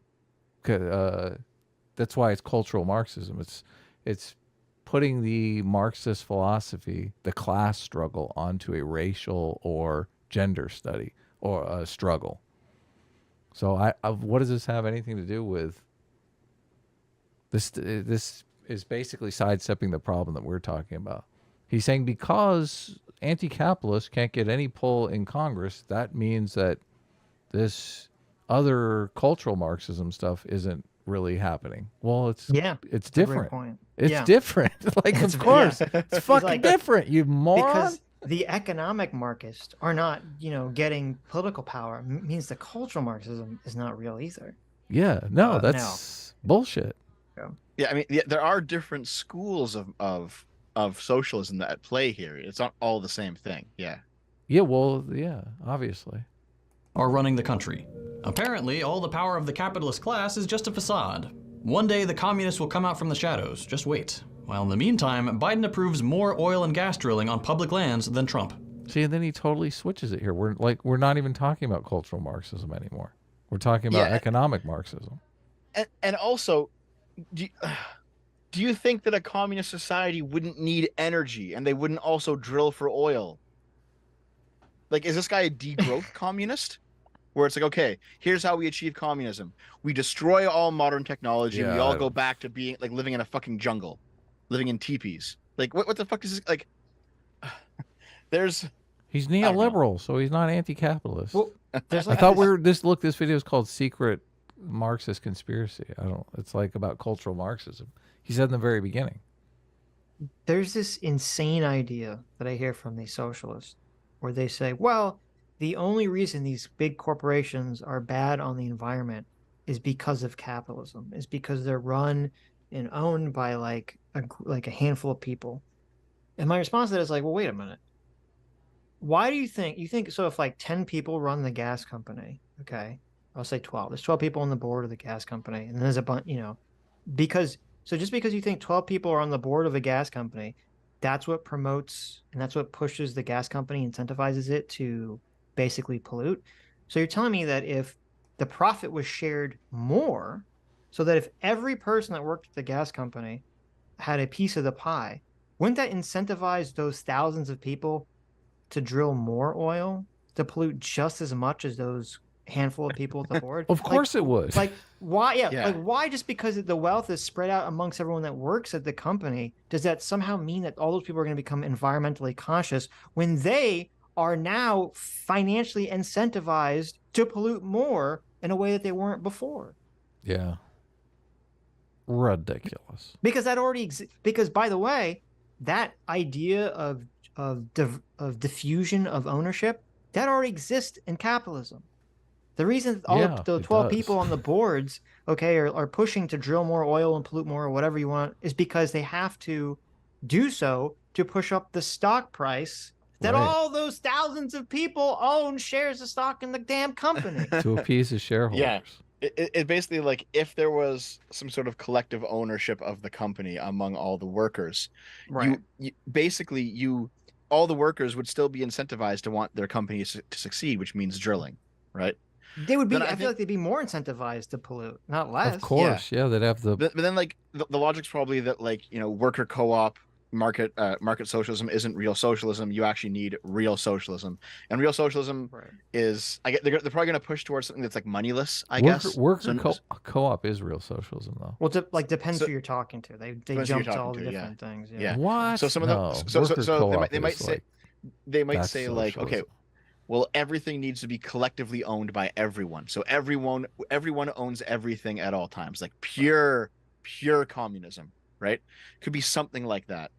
But then, like, there's basically, I can already foresee the conversation with this guy and how he would jump around to each different type of socialism as like one of them falls apart. Mm-hmm. Sitch wouldn't let him jump around. Sitch will put the thumb screws to him and just like jump around.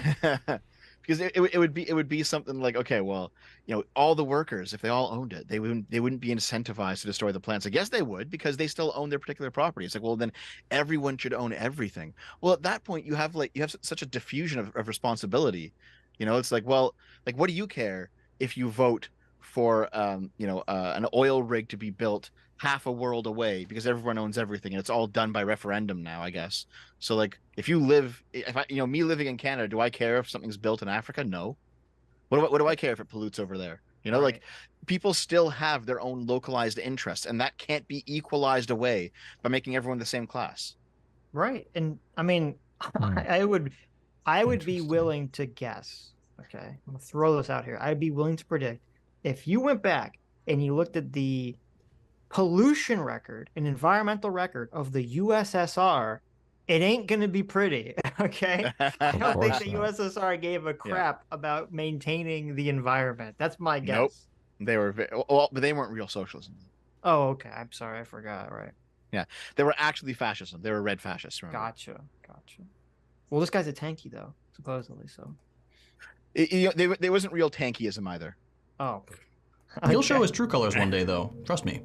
The thing is, the only way you could think that Marxists are running the US is if you, 1, defined Marxism as saying things like Black Lives Matter regardless of what you actually do after saying it, for example, pumping billions into police departments, and 2, defined being an elite as simply displaying these quote-unquote Marxist beliefs, regardless of wealth, status, or power. That is, in fact, precisely how DeSantis defines it. So again, he is not actually contradicting or saying any of the theory of Frankfurt School to colleges is wrong. He's just disagreeing that it's widespread.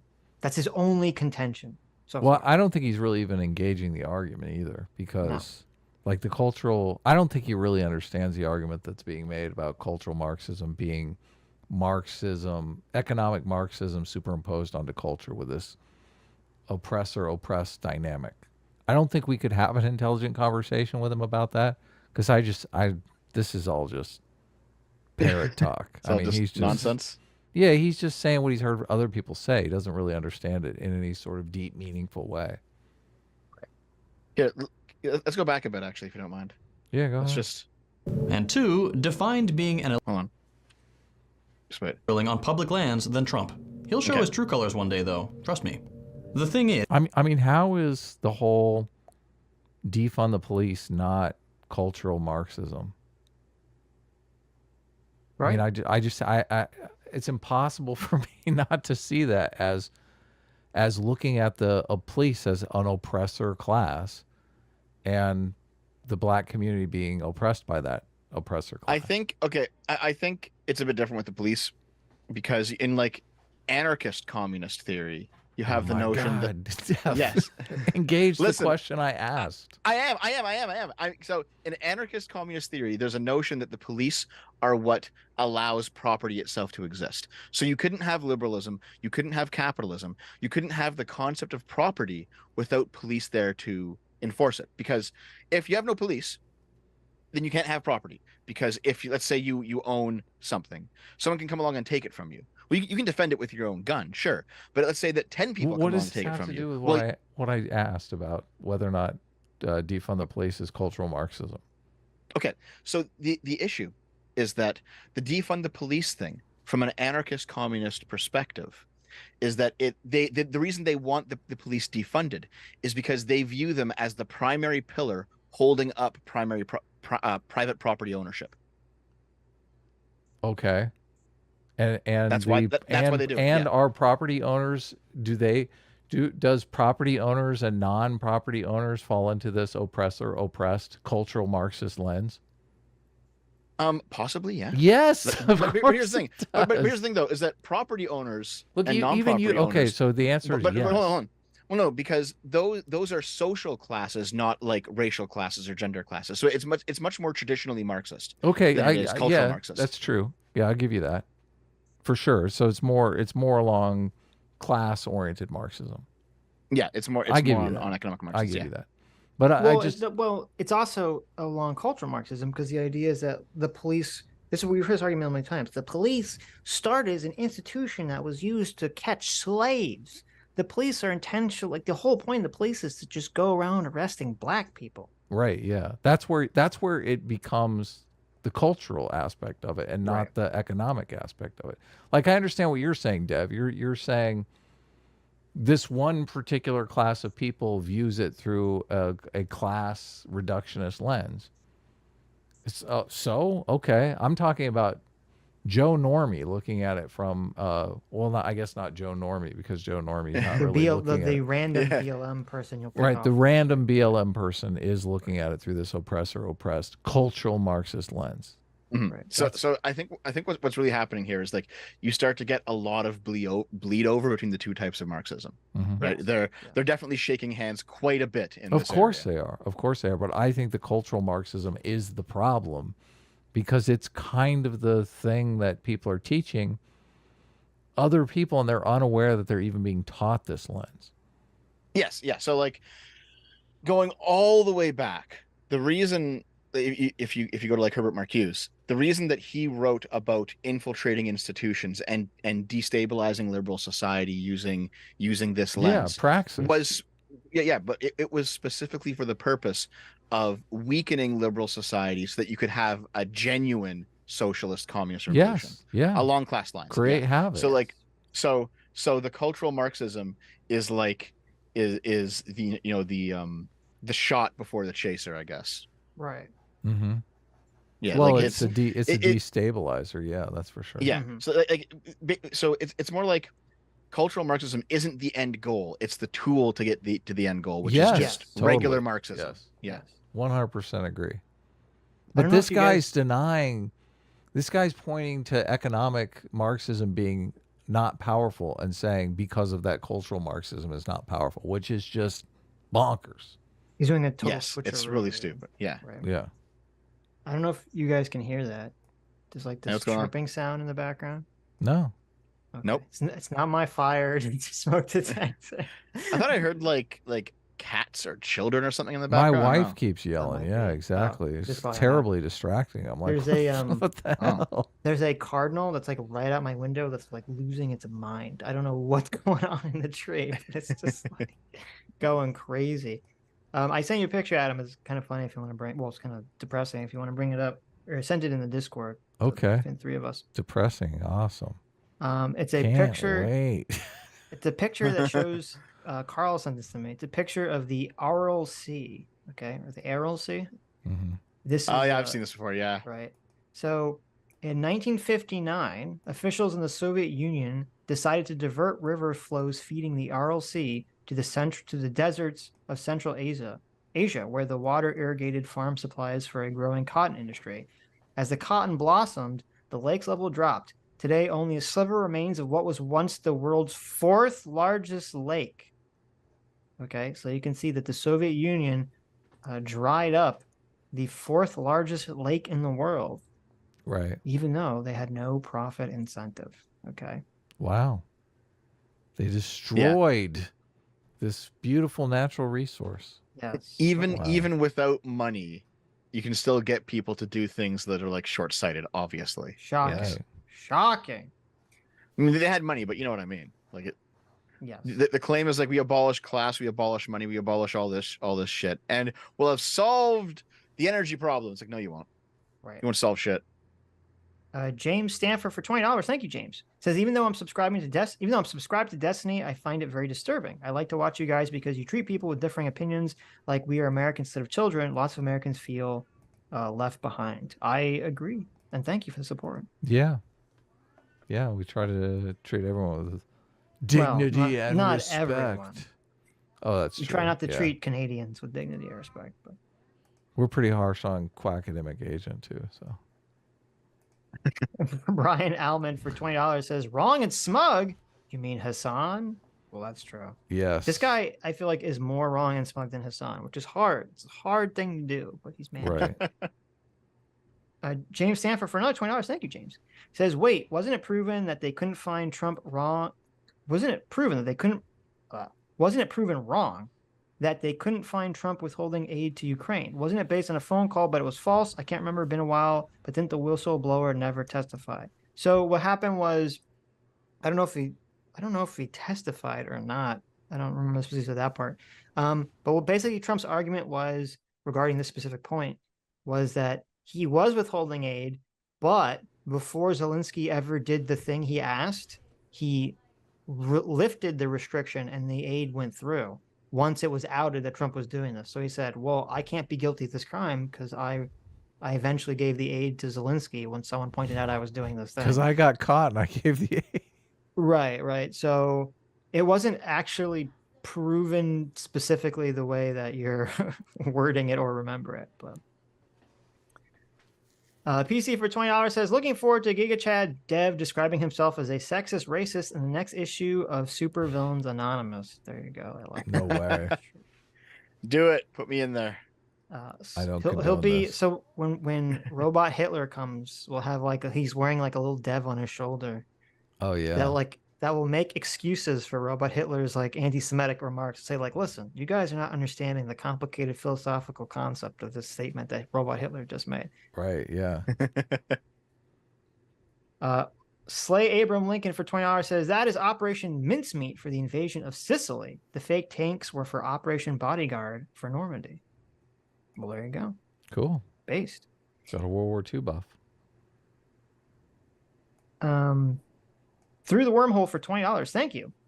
Says, hey, Adam and Sitch. The last time Carl was on, he made a BS claim about how gay people have a life expectancy of 50 or something. I don't even remember that.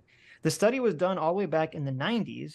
And was in the wake of the AIDS pandemic. Nowadays, HIV has gone to being a very easily manageable virus, both to avoid and get rid of. Oh, interesting. Doing some cherry picking there, Carl. Yeah, I don't even remember. There's a lot of things said in I that do. I remember that because I was there. Yeah, you're right. I remember saying that. Part. I also remember looking up. So now that HIV is mostly managed, like you can still catch it, you can still die from it, obviously. But like there's drugs to like minimize spread and like prolong your life and all that, right? Like we have an okay handle on HIV at this point. In some very progressive circles, it's now become bigoted to not want to have sex with someone who has HIV. What? I'm aware of this. Yeah. Yes. Oh man. Because now that the drugs make it so they can't transmit it to you, or they have like a very small chance of transmitting it to you. Mm-hmm. If you reject sex with them because they have HIV, you're being ableist. You're being a bigot. Right. But I mean, if the only argument is that the life expectancy for gay men was lower because they would catch HIV because gay men would be more likely to have unprotected sex with each other. I mean, duh. Like, yep. So what is that? Yeah. That doesn't tell you anything that's useful or important. That's a very obvious thing, right? Like, I don't know. Like, who cares?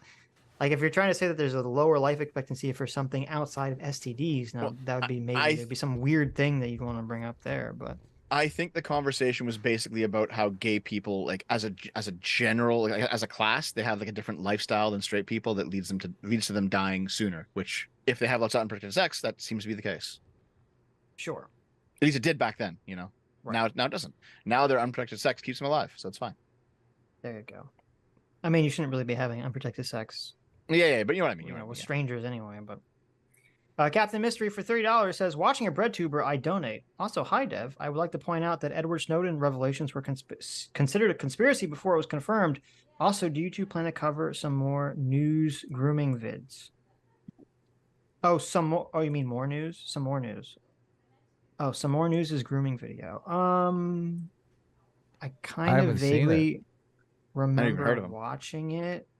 I don't remember what my thoughts were. Let's see, where was it? I mean, some more news. Who are the real groomers? A regular topic for us. You never seen Some More News? I have no clue who that is. No There's idea. a guy named Some More News who's awful. Okay. We haven't covered him in a while though. Yeah. Is he a bread tuber or what? Look, we have to cover the Vosh. Vosh named us by name, so we have to respond to that before the end of the stream. So. Oh, did he? What did he say? Well, you don't know this? Oh my goodness. No, this is news to me. What did he say? We'll cover it. I have We'll it clipped find out. Yeah. I only have like an hour left. I can't cover it tonight. I'm sorry. Oh. That's okay. You guys got to do it without me. You can watch Yeah. the video when we clip it out. Sounds good. Oh, here. Listen, Adam. Mhm. Since I know you don't want to do any more mold bug. Dev. All right. Dev. I got what? Yeah. What? I have something else for you. Okay. Uh-huh. Oh no. So there's a book. AIDS. There's a book that was written by a modern day fascist. All right. Okay. Called The Socialism of Duty. Okay. All right. We should read this book instead. I'm not. Because Look. it's fucking retarded. It's hilariously bad. I don't like any of these trash books. I like my reading to be educational. I don't want to read some fascist.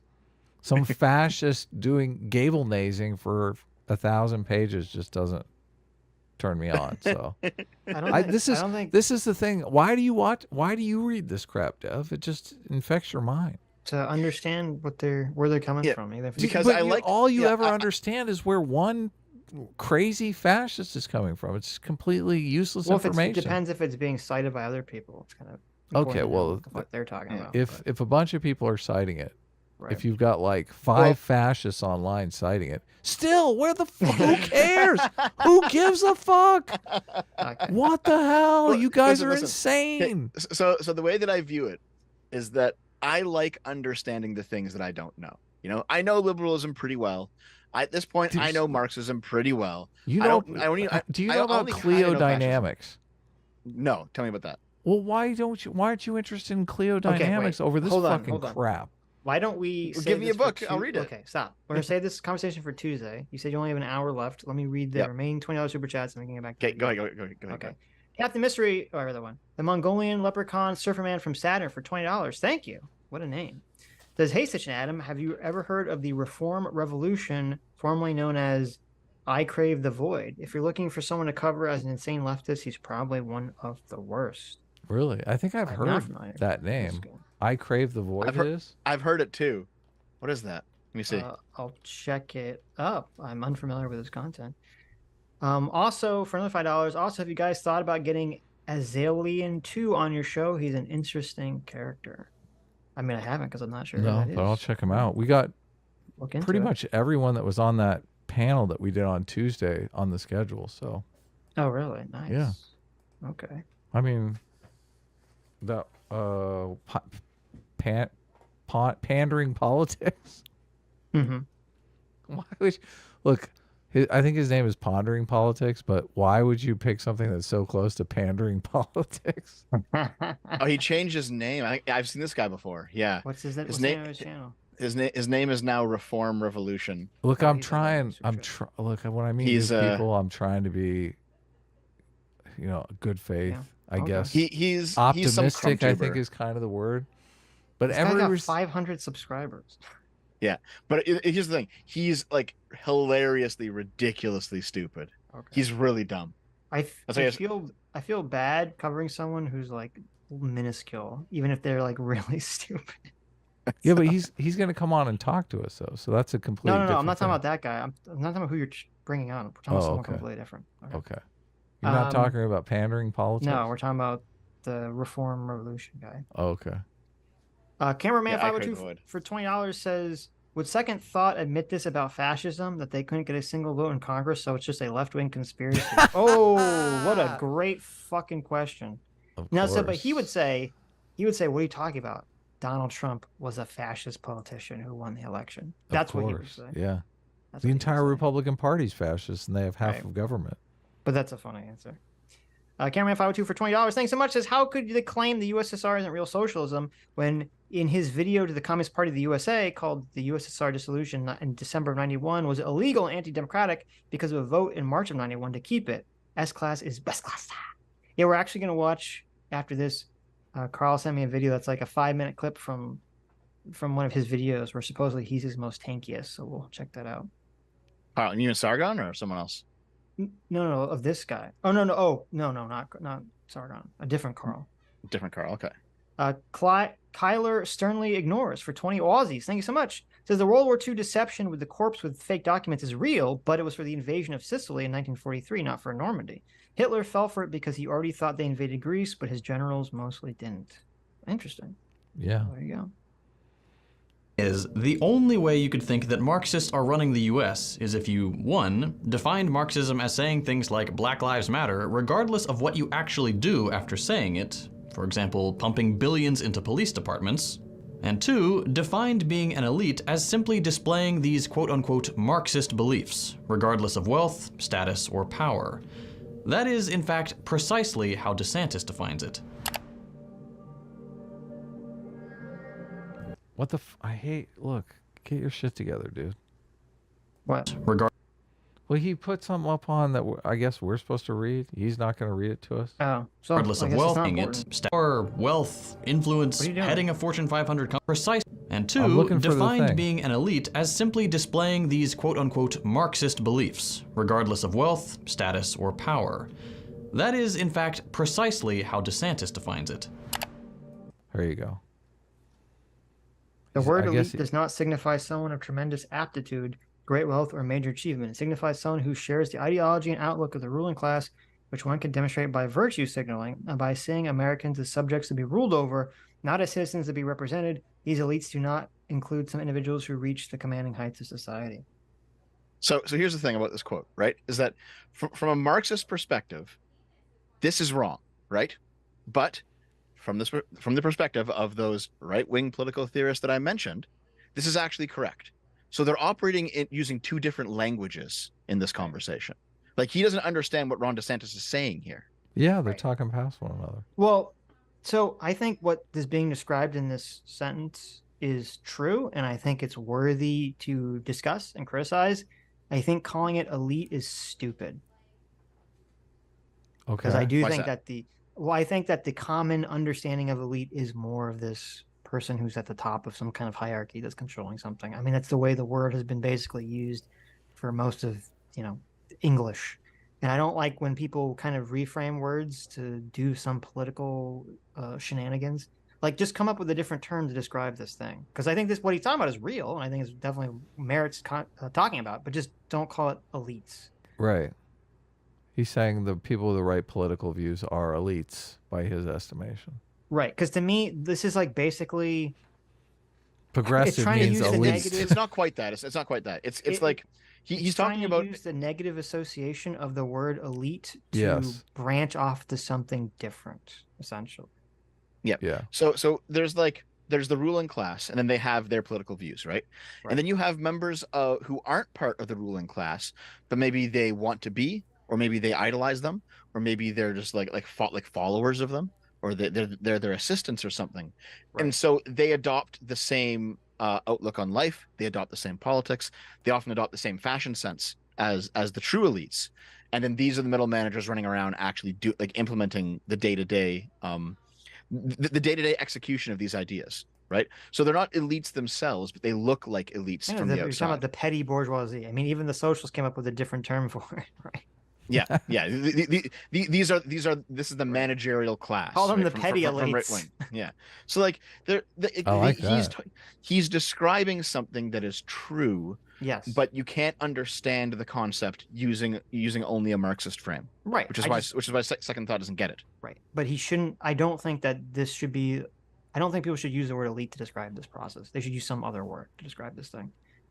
So I don't like when people rebrand common words to serve some political purpose, and they try to use the negative association of the word to their advantage. Right. And this is kind of why, we saw where they want to take, I talk about this in my People's Our video. They took the word racism because it had all these negative connotations that were powerful, and they tried to redefine it to mean People's Are for their own political purposes. Like, no, you can talk about People's Are, just make a different word to describe it. You don't get to bank off of the pre-existing energy of the word racism.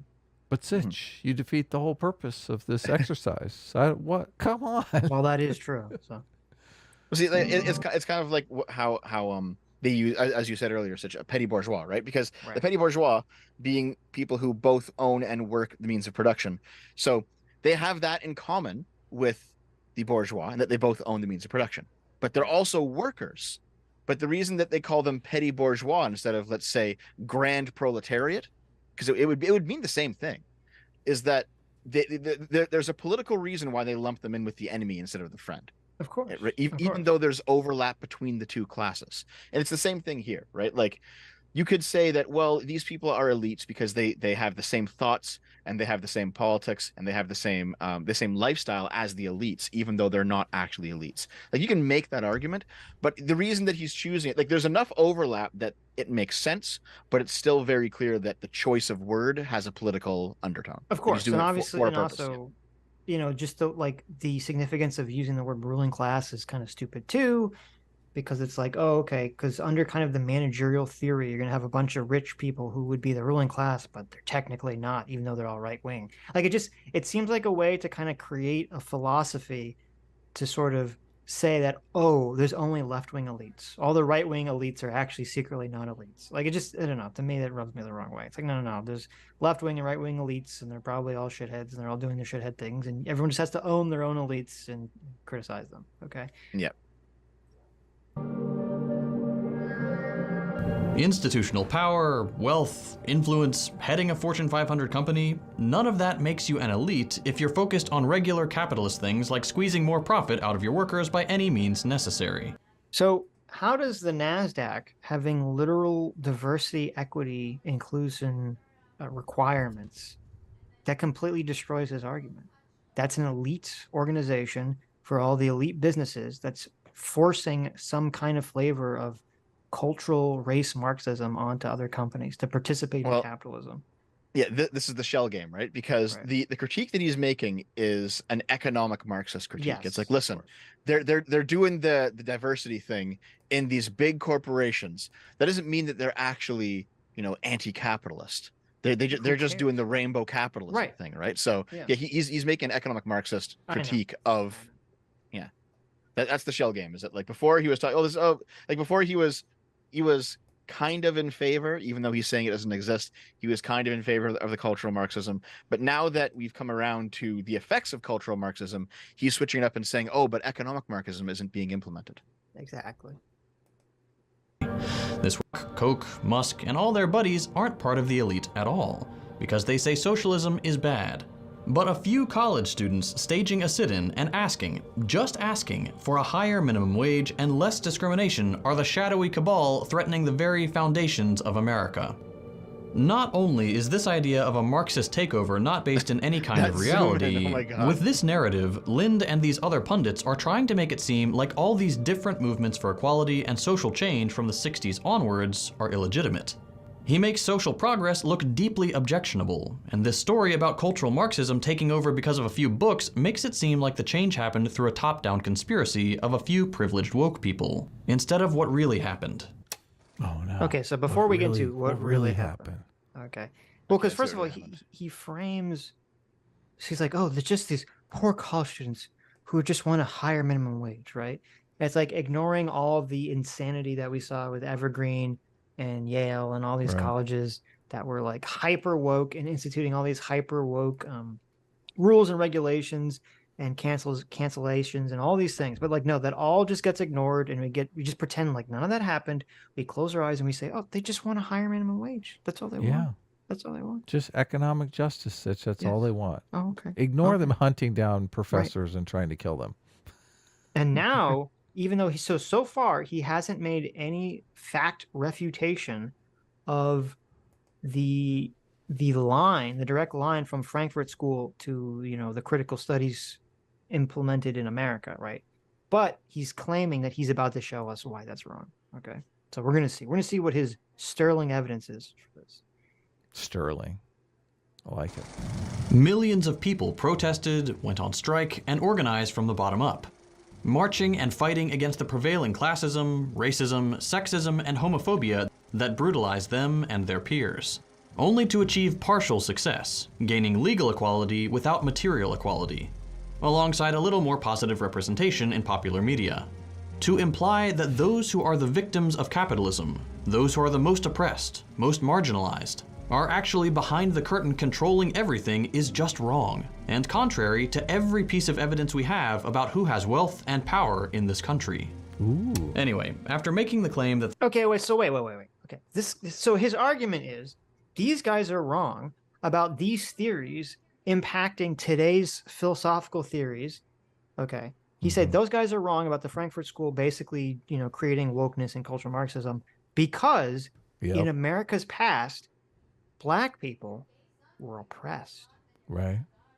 And those black people, they said, hey, give us some rights. Well, he'll also say that they're still oppressed, so it has to be wrong. Yeah. Oh, okay. Well, he he'll alluded say to something like wealth that. Yeah. disparities. So Yeah. right, but so he's not actually contradicting the argument. All he's saying is that it's not been effective. He's not contradicting their arguments that the Frankfurt School had this philosophy that was then passed down to critical studies, which is then now infiltrated schools. He's not contradicting that at all. He's just saying, well, it hasn't really taken off yet. Yeah, pretty much. Yeah, and that's what I said in my video too, was that you can argue about its efficacy, because it does seem to be the case that a lot of people who get indoctrinated in this stuff, once they go out and work a real job, they kind of fall out of it, like I did, like most people do, in my opinion. Like, once you leave the cushy ivory tower of the university and experience the real world, a lot of these niche philosophies tend to fall away, right? So if the argument is that it's not very effective because our revolution hasn't happened yet, okay, he has a point. But that's not the same thing as saying it doesn't happen. Yeah, so his argument is the secret Marxist conspiracy is that apparently the argument is that it's happening, but it hasn't been effective yet. And that's bad. Right. Okay. I just like, this is so stupid. It's so well, insane. I think it is effective, but it's not effective in the way that he wants it to be, obviously. I don't think it's ever going to be effective in that way. No. Well, I guess the effective for him would be destroying society and causing a class revolt. That he would see that as success. Yeah. So yeah. I guess so like, it is making society more contentious. So maybe it is successful in his eyes. So you see this among like a lot of environmentalists, right? So like an environmentalist will say, listen, we cannot solve the environmental catastrophe without also taking the opportunity to implement socialism. If we save the environment but we still have capitalism, it will be considered a failure. And it's like, well, hold on, I thought you were an environmentalist, not a socialist. It's like, well, they're actually backdooring something in, right? Yeah. There's like socialist accelerationism, where basically they actually don't want things to get better. They don't want you to implement a healthcare service. They don't want you to actually like advocate for unions or anything like that, because they believe that these things will basically, they will allow capitalism to continue existing by relieving the working class's material conditions without actually driving them to revolt. So like there's something in this. I don't know if he's like a full accelerationist, but there's something in this here where he's like, listen, we can't make things better for people because we want them to be destitute enough to revolt. Right. Yeah. I don't know. I don't think it's going to help. Nope. The Frankfurt School and a progressive elite are behind everything conservatives already hate. Lind then goes on to mention a few key details about them. 1, they're foreigners. And 2, he feels it's important to mention that they're Jewish. How does all of this stuff come here? How does it flood into our universities? And indeed, into our lives today? The members of the Frankfurt School are Marxist. They are also, to a man, Jewish.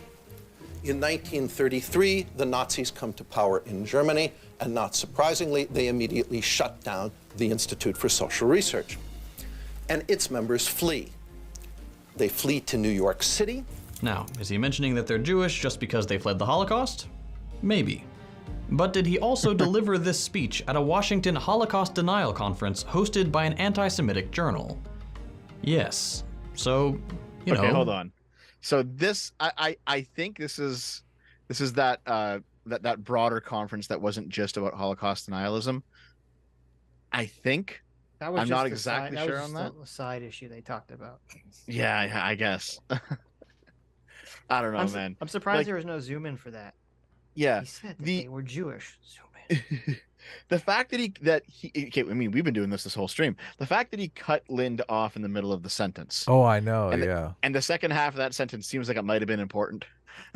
Yeah, I was thinking that myself. Well, and again, I mean, I I don't give a shit if Lind is a secret KKK wearing hood, runs around in high heels all day. Okay, it's irrelevant to whether the idea about cultural Marxism and the line of philosophical thought from the Frankfurt School to today is accurate or not. Something which we're 13 minutes into the video, and Mr. No Thought here has not even once attempted to refute it. All he's refuted is that he doesn't think it's been effective in grabbing hold of America's consciousness. Mm-hmm. So this is the same argument as Joan Braun, where she said, bad people believe this, therefore it's a bad idea. He's making the same argument because, Lind could be a terrible person and believe this, and it could still be true. Right.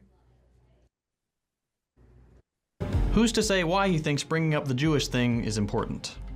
Like in other examples of conservative rhetoric, Lind is playing on the xenophobic music cut in the I background. mean, he literally said why it was important. He said that's how they ended up in America. There was this thing called World War II where the Nazis were killing Jews just for existing. So if you're Jewish, you kind of want to like get clear of that. Yeah, I mean, it's so bad. It's so incredibly bad faith.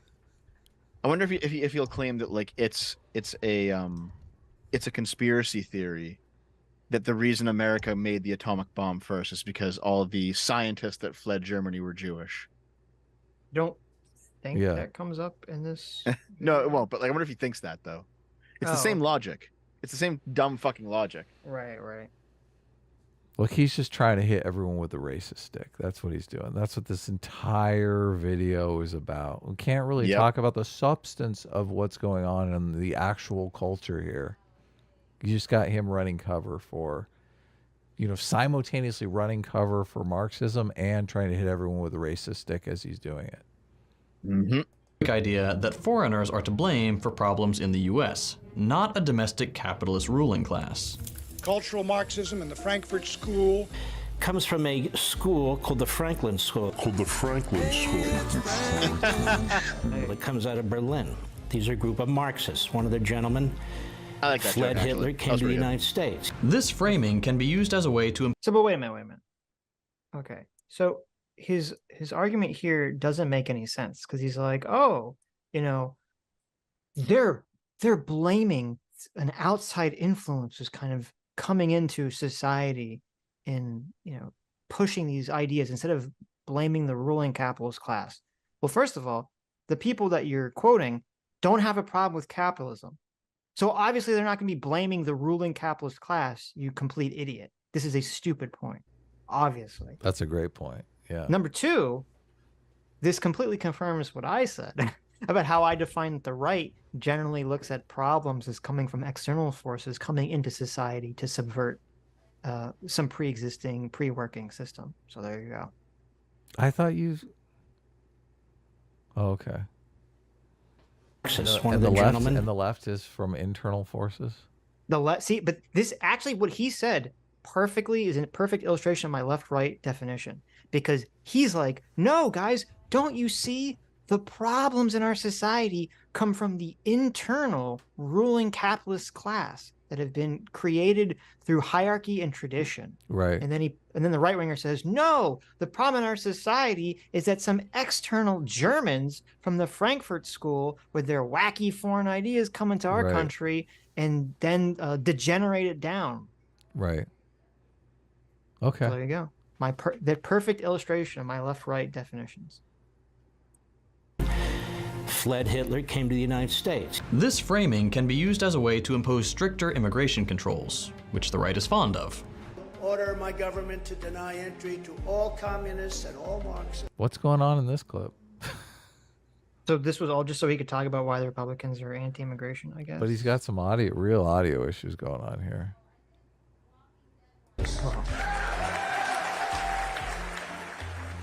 And it serves as a good way of framing socialist and progressive ideas as un-American, because foreigners are the ones that had to import them. Finally, we get to the core of the cultural Marxism conspiracy. This video, this guy's just a dipshit, a total dipshit. I don't think this is, like, he's not narrowing in on cultural Marxism. He's just using cultural Marxism as kind of a grab bag to talk about everything he hates about conservatives. That's basically what he's doing. They're just it's it's just to racism. bitch and moan and whinge about the people he hates. It's so weird.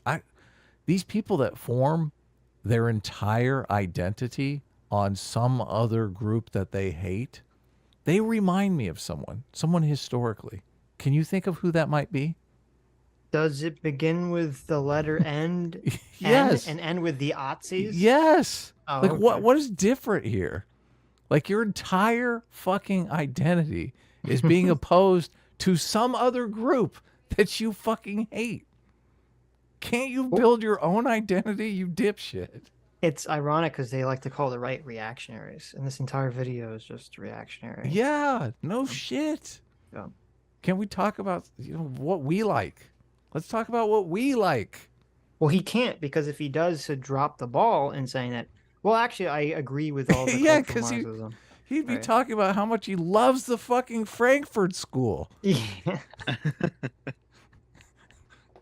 Oh man, All true, Adam. It's all true and based. it's just so insane. I just get so sick of it. It's so boring. Well, and secondly, I mean, socialism is an un-American idea in terms of that it was derived entirely, and created entirely by foreign people that were not American. Yeah. So, I mean, that is not an inaccurate statement. I have a feeling that if you asked him, he would do the whole socialism is the inheritor of the liberal tradition thing. This guy? No. No I have a fucking feeling, way. yeah. No shot. I think so. I don't I think he'd do like what STL did, is that like, well, you want liberty, fraternity, equality? Socialism does it better, baby. He might Jacobin make kind of view. he might make that argument, yes. It's so But I don't- ironic because the closer you move to equality, the further you move from liberty. Right, but they don't accept that. So. No.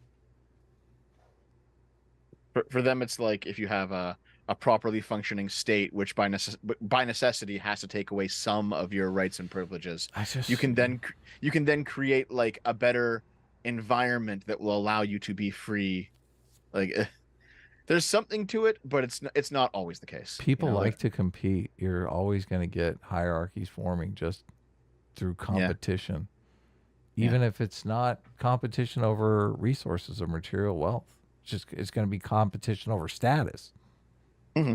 But there's something to be said for like, if you have an orderly society, it's more free in some senses because you don't have to worry about getting fucking mugged walking down the street. Yeah, the cops do their job and that sort of thing. But like that's the argument that socialists basically make, is that you just build up society more, you have more centralized control, and then that can create an environment where you will have more freedom because you're free from, let's say, the influences of bad actors. That's going to be something approximating their argument. It's not a universal truth, basically. Well, I just noticed the saying liberty, fraternity, equality is actually striving for two things that are contradictory. Yes. Yeah. So the white supremacy stuff. The point where the cultural Marxism story culminates is what these Marxists supposedly do once they're here. Gramsci said that the workers can never see their true class interest as defined by Marxism until they are freed from Western culture and particularly from the Christian religion. He also theorized that the great obstacle to the creation of a Marxist paradise was the culture, was Western civilization itself. For conservatives, the main goal of cultural Marxists is to Gramsci destroy the West. In the West, but... Well, I'm curious. Okay, so he had Lynn say all that stuff. Does this guy disagree with any of that? I'm assuming he would agree with all of that. Yeah, because Gramsci absolutely said that. Right, but I'm absolutely assuming his philosophy. Right, I'm assuming not only would he not disagree that Gramsci said that, I'm assuming that No Thought here would literally agree with that idea. Yeah, and think that that's true. Yeah, like you have to overcome religion, you have to overcome, capitalist dominant culture to have a socialist paradise. Yes, of course he would. His whole goal is seems to like destroy the West. Yeah, right. What? His whole goal is to destroy the West. What are you talking about? He probably thinks he's improving the West if you actually asked him. It's like, oh, we'll make the West better by making it Marxist. Look, he thinks he thinks the inequality comes from capitalism. It's a feature of capitalism, and in order to Do away with that, you have to destroy the capitalist system. That is destroying the West. Right. 100%. Well, but instead of saying West, he would say, well, he's in favor of destroying liberalism or Western liberalism, right? Yeah, the liberal world order, replace it with a socialist world order. Yeah. Right. Yeah, I don't know. West, you think social democracy paired with a market economy. That's the West. I mean, you only say that because, you're a dirty capitalist. Well, no, that's it. That is Fukuyama says that. That's like that's pretty dirty capitalist. I'm just saying. Like, and this is another thing that Fukuyama talks about. The will to power that people have. The market economy is a good way to channel that into a productive use. When these other socialist systems do away with the market economy, what do you think happens with people like, Donald Trump, who have this strong will to power? Mm-hmm. They play it out in politics. Sure. Because there's no market economy where they can grow a business and become, Mark Zuckerberg or Elon Musk. Mm-hmm. Yeah. These guys don't know what they're talking. They're stupid people. Very stupid. Anti-West. The forces destroying this country and the West. So everything rides on this. We don't want them when they want to destroy our country. And then he keeps putting this clip of Donald. Are you guys hearing bad audio on this? I can't hear anything he's saying. It's kind of echoey, yeah. Really? But I can hear When conservatives talk about cultural Marxists, it's not just to scare conservatives. It's not just to imply that marginalized people are really the ones in charge. Cultural Marxism is a foil against which the real America and the West can be defined. See, this is what bugs me about this. He's acting as if it's just some kind of buzzword that's completely meaningless. Like people aren't having an honest conversation about what exactly is going on here. It's like you dipshit. I mean, is anything we're talking about unclear? I mean, I feel like a 2-year-old can understand this. I agree that a 2-year-old should be able to understand. Yeah, it's super easy. You look at the world. You look at the world in bourgeoisie and proletariat. You look at it through a class lens. Other people are going to start using that same lens to look at other features as oppressive and oppressed. It's so simple. It's very easy, okay? Mm-hmm. And all the right wingers talking about this are talking about it in that kind of framework. It's not just to scare people. It's not to say, oh, Marxism, that stuff that scares you. Woohoo! Right. I mean, they're talking about something. It bugs the shit out of me when people are like, why are you even making this video, dude? Basically, everything that cultural... What was that, Sitch? Why is he making propaganda. This video? That's why he's making this video. This is propaganda. To fight back against the evil Republican. But it's not even, there's not really any substance here. This is completely substanceless. I mean, he could just sit back and say, when Republicans say it, when conservatives say it, it's a lie, over and over and over again for 22 minutes, and it would basically be the same video. Where's the substance here? I've got a question for you.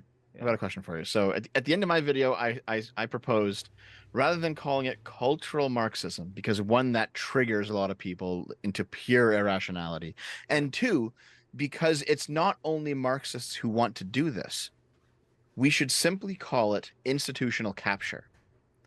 Do you think that Second Thought would object to that idea? It's like, listen, there are socialists who are implementing some form of institutional capture in neutral Western institutions, and we should stop them. Well, I don't think institutional capture talks... I mean, the reason why Marxism works is because it embodies the oppressor-oppressed dynamic. I would be game to call it something else that was intuitively meaningful. Well, sure, but like institutional capture just basically means that you have, let's say, an institution that operates in a neutral manner, and then someone comes in with a political bent and then changes it. Look, sure, Christianity could participate in institutional capture too. It doesn't mean the same thing as cultural Marxism. Well, sure, but I mean, cultural Marxism is a form of institutional capture. I mean, it is. I think that term is too vague. Too vague. We were kind of thinking about this the other day. Like, we need another term for it. I think one of the terms we came for was cultural liberalism. Oh yeah, you're cultural illiberalism. Right. Because I really think the key to this, the right doesn't want to adopt this because liberal means Democrat. But the key to destroying wokeness is to label it illiberal, and because that's the only way to kind of pull off the sheet that all this shit is hiding under, and kind of make the public address what is going on here. Right. Yeah. Culturally liberalism, I do like. Yeah. I remember we talked about that. Let's just call it cultural fascism. Well, I do. I think that does have a nice ring to it. I mean, I admit. I don't think that makes cultural sense. fascism, So I like baby. Yeah. Well, illiberalism, I think, is. I mean, it's fascism is illiberalism. It's a form of liberalism, true. yeah. That is true. Yeah. I guess. And we can call second thought a cultural fascist. How cool is that? I mean, Yeah, like he doesn't have to be like a classical fascist or some sort of neo-fascist. He's a cultural fascist. There now. you go. Yeah. There you go. Like he doesn't have to actually want, a fascist state to be a cultural fascist. We can play with words too, you see. There you go. I like it. It works. I like it. Okay. So we're all settled on cultural fascist, right? Cultural good. fascism. Yeah, whatever. Let's work on the Wikipedia page. Marxists are, the West is not. In their eyes, the U.S. is, quote, constituted. Okay, now he has something here that says what's the alt-right here? He's sneaking stuff in here. So The alt-right political use of discourse of cultural Marxism, intersectional hate. I like that. The section identifies and discusses 7 political rhetoric uses of the alt-right's discourse of cultural Marxism. First, the alt-right uses the discourse of cultural Marxism as a cultural strategy for constructing an American self and its hateful image. The U.S. is a sovereign territorial state, with the meaning of America as a terrain of struggle between political blocs that vie for hegemony over civil society in the United States. It's kind of wild because that's literally what the socialists believe. I don't know how this is the alt-right, but okay. The long-standing American culture wars express deep disagreements about the essence of America. The alt-right's discourse of cultural Marxism is one tool in its battle to construct the meaning of what America essentially is and is not, to blah, blah, blah. Okay, blah, blah, blah. By selective ethno-racial, sexual, religious, and economic characteristics. America's ethno-racial composition is white, Anglo-Saxon, and European. See, this is such bullshit because who cares? Like, a bunch of racists use this term and talk about this from their perspective. It doesn't change anything. No, it doesn't does. change anything. It does. I don't understand what you don't understand. Okay, if a racist person believes something, then it's automatically wrong. Okay. Even if if other people that are not racist can believe the same thing or similar thing in a non-racialized context. I sure hope all these racists are flat earthers, man. I really do. Otherwise, we're fucked. Right. Yeah. So at the bottom here, in the part that he didn't highlight, he says, for the alt-right, this is the essential America, an alt-American imagined community. So basically, the alt-right has this vision of America where it's predominantly white, it's Anglo-Saxon, it's European, it's patriarchal, heteronormative, all of this shit, right? And now that's probably partially true, but also definitely not true in a lot of cases. But more importantly, though, is that the cultural Marxists seek to disrupt that on the way to the socialist revolution. And so that's why they've identified a problem. They have this label to talk about it. And because they've identified the problem that's coming to overthrow their white heteronormative patriarchy, it makes identifying the problem itself racist and sexist. It's like you could also be a member who's not of the alt-right and doesn't care about the patriarchy and doesn't care about America's racial makeup and still notice that they're doing this. Yes, of course. That's the whole point. Impossible. I don't know what you're talking about. That's literally impossible. What you're saying? What you're suggesting? And probably also racist. Probably, yeah. It's okay. He admits it. America's gender-sex regime is patriarchal, heteronormative, and centered around the nuclear family. Its religious order is Christian. Its economic structure is capitalist. The values of individualism, meritocracy, and private property are sacrosanct. For conservatives, then, cultural Marxists pose an outside... Look at this. He types out some alt-right screed, and then he's like, for conservatives. Right. The conflation. Oh, it's just so bad faith. Yeah. Threat to this so-called real America, either because they're foreigners or because holding Marxist beliefs makes you not American according to their definition. The hectoring lifestyle liberals, the one who work to crush the American spirit, freedom and independence of mind, masculinity. Because they are godless, they could care less about the capitalism, property, and they hate the nuclear family. These are all true. Conservatives don't statements. care that socialist ideas have been well established in the US for over a century and promoted by Americans like Eugene Debs and MLK. Never mind that America has never been a country populated entirely by white people or Christians. Never mind that who counts as white has never been consistent. Never mind that capitalism is destructive, exploitative, and leading us to extinction. Because these are the things that Marxists believe, they are un-American beliefs. So, okay. So his argument is, his three arguments. Number one, they're wrong. This cultural Marxism idea is wrong because there are a bunch of socialists that existed in America before the Frankfurt School. Okay. Congratulations. Wow. Okay. Great argument. Number two, they're wrong because capitalism bad. You didn't see the homeless camp, Sitch? Come on. Right. And number three, they're wrong because America apparently has a rich history of socialism. So therefore, it's really an American idea. Like, none of this. First of all, these arguments are really stupid. These arguments are really stupid. But then on top of it, none of it. Again, this is so slimy because he's not actually disagreeing with any of the concepts of cultural Marxism at all. He's trying to do this thing where he's going to make his audience think none of this is happening. It's all conspiracy theory.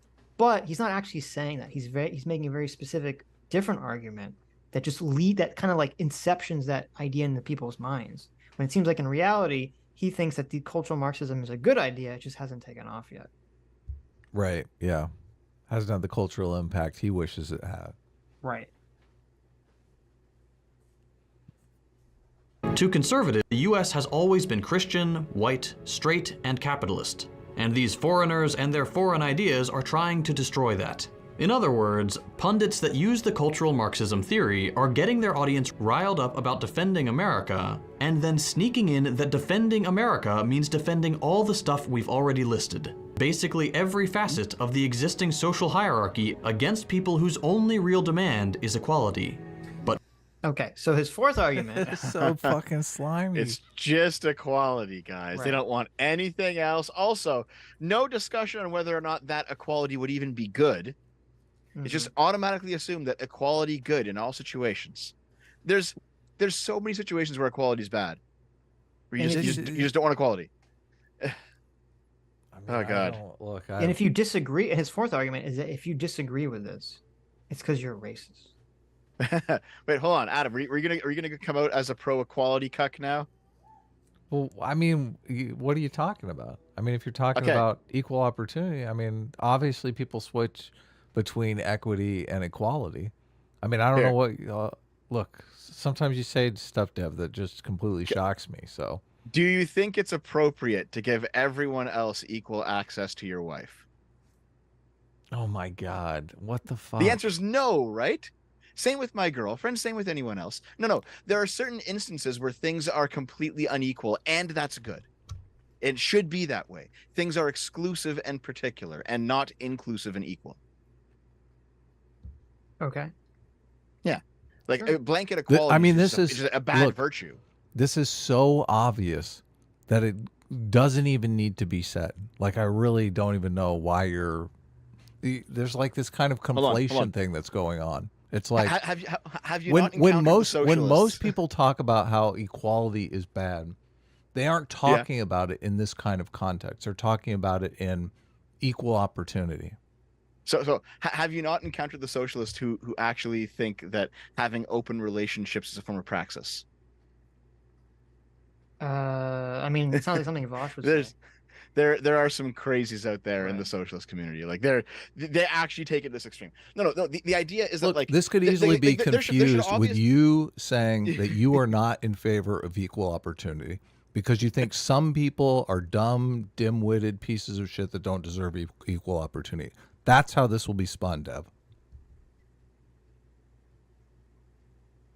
You think so? Easily. Here's the thing. Like, equality is a rough one. Right because, now, I don't even know like, if you stand for hold on. equality. Like, should we have equality before the law? The answer is obviously yes, right? The same standard should apply to everyone. Now, of course you're saying that? Of course, it's obviously yes. You Of course sound it's like a obviously yes. cock. Yeah, I but can't believe you're saying such hold cocky on. things. So should we have, let's say, equality in who gets into schools? The answer to that seems to be no. It should be the smartest people get into schools. We're talking about colleges, I assume. Yes, yeah. So like the smartest people get into schools, the dumbest people don't get in because there should be a cutoff. Well, they get into You dumbest can't equalize those things. And you shouldn't equalize those things because meritocracy is not equal and it shouldn't be equal. You have the more meritorious and you have the less meritorious, and never the two shall meet. I agree. So you have to be against equality at some point. Yes. If you're going to be a liberal. Deb, do you think you're a contrarian?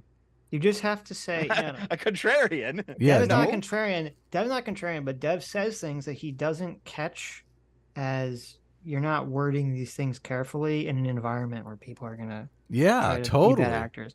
Because you should never say the words "I'm against equality." What you should say is, well, okay, or you can say those words, but you should never say "I'm against equality." Period. End of statement. And then just not okay. What you should say is, if you're gonna say "I'm against equality," you have to say comma. But I'm in favor of equal opportunity. I'm against equal outcome, but I'm in favor of equal opportunity, right? Like, because that's what you're saying, right? Even then, it depends on how much effort you have to expend to create equal opportunity where it doesn't exist. There's nuance. Wait. Okay. So, like, I understand that if you say I'm in favor of equal opportunity, but not equal outcome, there are a host of situations that doesn't apply to, such as like giving equal access to your girlfriend's vagina to the entire world. Okay, I understand that. That's not a thing that people That's are not like, the thinking about, first thing or, that's like, going to jump into their head. Right. Yeah, Like that's not like a topic that people are really thinking about, realistically. So it doesn't even like merit like you having to carve out addendums to these things, right? I think I've just been hanging around some crazy out there political spaces. Some fascists. Definitely have to say that when I've seen in some of these people that I've seen. Right, because I think what goes on is because you read a lot of extremist literature from both the left and the right, and so you're like kind of operating in that headspace when the average person is not operating in that headspace. That'd be my guess. So I just trying to look out for you, trying to protect you, Dev. Okay, we love our Dev here. We want to stroke our little Dev. Want to feed him his dollar meat. There's definitely instances, for example, where even if ideally you want equality of opportunity, just implementing it would cause more problems than it would solve. Like so there's no like hard and fast rule for any of this. Yes, right. Yeah. But that's, to me, that's kind of where we get kind of bogged down, both the left and the right on this shit. The far left and the far right, I should say, is that a lot of these goals that we're talking about for how society should exist under liberalism are aspirational goals that you're trying to work towards, not like you bang a gavel on a desk and you snap your fingers and you just implement it overnight, because that's not how it's going to work. So, but who they portray as wanting chaos, because to them, an America that isn't dominated by white, Christian, patriarchal, straight, or capitalist culture. No, that was an eagle just flew by my room. No, I thought like the microphone, and then it flew away. No, I thought maybe you had like a soundboard rigged up, like a fresh and fit soundboard going. I have the eagle just ready to go. Whenever I see an eagle, I'm just like, a bald eagle. I just have to press it. It's like an impulse. Is chaos. This rhetoric inspires conservatives to see centrist politicians like Sitch, I think the thing that we can take away from this video is that if you are not a cuck, you are not in favor of equality. I think that's what Dev is ultimately saying. So I can introduce you to some socialists who actually think that. They actually think that. Just keep that in mind. Like, since we're anti-cuck on this stream, we can't be in favor of equality. So I've met some communists who think that like Marxist. What's a whole? Dev, this is my whole point. Hear me out. I want to say you met one person one time. It doesn't mean anything. That you've got, means like, zero okay, zip, you zilch, know, nada. you know the hold on. You know I like met the stateless, someone one moneyless, time. the stateless, moneyless, classless society. There was like some anarchist who wrote like a book in the 80s or something. And the idea was basically that in that society, because you're stateless and moneyless and classless, everyone will exist in one giant polycule where everyone can just have free sex with everyone else because we'll all be equal co-owners of each other's bodies. Sitch, what do you think of this? Dev's argument is always, I met this one guy. It's not a good argument, Dev. Anyway, go ahead. Listen, it's a comedy show, okay? Look, people like it when we fight, Dev, so. I know. Listen, seem- super chat about our fights, okay? They seem very into it. Super chat about our fights, and also give me a cut until I have my wheels. What are we back. gonna talk about on Tuesday? If I don't know. Probably my new video, because I'm Oh, making you- a video oh, specifically about you two. So Whoa! I told you it was I mean, you coming don't like a think month that- ago. Is it a good video? Or am I? Yeah, based yeah, on for the most video? part, yeah. Yeah. most Pretty good part, oh no. Wow, look Yeah. at that weasel words. Yeah. KKK. Okay, here. The KKK. Oh my God, what's happening? You're making the a hit T- piece on us. The TLDR Yes. is that when it comes to the aristocracy versus meritocracy conversation, No, you're I bringing it think- back. Holy shit. I think there's a giant overlap between the two. There's a big middle ground where you have systems that are equally both. Okay, well, I am not going to watch this video because I'm still triggered over that entire conversation. So Wait, is the You video should- about us or is it just about the concept? Well, it's here's the thing. You know how like the 3 forms of fascism video was started with like the Destiny Mr. Girl thing, and then the Gramsci video was started with SDL. We're the jumping off point. Yes, for- you guys, that debate that the 3 of us had with Sargon is the jumping off point for me exploring meritocracy across history. Did you bring up the magic of marriage in the video? I had so what's that? What? Magic marriage. Never What's that? Weren't you Okay, in that no. conversation? Right, with like how there shouldn't be gay marriage because they can't Yes. reproduce. They have like a different Was that not the teleology. conversation you're talking? Is there a That was different the conversation I was you're like tuning out at that point, man. talking about? Oh, okay. That was that conversation, right? That was the Yeah. same conversation. Was It's it the same part of conversation, it? yeah. Okay. Look at Yeah, Deb. that He was- just tunes out. He didn't participate. He Listen, just at went to some sleep. point, I got. Yeah, I you got to a gotta point get where I was in like, okay, there. there's too much. Oh yeah, look at this guy. Hold on, Tapped wait, you out. cannot hold me to this standard Tapped out. when Adam falls asleep during the mold bug conversations. You cannot hold me to this standard. Adam. well, I have a look. I'm sending you something because Oh, okay. Okay. it's I took a bunch of notes on the meritocracy talk.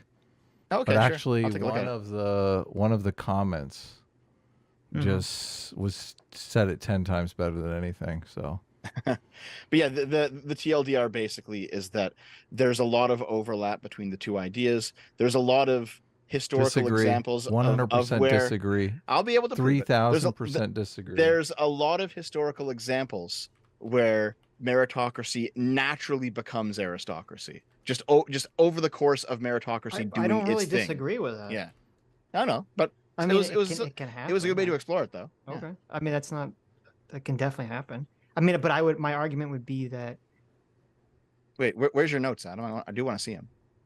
my argument would be just to make sure. I want you to re-edit your whole video if you got my argument wrong. Okay. I think Okay. meritocracy can lead to a type of aristocracy. However, I do think that in a true meritocracy, there will always be churning. I don't think you're ever going to have a situation where meritocracy leads to a permanent meritocratic aristocracy that's just always the best at ruling everything. That's where I think we disagree with sort of the elite. I don't want to say elite theorists, but like the people that believe in the sort of like elite should control everything from the the far right perspective. Right. I think I know what you mean. Yeah. Like there's obviously a lot of churning, but it's just that like meritocracy can and often is used to create an elite like an aristocratic class, and also depending on the circumstance, it's not always unfounded. So Okay. I mean, I don't disagree with that. I sent you you'll the see the comment. video. Okay, I'll take a look at it after. Yeah. My But yeah, point of I mean, contention is that anyone who fucking strawmans a liberal position, as you have done in every response in this thread, stop fucking saying someone thinks we can eliminate aristocracy. It's stupid. We're not pacifist hippies. Will you read this? Sitch? You read so much better than me. Okay.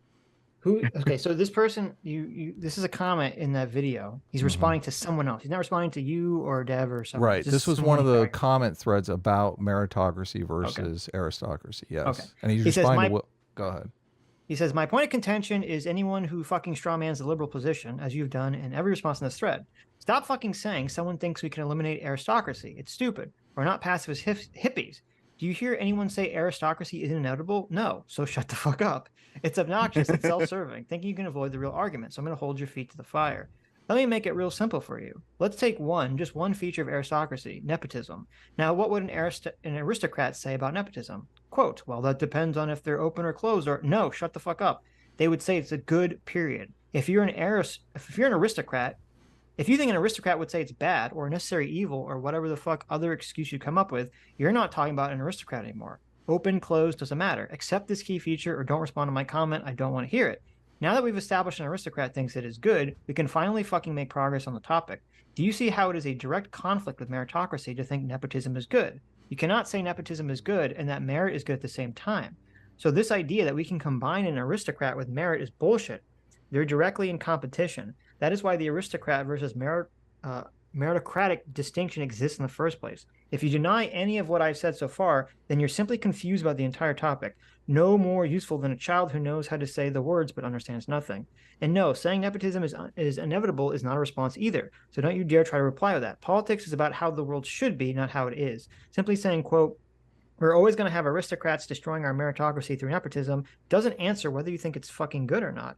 If I propose a law to make something illegal and ask if you support it and your response would be, quote, people are going to break the law anyway, what's the point? Then I'm going to fucking call you a retard. Start taking a real stances. Stop conflating A with B and B with C. Keep your ideas separate like you would vegetables from raw meat when you cook. Good God, it's so frustrating. Yeah, that is my frustration totally. So is nepotism good? A good thing, Dev? The fuck? I would generally say no. However, I understand the argument. Look, you're already hedging. Yes. Look, you're already hedging. Wait, stop. That's not the real question. Okay. First of all, this shout out because this comment is great. The commenter is named No Google. I don't want to use my real name. So thank you. It's legendary great commenter on our channel. So great comment. Yeah. Okay. That's quite the name. Secondly, do you understand their argument they're making? Because I feel like what he just said there is what we tried to say a million times in the conversation. Yes, it's the is-ought distinction. Yes, like you would like it to be. No, as it's not. as possible. It's not. It has nothing to do with is-ought.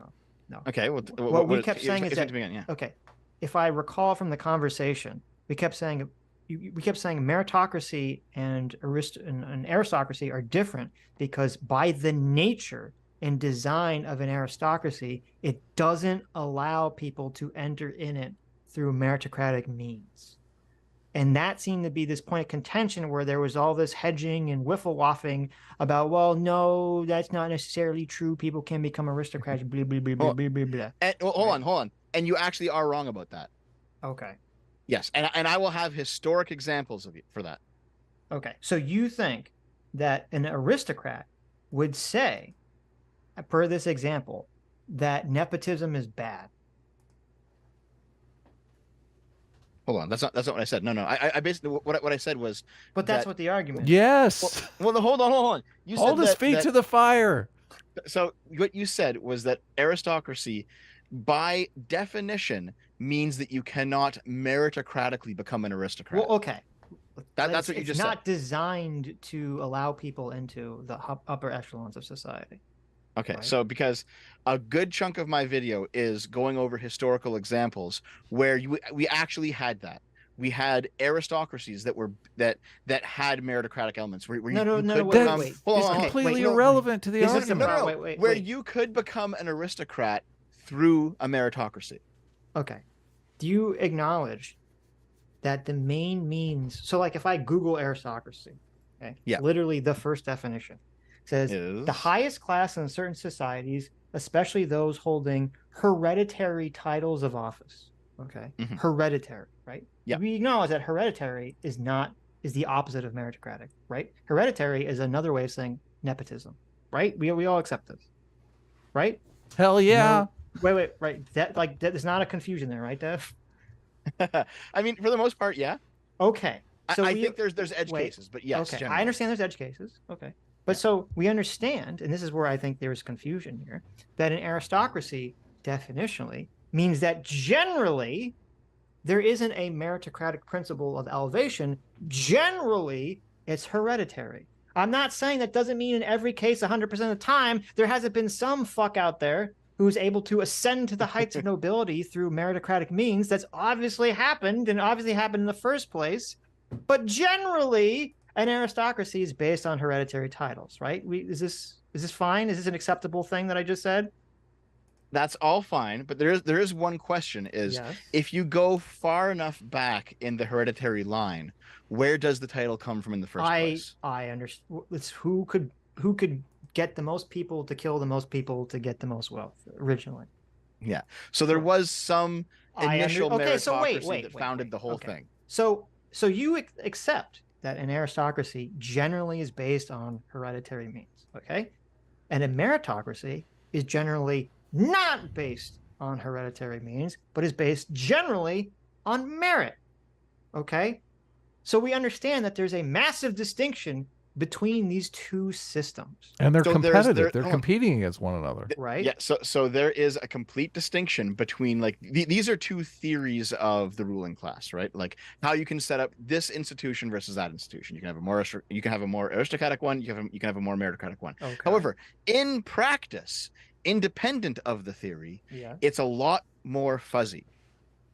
Okay, I don't disagree with because that. the practice is because the practice is a lot more important than the theory. It's the frustration is happening all over again. I understand. Hold on. In fact, you might even say that the psychology is more important than the philosophy. Okay, I don't disagree that a meritocracy. Here's the problem. I shouldn't actually agree with your framing. I should tell you to fuck off with love. Why?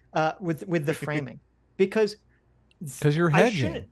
No, it's because I shouldn't accept that a meritocracy leads to an aristocracy, because the way I'm defining aristocracy is a system that's generally based on hereditary titles. Okay, basically what you're describing is that a meritocracy can lead to a system where there is a group of elites at the top that, because of either good breeding through IQ levels, or just because there are social, cultural, educational principles that they instill within their children that leads their children to continue to be successful, leads to a group of people at the top who still keep, from a meritocratic level, maintaining their status at the top.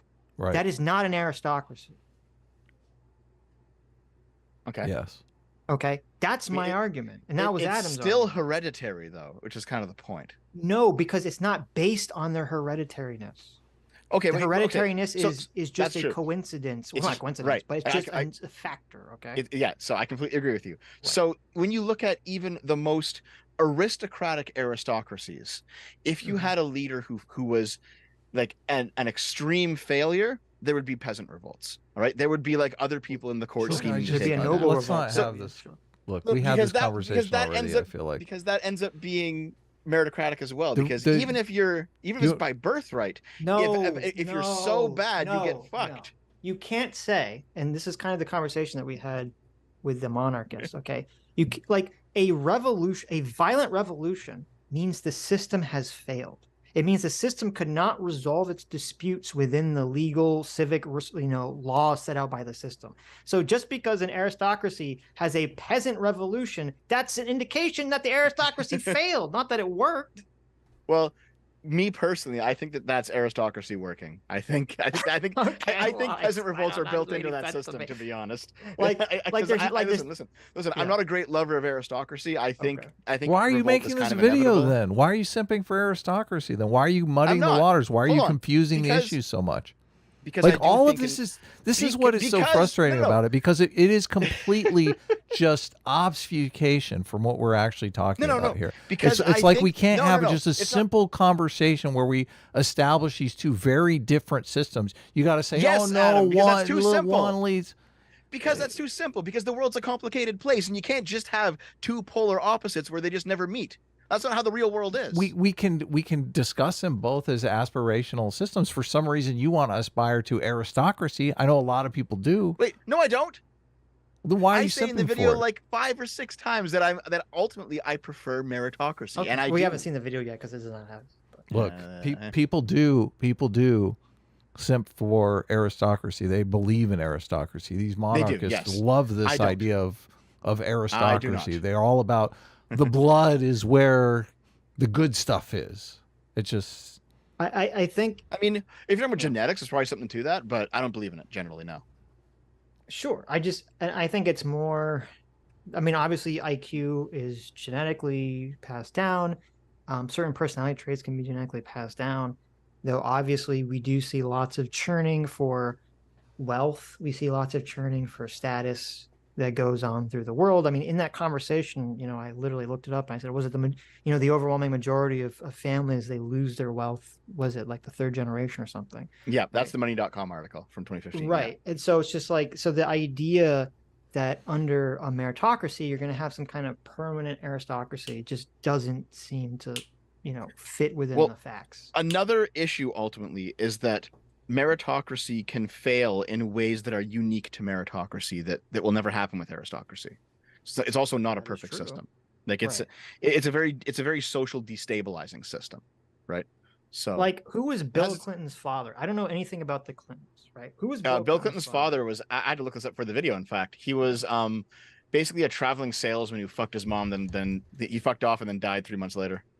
Okay, and I'm assuming his mom was some sort of power broker or something. Nah, she was just some random person. Okay, so Bill Clinton the Clintons should be a perfect example, because the Clintons are like the evil left-wing elites, right? And it's like they came from, him and Hillary, I don't know what Hillary's background is, but Bill literally came from nothing, it sounds like. And yet he was able to, through meritocracy, ascend to the heights of political power in America. And now their daughter's banking off of their name. What is their daughter's, does their daughter even have a child? What is their daughter's child going to do? Is she going to run for president? Who knows? But then you have or is she going to become like the Bush daughters and get a DUI?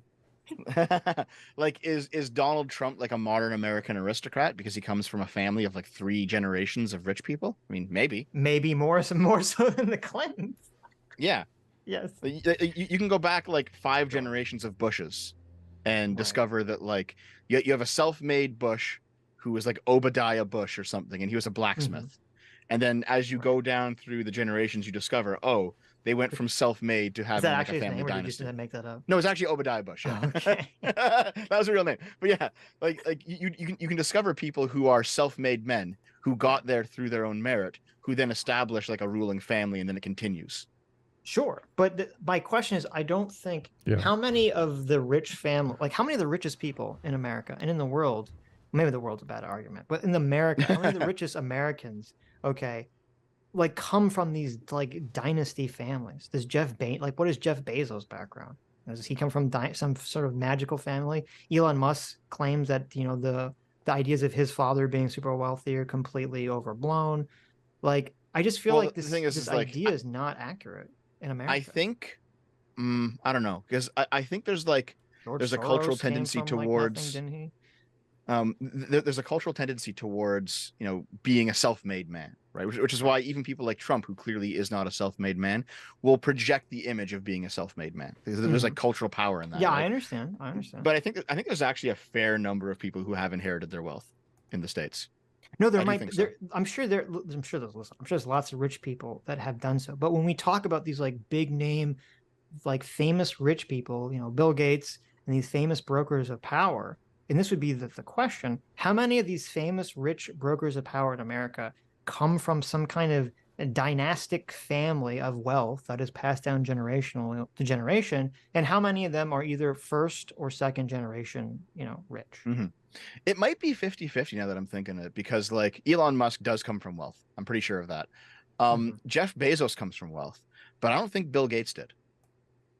So I think I think there's like a healthy amount of meritocracy in the States, but you still have like family dynasties doing their thing too. Okay. Well, I'd be curious to see what the numbers are actually, to see how that actually plays out.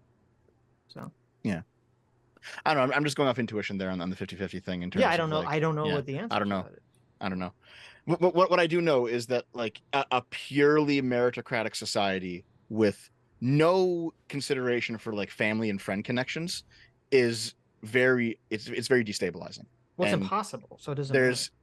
It's not that it is impossible, but also like historical attempts to create it have led to some of the most oppressive regimes that our world's ever seen. Yeah, exactly. Well, that's why it's because people are gonna select who they know and interact with. So there's always going to be a proximity bias. Yeah, yeah. No, there was this was like medieval China. So I was looking at a bunch of different history for this, right? I'll spoil a bit of the video, okay? So there was an instance in medieval China where they tried to make an extremely meritocratic state. And the idea was that they would simply split up all the families using military force and spread them across China so they would have no family ties. And then that would lead to a more meritocratic state because everything would have to be judged based on merit. Like you can't just hire your brother or hire your son for a job. You'd have to actually choose somebody who was good at it, right? That was their principle. And it became like an extremely oppressive regime because they had to march town to town and check in on people and say, hey, you're not working with your family, are you? So like there's clearly instances where attempts to make a meritocratic society go way too far. So I just looked up Jeff Bezos. Jeff Bezos' father was a Danish American unicycle hockey player and bicycle shop owner who left Jeff Bezos' mom when he was a baby. Okay. Jeff Bezos was raised by Miguel Bezos, his stepfather, who was born in Cuba and moved to the United States in 1962. In Cuba, let's see, it says he was brought up in Cuba by his brother and sister. His father owned a lumber mill, and his mother was a part-time shopkeeper selling fabric and infant clothing. His parents were supporters of Fidel Castro until Castro shifted his political stance towards Marxist-Leninism and seized their family business. Bezos' family applied for Miguel to get a refugee visa from the United States, and they were successful, and they left Havana to come to Miami in 1962. Upon arrival, they were housed at Camp something with 400 other Cuban refugee children. So it does not sound like the family had a bunch of wealth. Like Bezos' family had a lot of wealth. They were literally refugees from Cuba after Castro seized their lumber mill. I might have had that flip because I thought it was Amazon that the loan that they received was from their parents. This isn't Trump's small loan of $1 million. This is someone else. But I thought it was Bezos, where basically he got a loan to start his business, and it was a ridiculous amount of money from his family members. Well, so maybe after, so it's very possible because the article doesn't, or the Wikipedia doesn't say that, that he got a good job sometime after he came to America and then was able to make money and then give a loan. Oh, you're right. Okay. No, you're right. Okay. So it says, but the loan he gave him a $200,000 loan to start Amazon. So it's like, that's money, but it's not like, we're not talking like millions of dollars or anything. Who gave him $200,000? Was it like his a bank father? Or his father. Okay. Because it says, once he came to America, he was able to get a job at Exxon. And it just says, I don't know what he did at Exxon. It just says he had a job. Okay. Fair enough. Fair enough. But see, it's kind of funny too, because I'm thinking about this. Take this in sort of the Rollo perspective, because Rollo would say that Miguel Bezos is a cuck for raising Jeff Bezos, but now he's the stepfather of like one of the richest men in the world, and his father made him the co-founder of the Bezos Family Foundation. So he's like rolling in money now. So wow, there you go. There you go. So good. Oh no, it was Bill. I got him mixed up. It was Bill Gates. Bill Gates' father had more money. Right. Okay, yeah, I got that mixed up. It was the other way around. Okay. Cool. So there you go. Interesting. Social hierarchy against people Back whose to the only video. Back to the video. Sorry about this. Remember, sorry about having this entire conversation tonight instead of on Tuesday. We'll have it on Tuesday again. Okay. We'll just prepare yourself. We'll relitigate the whole thing. We will, and you're going to hear that eagle scream again. So. Okay. real demand is equality, but who they portray as wanting chaos. Because to them, an America that isn't dominated by white, Christian, patriarchal, straight, or capitalist culture is chaos. This rhetoric inspires conservatives to see centrist— You think he's using the greedy racist stereotype for conservatives? I feel like he might be. Yeah, probably. Yeah. I feel like everyone in his audience is using that stereotype. I feel like you I could think be onto something. yeah. I think when he says conservative, he means like the most diehard Trump supporter, ride or die, you know. I think he means anyone who's not socialist. Yeah. Well, yeah, obviously, but like he thinks everyone who's not socialist is a ride or die Trump supporter. Sure. Politicians like Biden and left-of-center social democrats like AOC and Bernie as hardcore communists. And for most of them, that's all they really need to see Trump and DeSantis as the lesser evil. But on top of that, this rhetoric will also inspire a select number of people, What the hell was happening in that video? communists. And for most of them, that's all they really need to see Trump and DeSantis as the lesser evil. But on top of that, this rhetoric will also inspire. Are they like actually punching him, or are they like fake punch? Like what was happening? That looked like fake punches or very weak actual That was punches. very bizarre. Yeah. But it flashed so quickly. Is he trying to make us think that like they were really beating up someone or something? Like is this like? I feel like this is supposed to be January 6th, but it's like a really bad recreation. Like I don't fucking know what's going on here. Like, look, here's the dangerous rioters. Also inspire a select number of people to commit horrific acts of violence against those who do not conform to this vision of the U.S. Oh, he did it. He did it. January 6th. If you're just listening, he said, listen, and let's go back. Okay. Horrific acts of violence against those who do not conform to this vision of the U.S. He said they're going to get individuals to do horrific act of violence against those that don't agree with the vision that a U.S. is a straight, white, anti-communist country. And he flashed a picture of Kyle Rittenhouse. That's right. Kyle Rittenhouse was out there just to end the evil people that want a vision of America that's not straight and white. Of course. Yeah.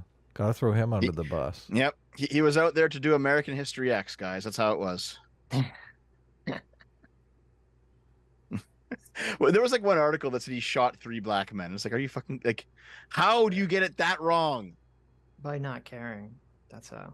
Yeah. It's all just performative.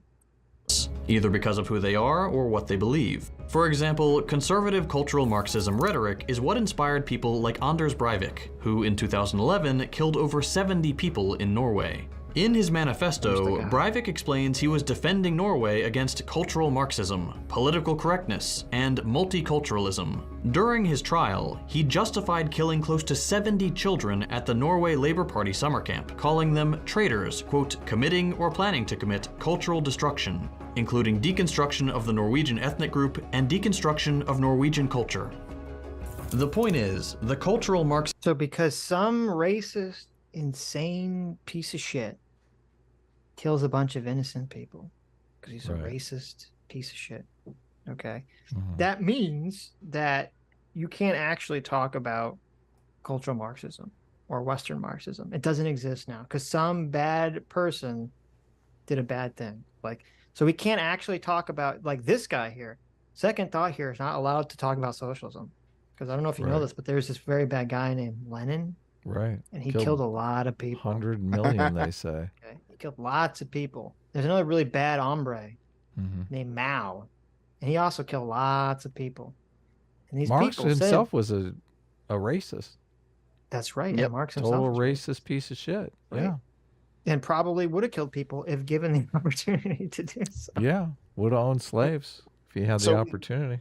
Right. What I find interesting is that whenever you talk to both tankies and like libertarian socialists, even ones that generally oppose the Soviet Union, if you bring up the numbers from the Black Book of Communism, they say that you're doing like historical revisionism and shit and like Nazi apologia. And it's like, hold on. Even if you're against the Soviet Union, so like why do you care? But also, okay, let's say the 100 million is a bit too high because they say, okay, listen, we shouldn't be including Nazi deaths, like Nazi soldiers that were killed by the Soviet Union during the Second World War. Don't include those deaths. Okay, fair enough. We can start like chopping off the numbers around the edges a little bit to get to a more true number. I guarantee you, even if you get that 100 million down to 50 million, it's still the worst death toll in the world. Yeah. Yeah, it's still really high.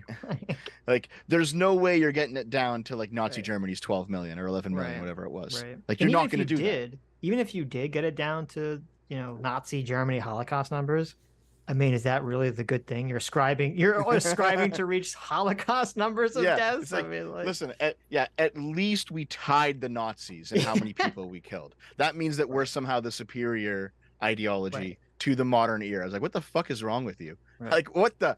It's so ridiculous. I mean, obviously it just comes down to killing bad people is bad. Killing bad people is good. Killing good people is bad. Our deaths are justified. Your deaths are not. Just it's going to come down to that, basically. Like, it's good when we do it, basically. Right. Now, to be fair, on a pure mathematical perspective, the commies had a lot longer to kill people than the Nazis did. So. Yeah, a lot more places to do it as well. Right.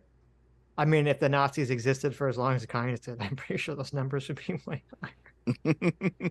I mean, maybe, yeah. But like, there were like modern fascist states, like Portugal and Spain and Chile, and these places definitely killed people, but not to the extent as the Soviets. It just wasn't there. Right. Marxism theory works for the far right. It gets people to think a conspiracy of Jewish Marxists is behind social progress, and that social progress leads to chaos. It gets them to vote. Hold on. Look at that. First of all, social progress can lead to chaos. You're retarded if you think otherwise, because you can't move things too quickly. But secondly, he's now substituted all of this socialist stuff, and he just wraps that all into social progress. Right. It's like, that's a real nice way to put it, isn't it? That makes the pill go down real easy. Of course. It's like, no, we're not just talking about social progress, all right? We're not just talking about gay marriage here. This is something completely different. Okay? Well, we're talking about a very specific type of, quote, social progress, which he doesn't want to address. Yeah. Social. Like we're talking about considering some of the ways he talks, we're talking about like Pol Pot levels of degrowth fucking progress. where you guys know about that shit, right? Like all the Pol Pot nonsense. Yeah. The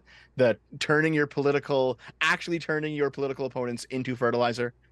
Mm-hmm. He actually did that with their bodies. Okay. You got it, yeah. It's recycling. Oh, so horrific. It's very utilitarian. Yeah, it's green. Vote for politicians always further to the right, to ignore the visible power of capitalists. And for a few of them, it inspires them to acts of terror against socialists and those who in any way, shape, or form do not conform to their idea of who is Western, who is us, who is we the people. This is... So wait a minute. Here's where his argument's even further confused. So this is a conspiracy, but there also is actual socialists out there. What do they believe then? Do they believe this? I don't know. Or is that part of the conspiracy? Yeah. I mean, if the actual socialists aren't, doing this in the shadows by subverting institutions, what are the actual socialists doing? Yeah. I don't know. Are they all just libcucks? This is dangerous, and that it continues to resurface is a problem we must address. Talking about cultural Marxism is dangerous, guys. Very dangerous. We're not allowed to talk about the thing that's happening. Right. Because because some people are psychos. So. Right. Very dangerous. You like the slow zoom in with the solemn face? Oh yeah, I forgot. Where's my smug jackass here? Let's do this. It's probably still over my face. Let's do the slow zoom in with the smug jackass. Who is us? Who is we the people? This is dangerous, and that it continues to resurface is a problem we must address. We talked a lot about how the right... That was amazing. How you like it? Oh my god, that was amazing. Smug jackass. The fade out into the pause. Wow. So I'm already half an hour late, so we might as well just finish the video up real quick. Okay, I think that was basically the end. So let's see. Let's see what else is left. Yeah. Right weaponizes buzzwords like cultural Marxism in this episode, so I wanted to take a second to give an example of what that looks like in practice using today's sponsor, Ground News. One of the things right-wing media does really well is... I know. It's over. Painting a picture of society that whips their viewers into an angry, terrified frenzy. That's the whole point of your video. This is like, what the fuck? Yeah. What's going on? Sitch, help me. The whole point of his video is to terrify people that the right wing are going to go on a shooting spree. Yep. This is like Vosh's. You have to arm up and get ready for when they come for you. It's like Jesus, you're literally pushing people right to the line of revolution, but then like allowing them to take the final step over, Yeah, but and saying you didn't do it. Then he's saying, "Oh, this is terrible. How dare people do this? Subscribe to Ground News where we don't do this." Can we look him up on Ground News? Just see how accurate his channel is. I wonder if it's even on there. This isn't news. This is just opinion, commentary. Let me show you what I mean. Here we have 3 examples of right-wing coverage of cultural Marxism. Notice how each article employs buzzwords like wokeism and trigger phrases like destroy the West and erode the family. There's never any explanation of what that means or how exactly it's happening, but that's the point. As long as your rhetoric is incendiary enough and makes your reader feel like they're under attack, you don't actually need to provide evidence. What is happening here? So he's basically literally describing his own video. Evidence for anything he said. I'll provide evidence if you don't mind. Okay. So, Frederick Engels wrote the book Origins of the Family, Private Property and the State. More political theory, Adam. Are you ready for it? No, it's boring. Basically, whenever you hear like the right wing says that the communists or the socialists want to dismantle the nuclear family, that's actually part of theory. It comes from Engels. He wrote about it. It's not a conspiracy theory. It's part of socialist theory. That's interesting. Yeah. The idea basically was the TLDR is that the transition from feudalism to capitalism as a mode of production necessitated the destruction of the tribal family structure and the creation of the nuclear family, and therefore the transition from capitalism to communism would have to also create an atomized individual with no family ties whatsoever, such that everyone can be equally related to everyone else. Right. Okay. Cool. Who was it that was basically arguing that all facets of normative society have become, because our normative society was created by liberalism, all facets of normative society must be seeped with liberalism, and therefore everything that's normative must be destroyed in order to bring about the revolution. Okay, well, I've heard socialists say that, and fascists, and neo-reactionaries. I've heard them all say that. They've all fucking said this. Yes. Okay. So it's not one. Yeah. Everyone just says that. Yeah. The idea basically is that in order to justify like a wiping the slate clean so you can build something new, you have to justify it. You have to say like, well, why should we wipe everything? Why not just keep some of it and change some other parts of it? And their explanation will simply be that because everything is liberal now, so everything has to go. Right, but I meant in terms of because I don't remember who wrote it, because I remember I read a paper that was talking about like kind of why we should get rid of the nuclear family. And the argument was that the nuclear family, like every facet of normative society, it's one of the queer theorists I think wrote this, is like rooted in liberalism. And that's the way to like revolt against liberalism is to revolt against normativity, including both in parental structures and in like sexual orientations and things of that nature. Yes. So. And there's also like the power imbalance argument where some people believe that just like the proletariat and bourgeois, you have the classes of parent and child. They have a power imbalance between them, so they have to be equalized in the same way. And that the concept of parenthood has to be abolished. Right.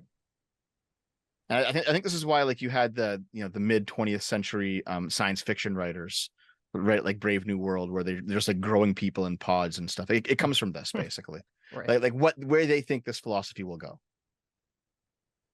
As you saw with the examples throughout this video, the far-right playbook is to attempt to make the reader fear for their children's safety, or that their faith is being taken from them by some outside force.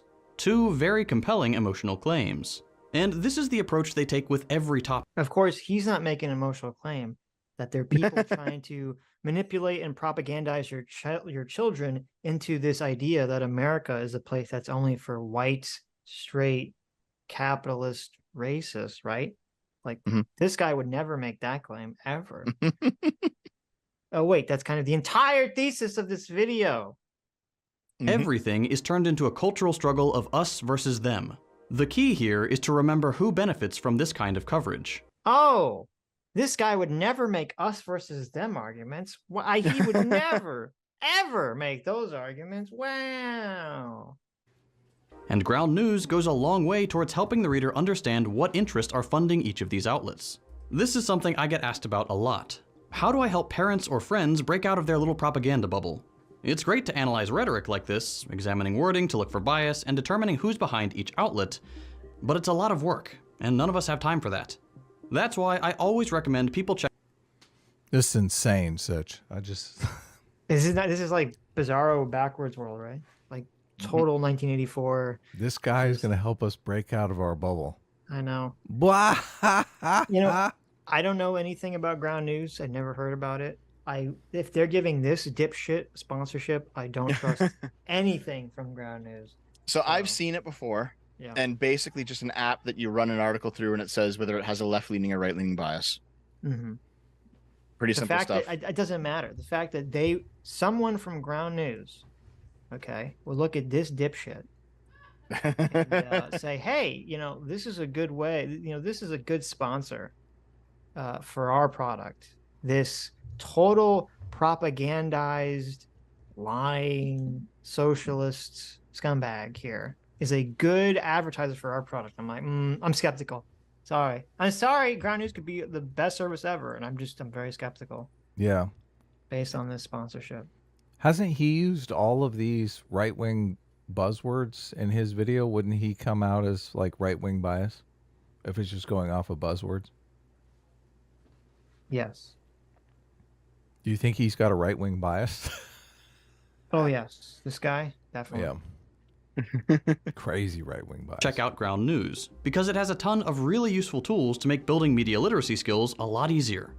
Ground News is a web and mobile app that aggregates over 50,000 news sources and offers intuitive, easy to understand comparison tools, so you can do things like what we did here, investigate how cultural rhetoric is weaponized.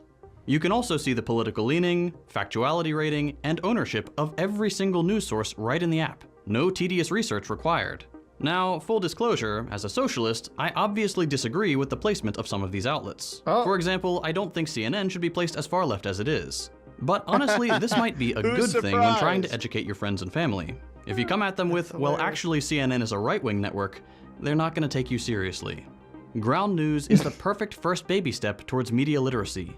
Wait, so he's like, listen, Ground News, I don't agree with you as a product, but I'm willing to shill your product if you pay me money because I'm a socialist. It's like, listen, I think that I can use you to boil the frog on some other sort of poisoning the well when it comes to media. So, you know, we're not going to consider Ground News to actually be a good source. It's just a stepping stone on the way to the good, proper socialist sources. Right. It's too bad Ground News doesn't do YouTube channels, because I'm sure his bias rating would be off the chart. He thinks CNN is totally right wing, and he looks it up on Ground News, and it says far left, and he's like, "What the fuck?" I know. Isn't that kind of crazy? That is. Yeah, this isn't like a paper that's being published in-house by the American Socialist Party. Like, what the fuck? Mm-hmm. What's weird? I'm looking at the Ground News. They have like a little picture that has like the sample. They don't have the New York Times listed, which is kind of interesting. Because I'm curious as to where they put it. Wait, hold on. I don't know if you guys have ever had Flamenco on your show before, but he's a good guy. Flamenco's in the chat, and he just says he's just openly advocating for subverting your friends and family by hiding your power level. Yeah, he just did that. Yeah. In an entire video about how socialists don't hide their power level and don't subvert. He says, now do it to your friends and family. It's funny because we're just so used to it that he just said it, and it's didn't even faze us. Yeah, he just went right. We're like, oh yeah, that's exactly what they're doing. It doesn't surprise me at all. Crazy. So disgusting. What a piece of shit. If there's anything left, let's see. If you're looking for a way to give your friends and family a great set of tools to understand media bias, who it serves, and how to spot it, I highly recommend you check out Ground News at the link below. And if you really like it, they're currently offering a 30% discount for their Vantage subscription to all Second Thought viewers. You can only redeem the discount at ground.news/secondthought, so be sure to click the link below. There you go. Click the link, everyone. If you enjoyed this video, consider... I'm not clicking anything. There you go. Man, you know what you guys should do? What? You guys should get sponsorships of the various companies that you do that also sponsor these videos, and then just use theirs, but then just change out the link. So you don't even have to do a sponsorship. You can just run their sponsorship and just change the link on the screen.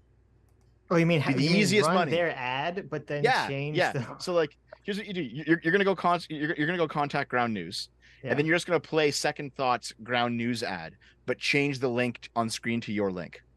I don't think that would get people to subscribe. Honestly, I mean They it's just funny, go- but I don't think it would get people to subscribe to the service. Well, Okay, so there you- I've got to go in about 5 minutes or so. Okay, So, well, You you can got go. 5 minutes? Well, Sweet. you can go now if you want. I mean, thanks for coming, mean, Dev. We really appreciate it. well, you know what we can do? We can spend 5 minutes talking about the socialism of duty, Adam. Listen here, Adam. Do you know what talking about that? Do you know what the organic state is? You want me to tell you some more weird fascist theories? What did you put in? It's not working, Sitch. Oh, it died. So the person who cut this, they put a bunch of visuals of like people dying in the Ukraine war, and so it's like age restricted, so we can't watch it. Yeah, that sucks. R.I.P. Good job, person who made this video.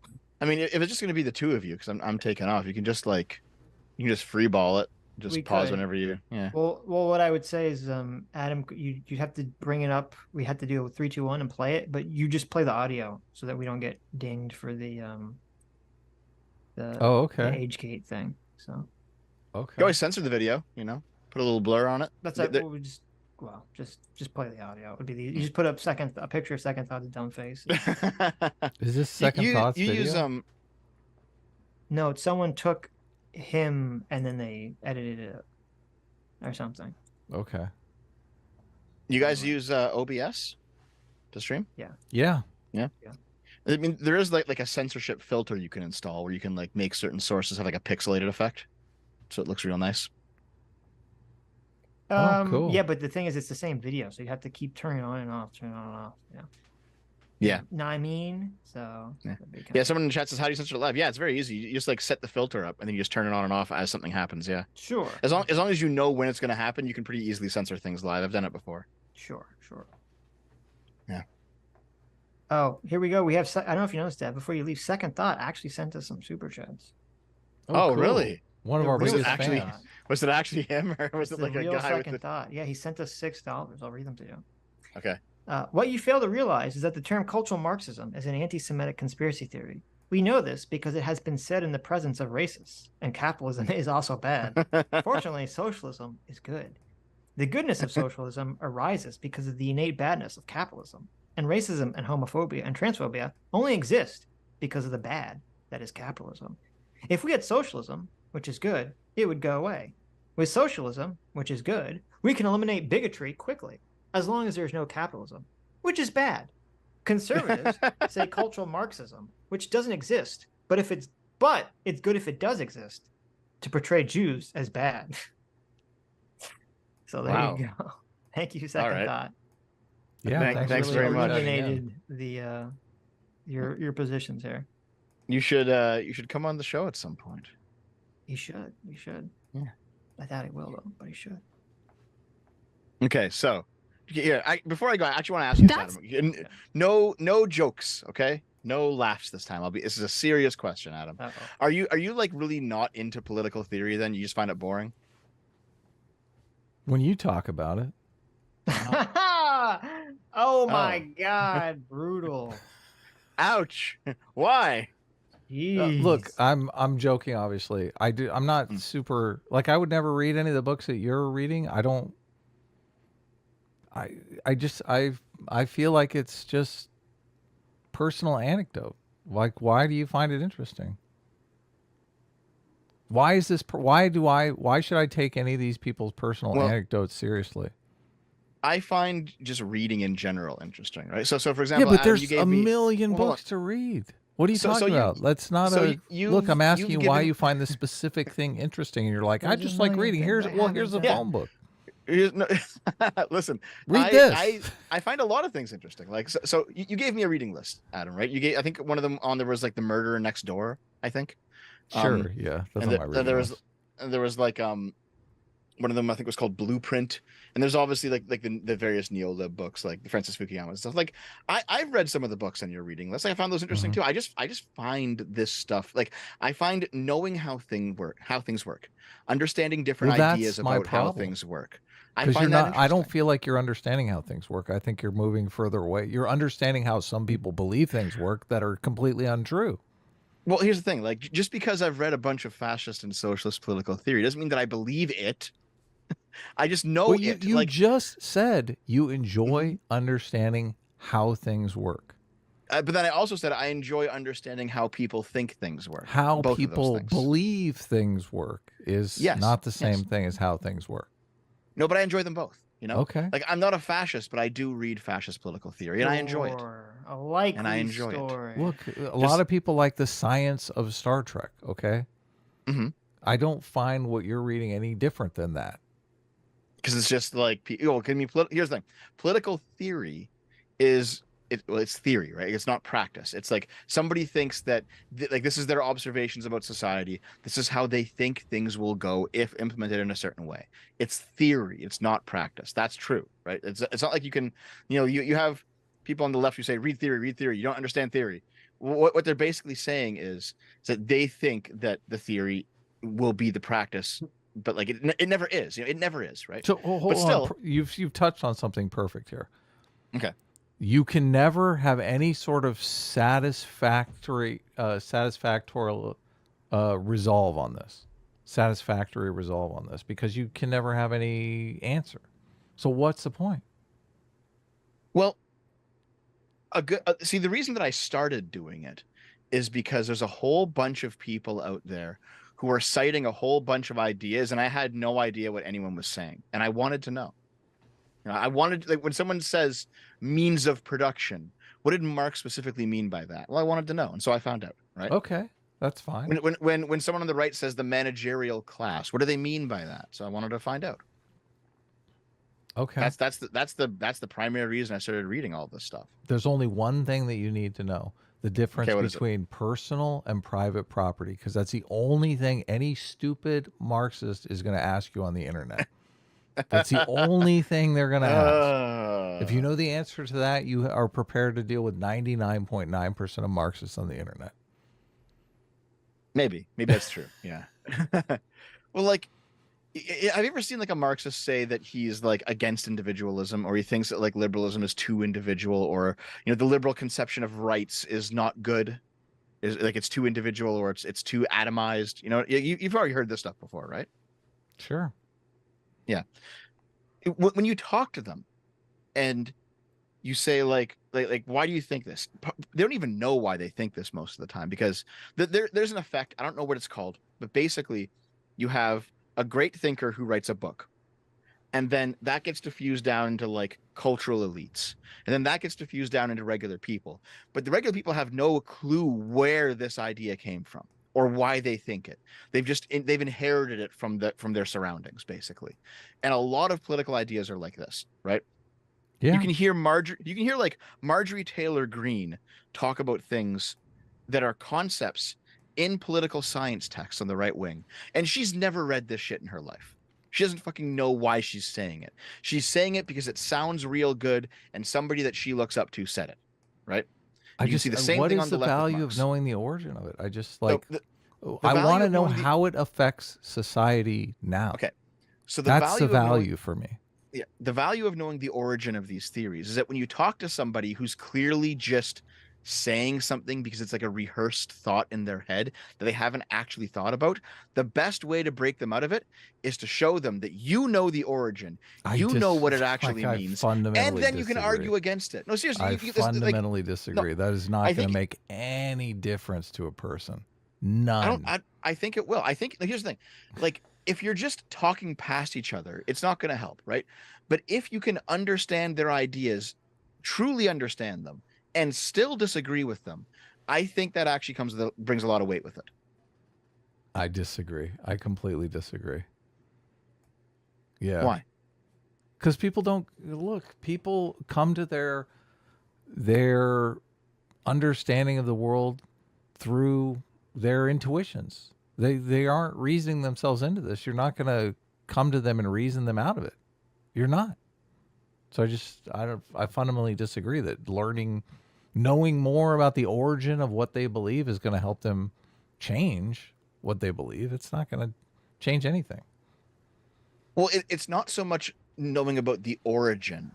It's more like the origin is kind of important, but not really that important. The important part is knowing what they believe.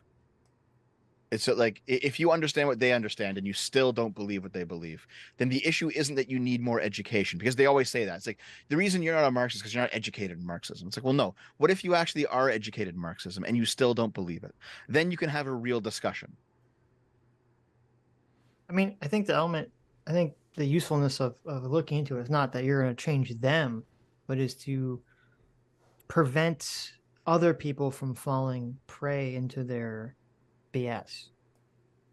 I think there's a part of that too, right? Because like, if you talk to a Marxist and you're completely uneducated on Marxism, people who are watching are just going to think you're an idiot, right? Well, not just for debates, just like, because they'll make these arguments that are generally kind of BS arguments that need to have pushback to them.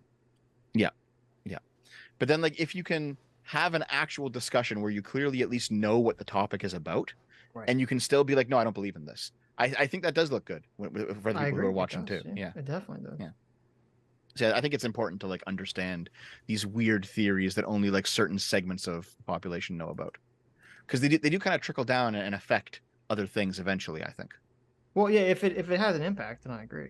I mean, some of the stuff doesn't, but yeah. I mean, here's the thing. Yeah, you know, the chat's actually. I think the chat is pointing this out. Like, why do you read CRT stuff, Sitch? For the reason I just said. Yeah, it's similar reason as mine. Like, even if you don't, I don't believe Adam's, in this stuff, you disdain for this, for reading. Well, you do have the Giga disdain Chad's for only into it. Look, when other people bring up some crazy source that they're using, and you feel obligated to read it, Sitch, because you want to debunk it.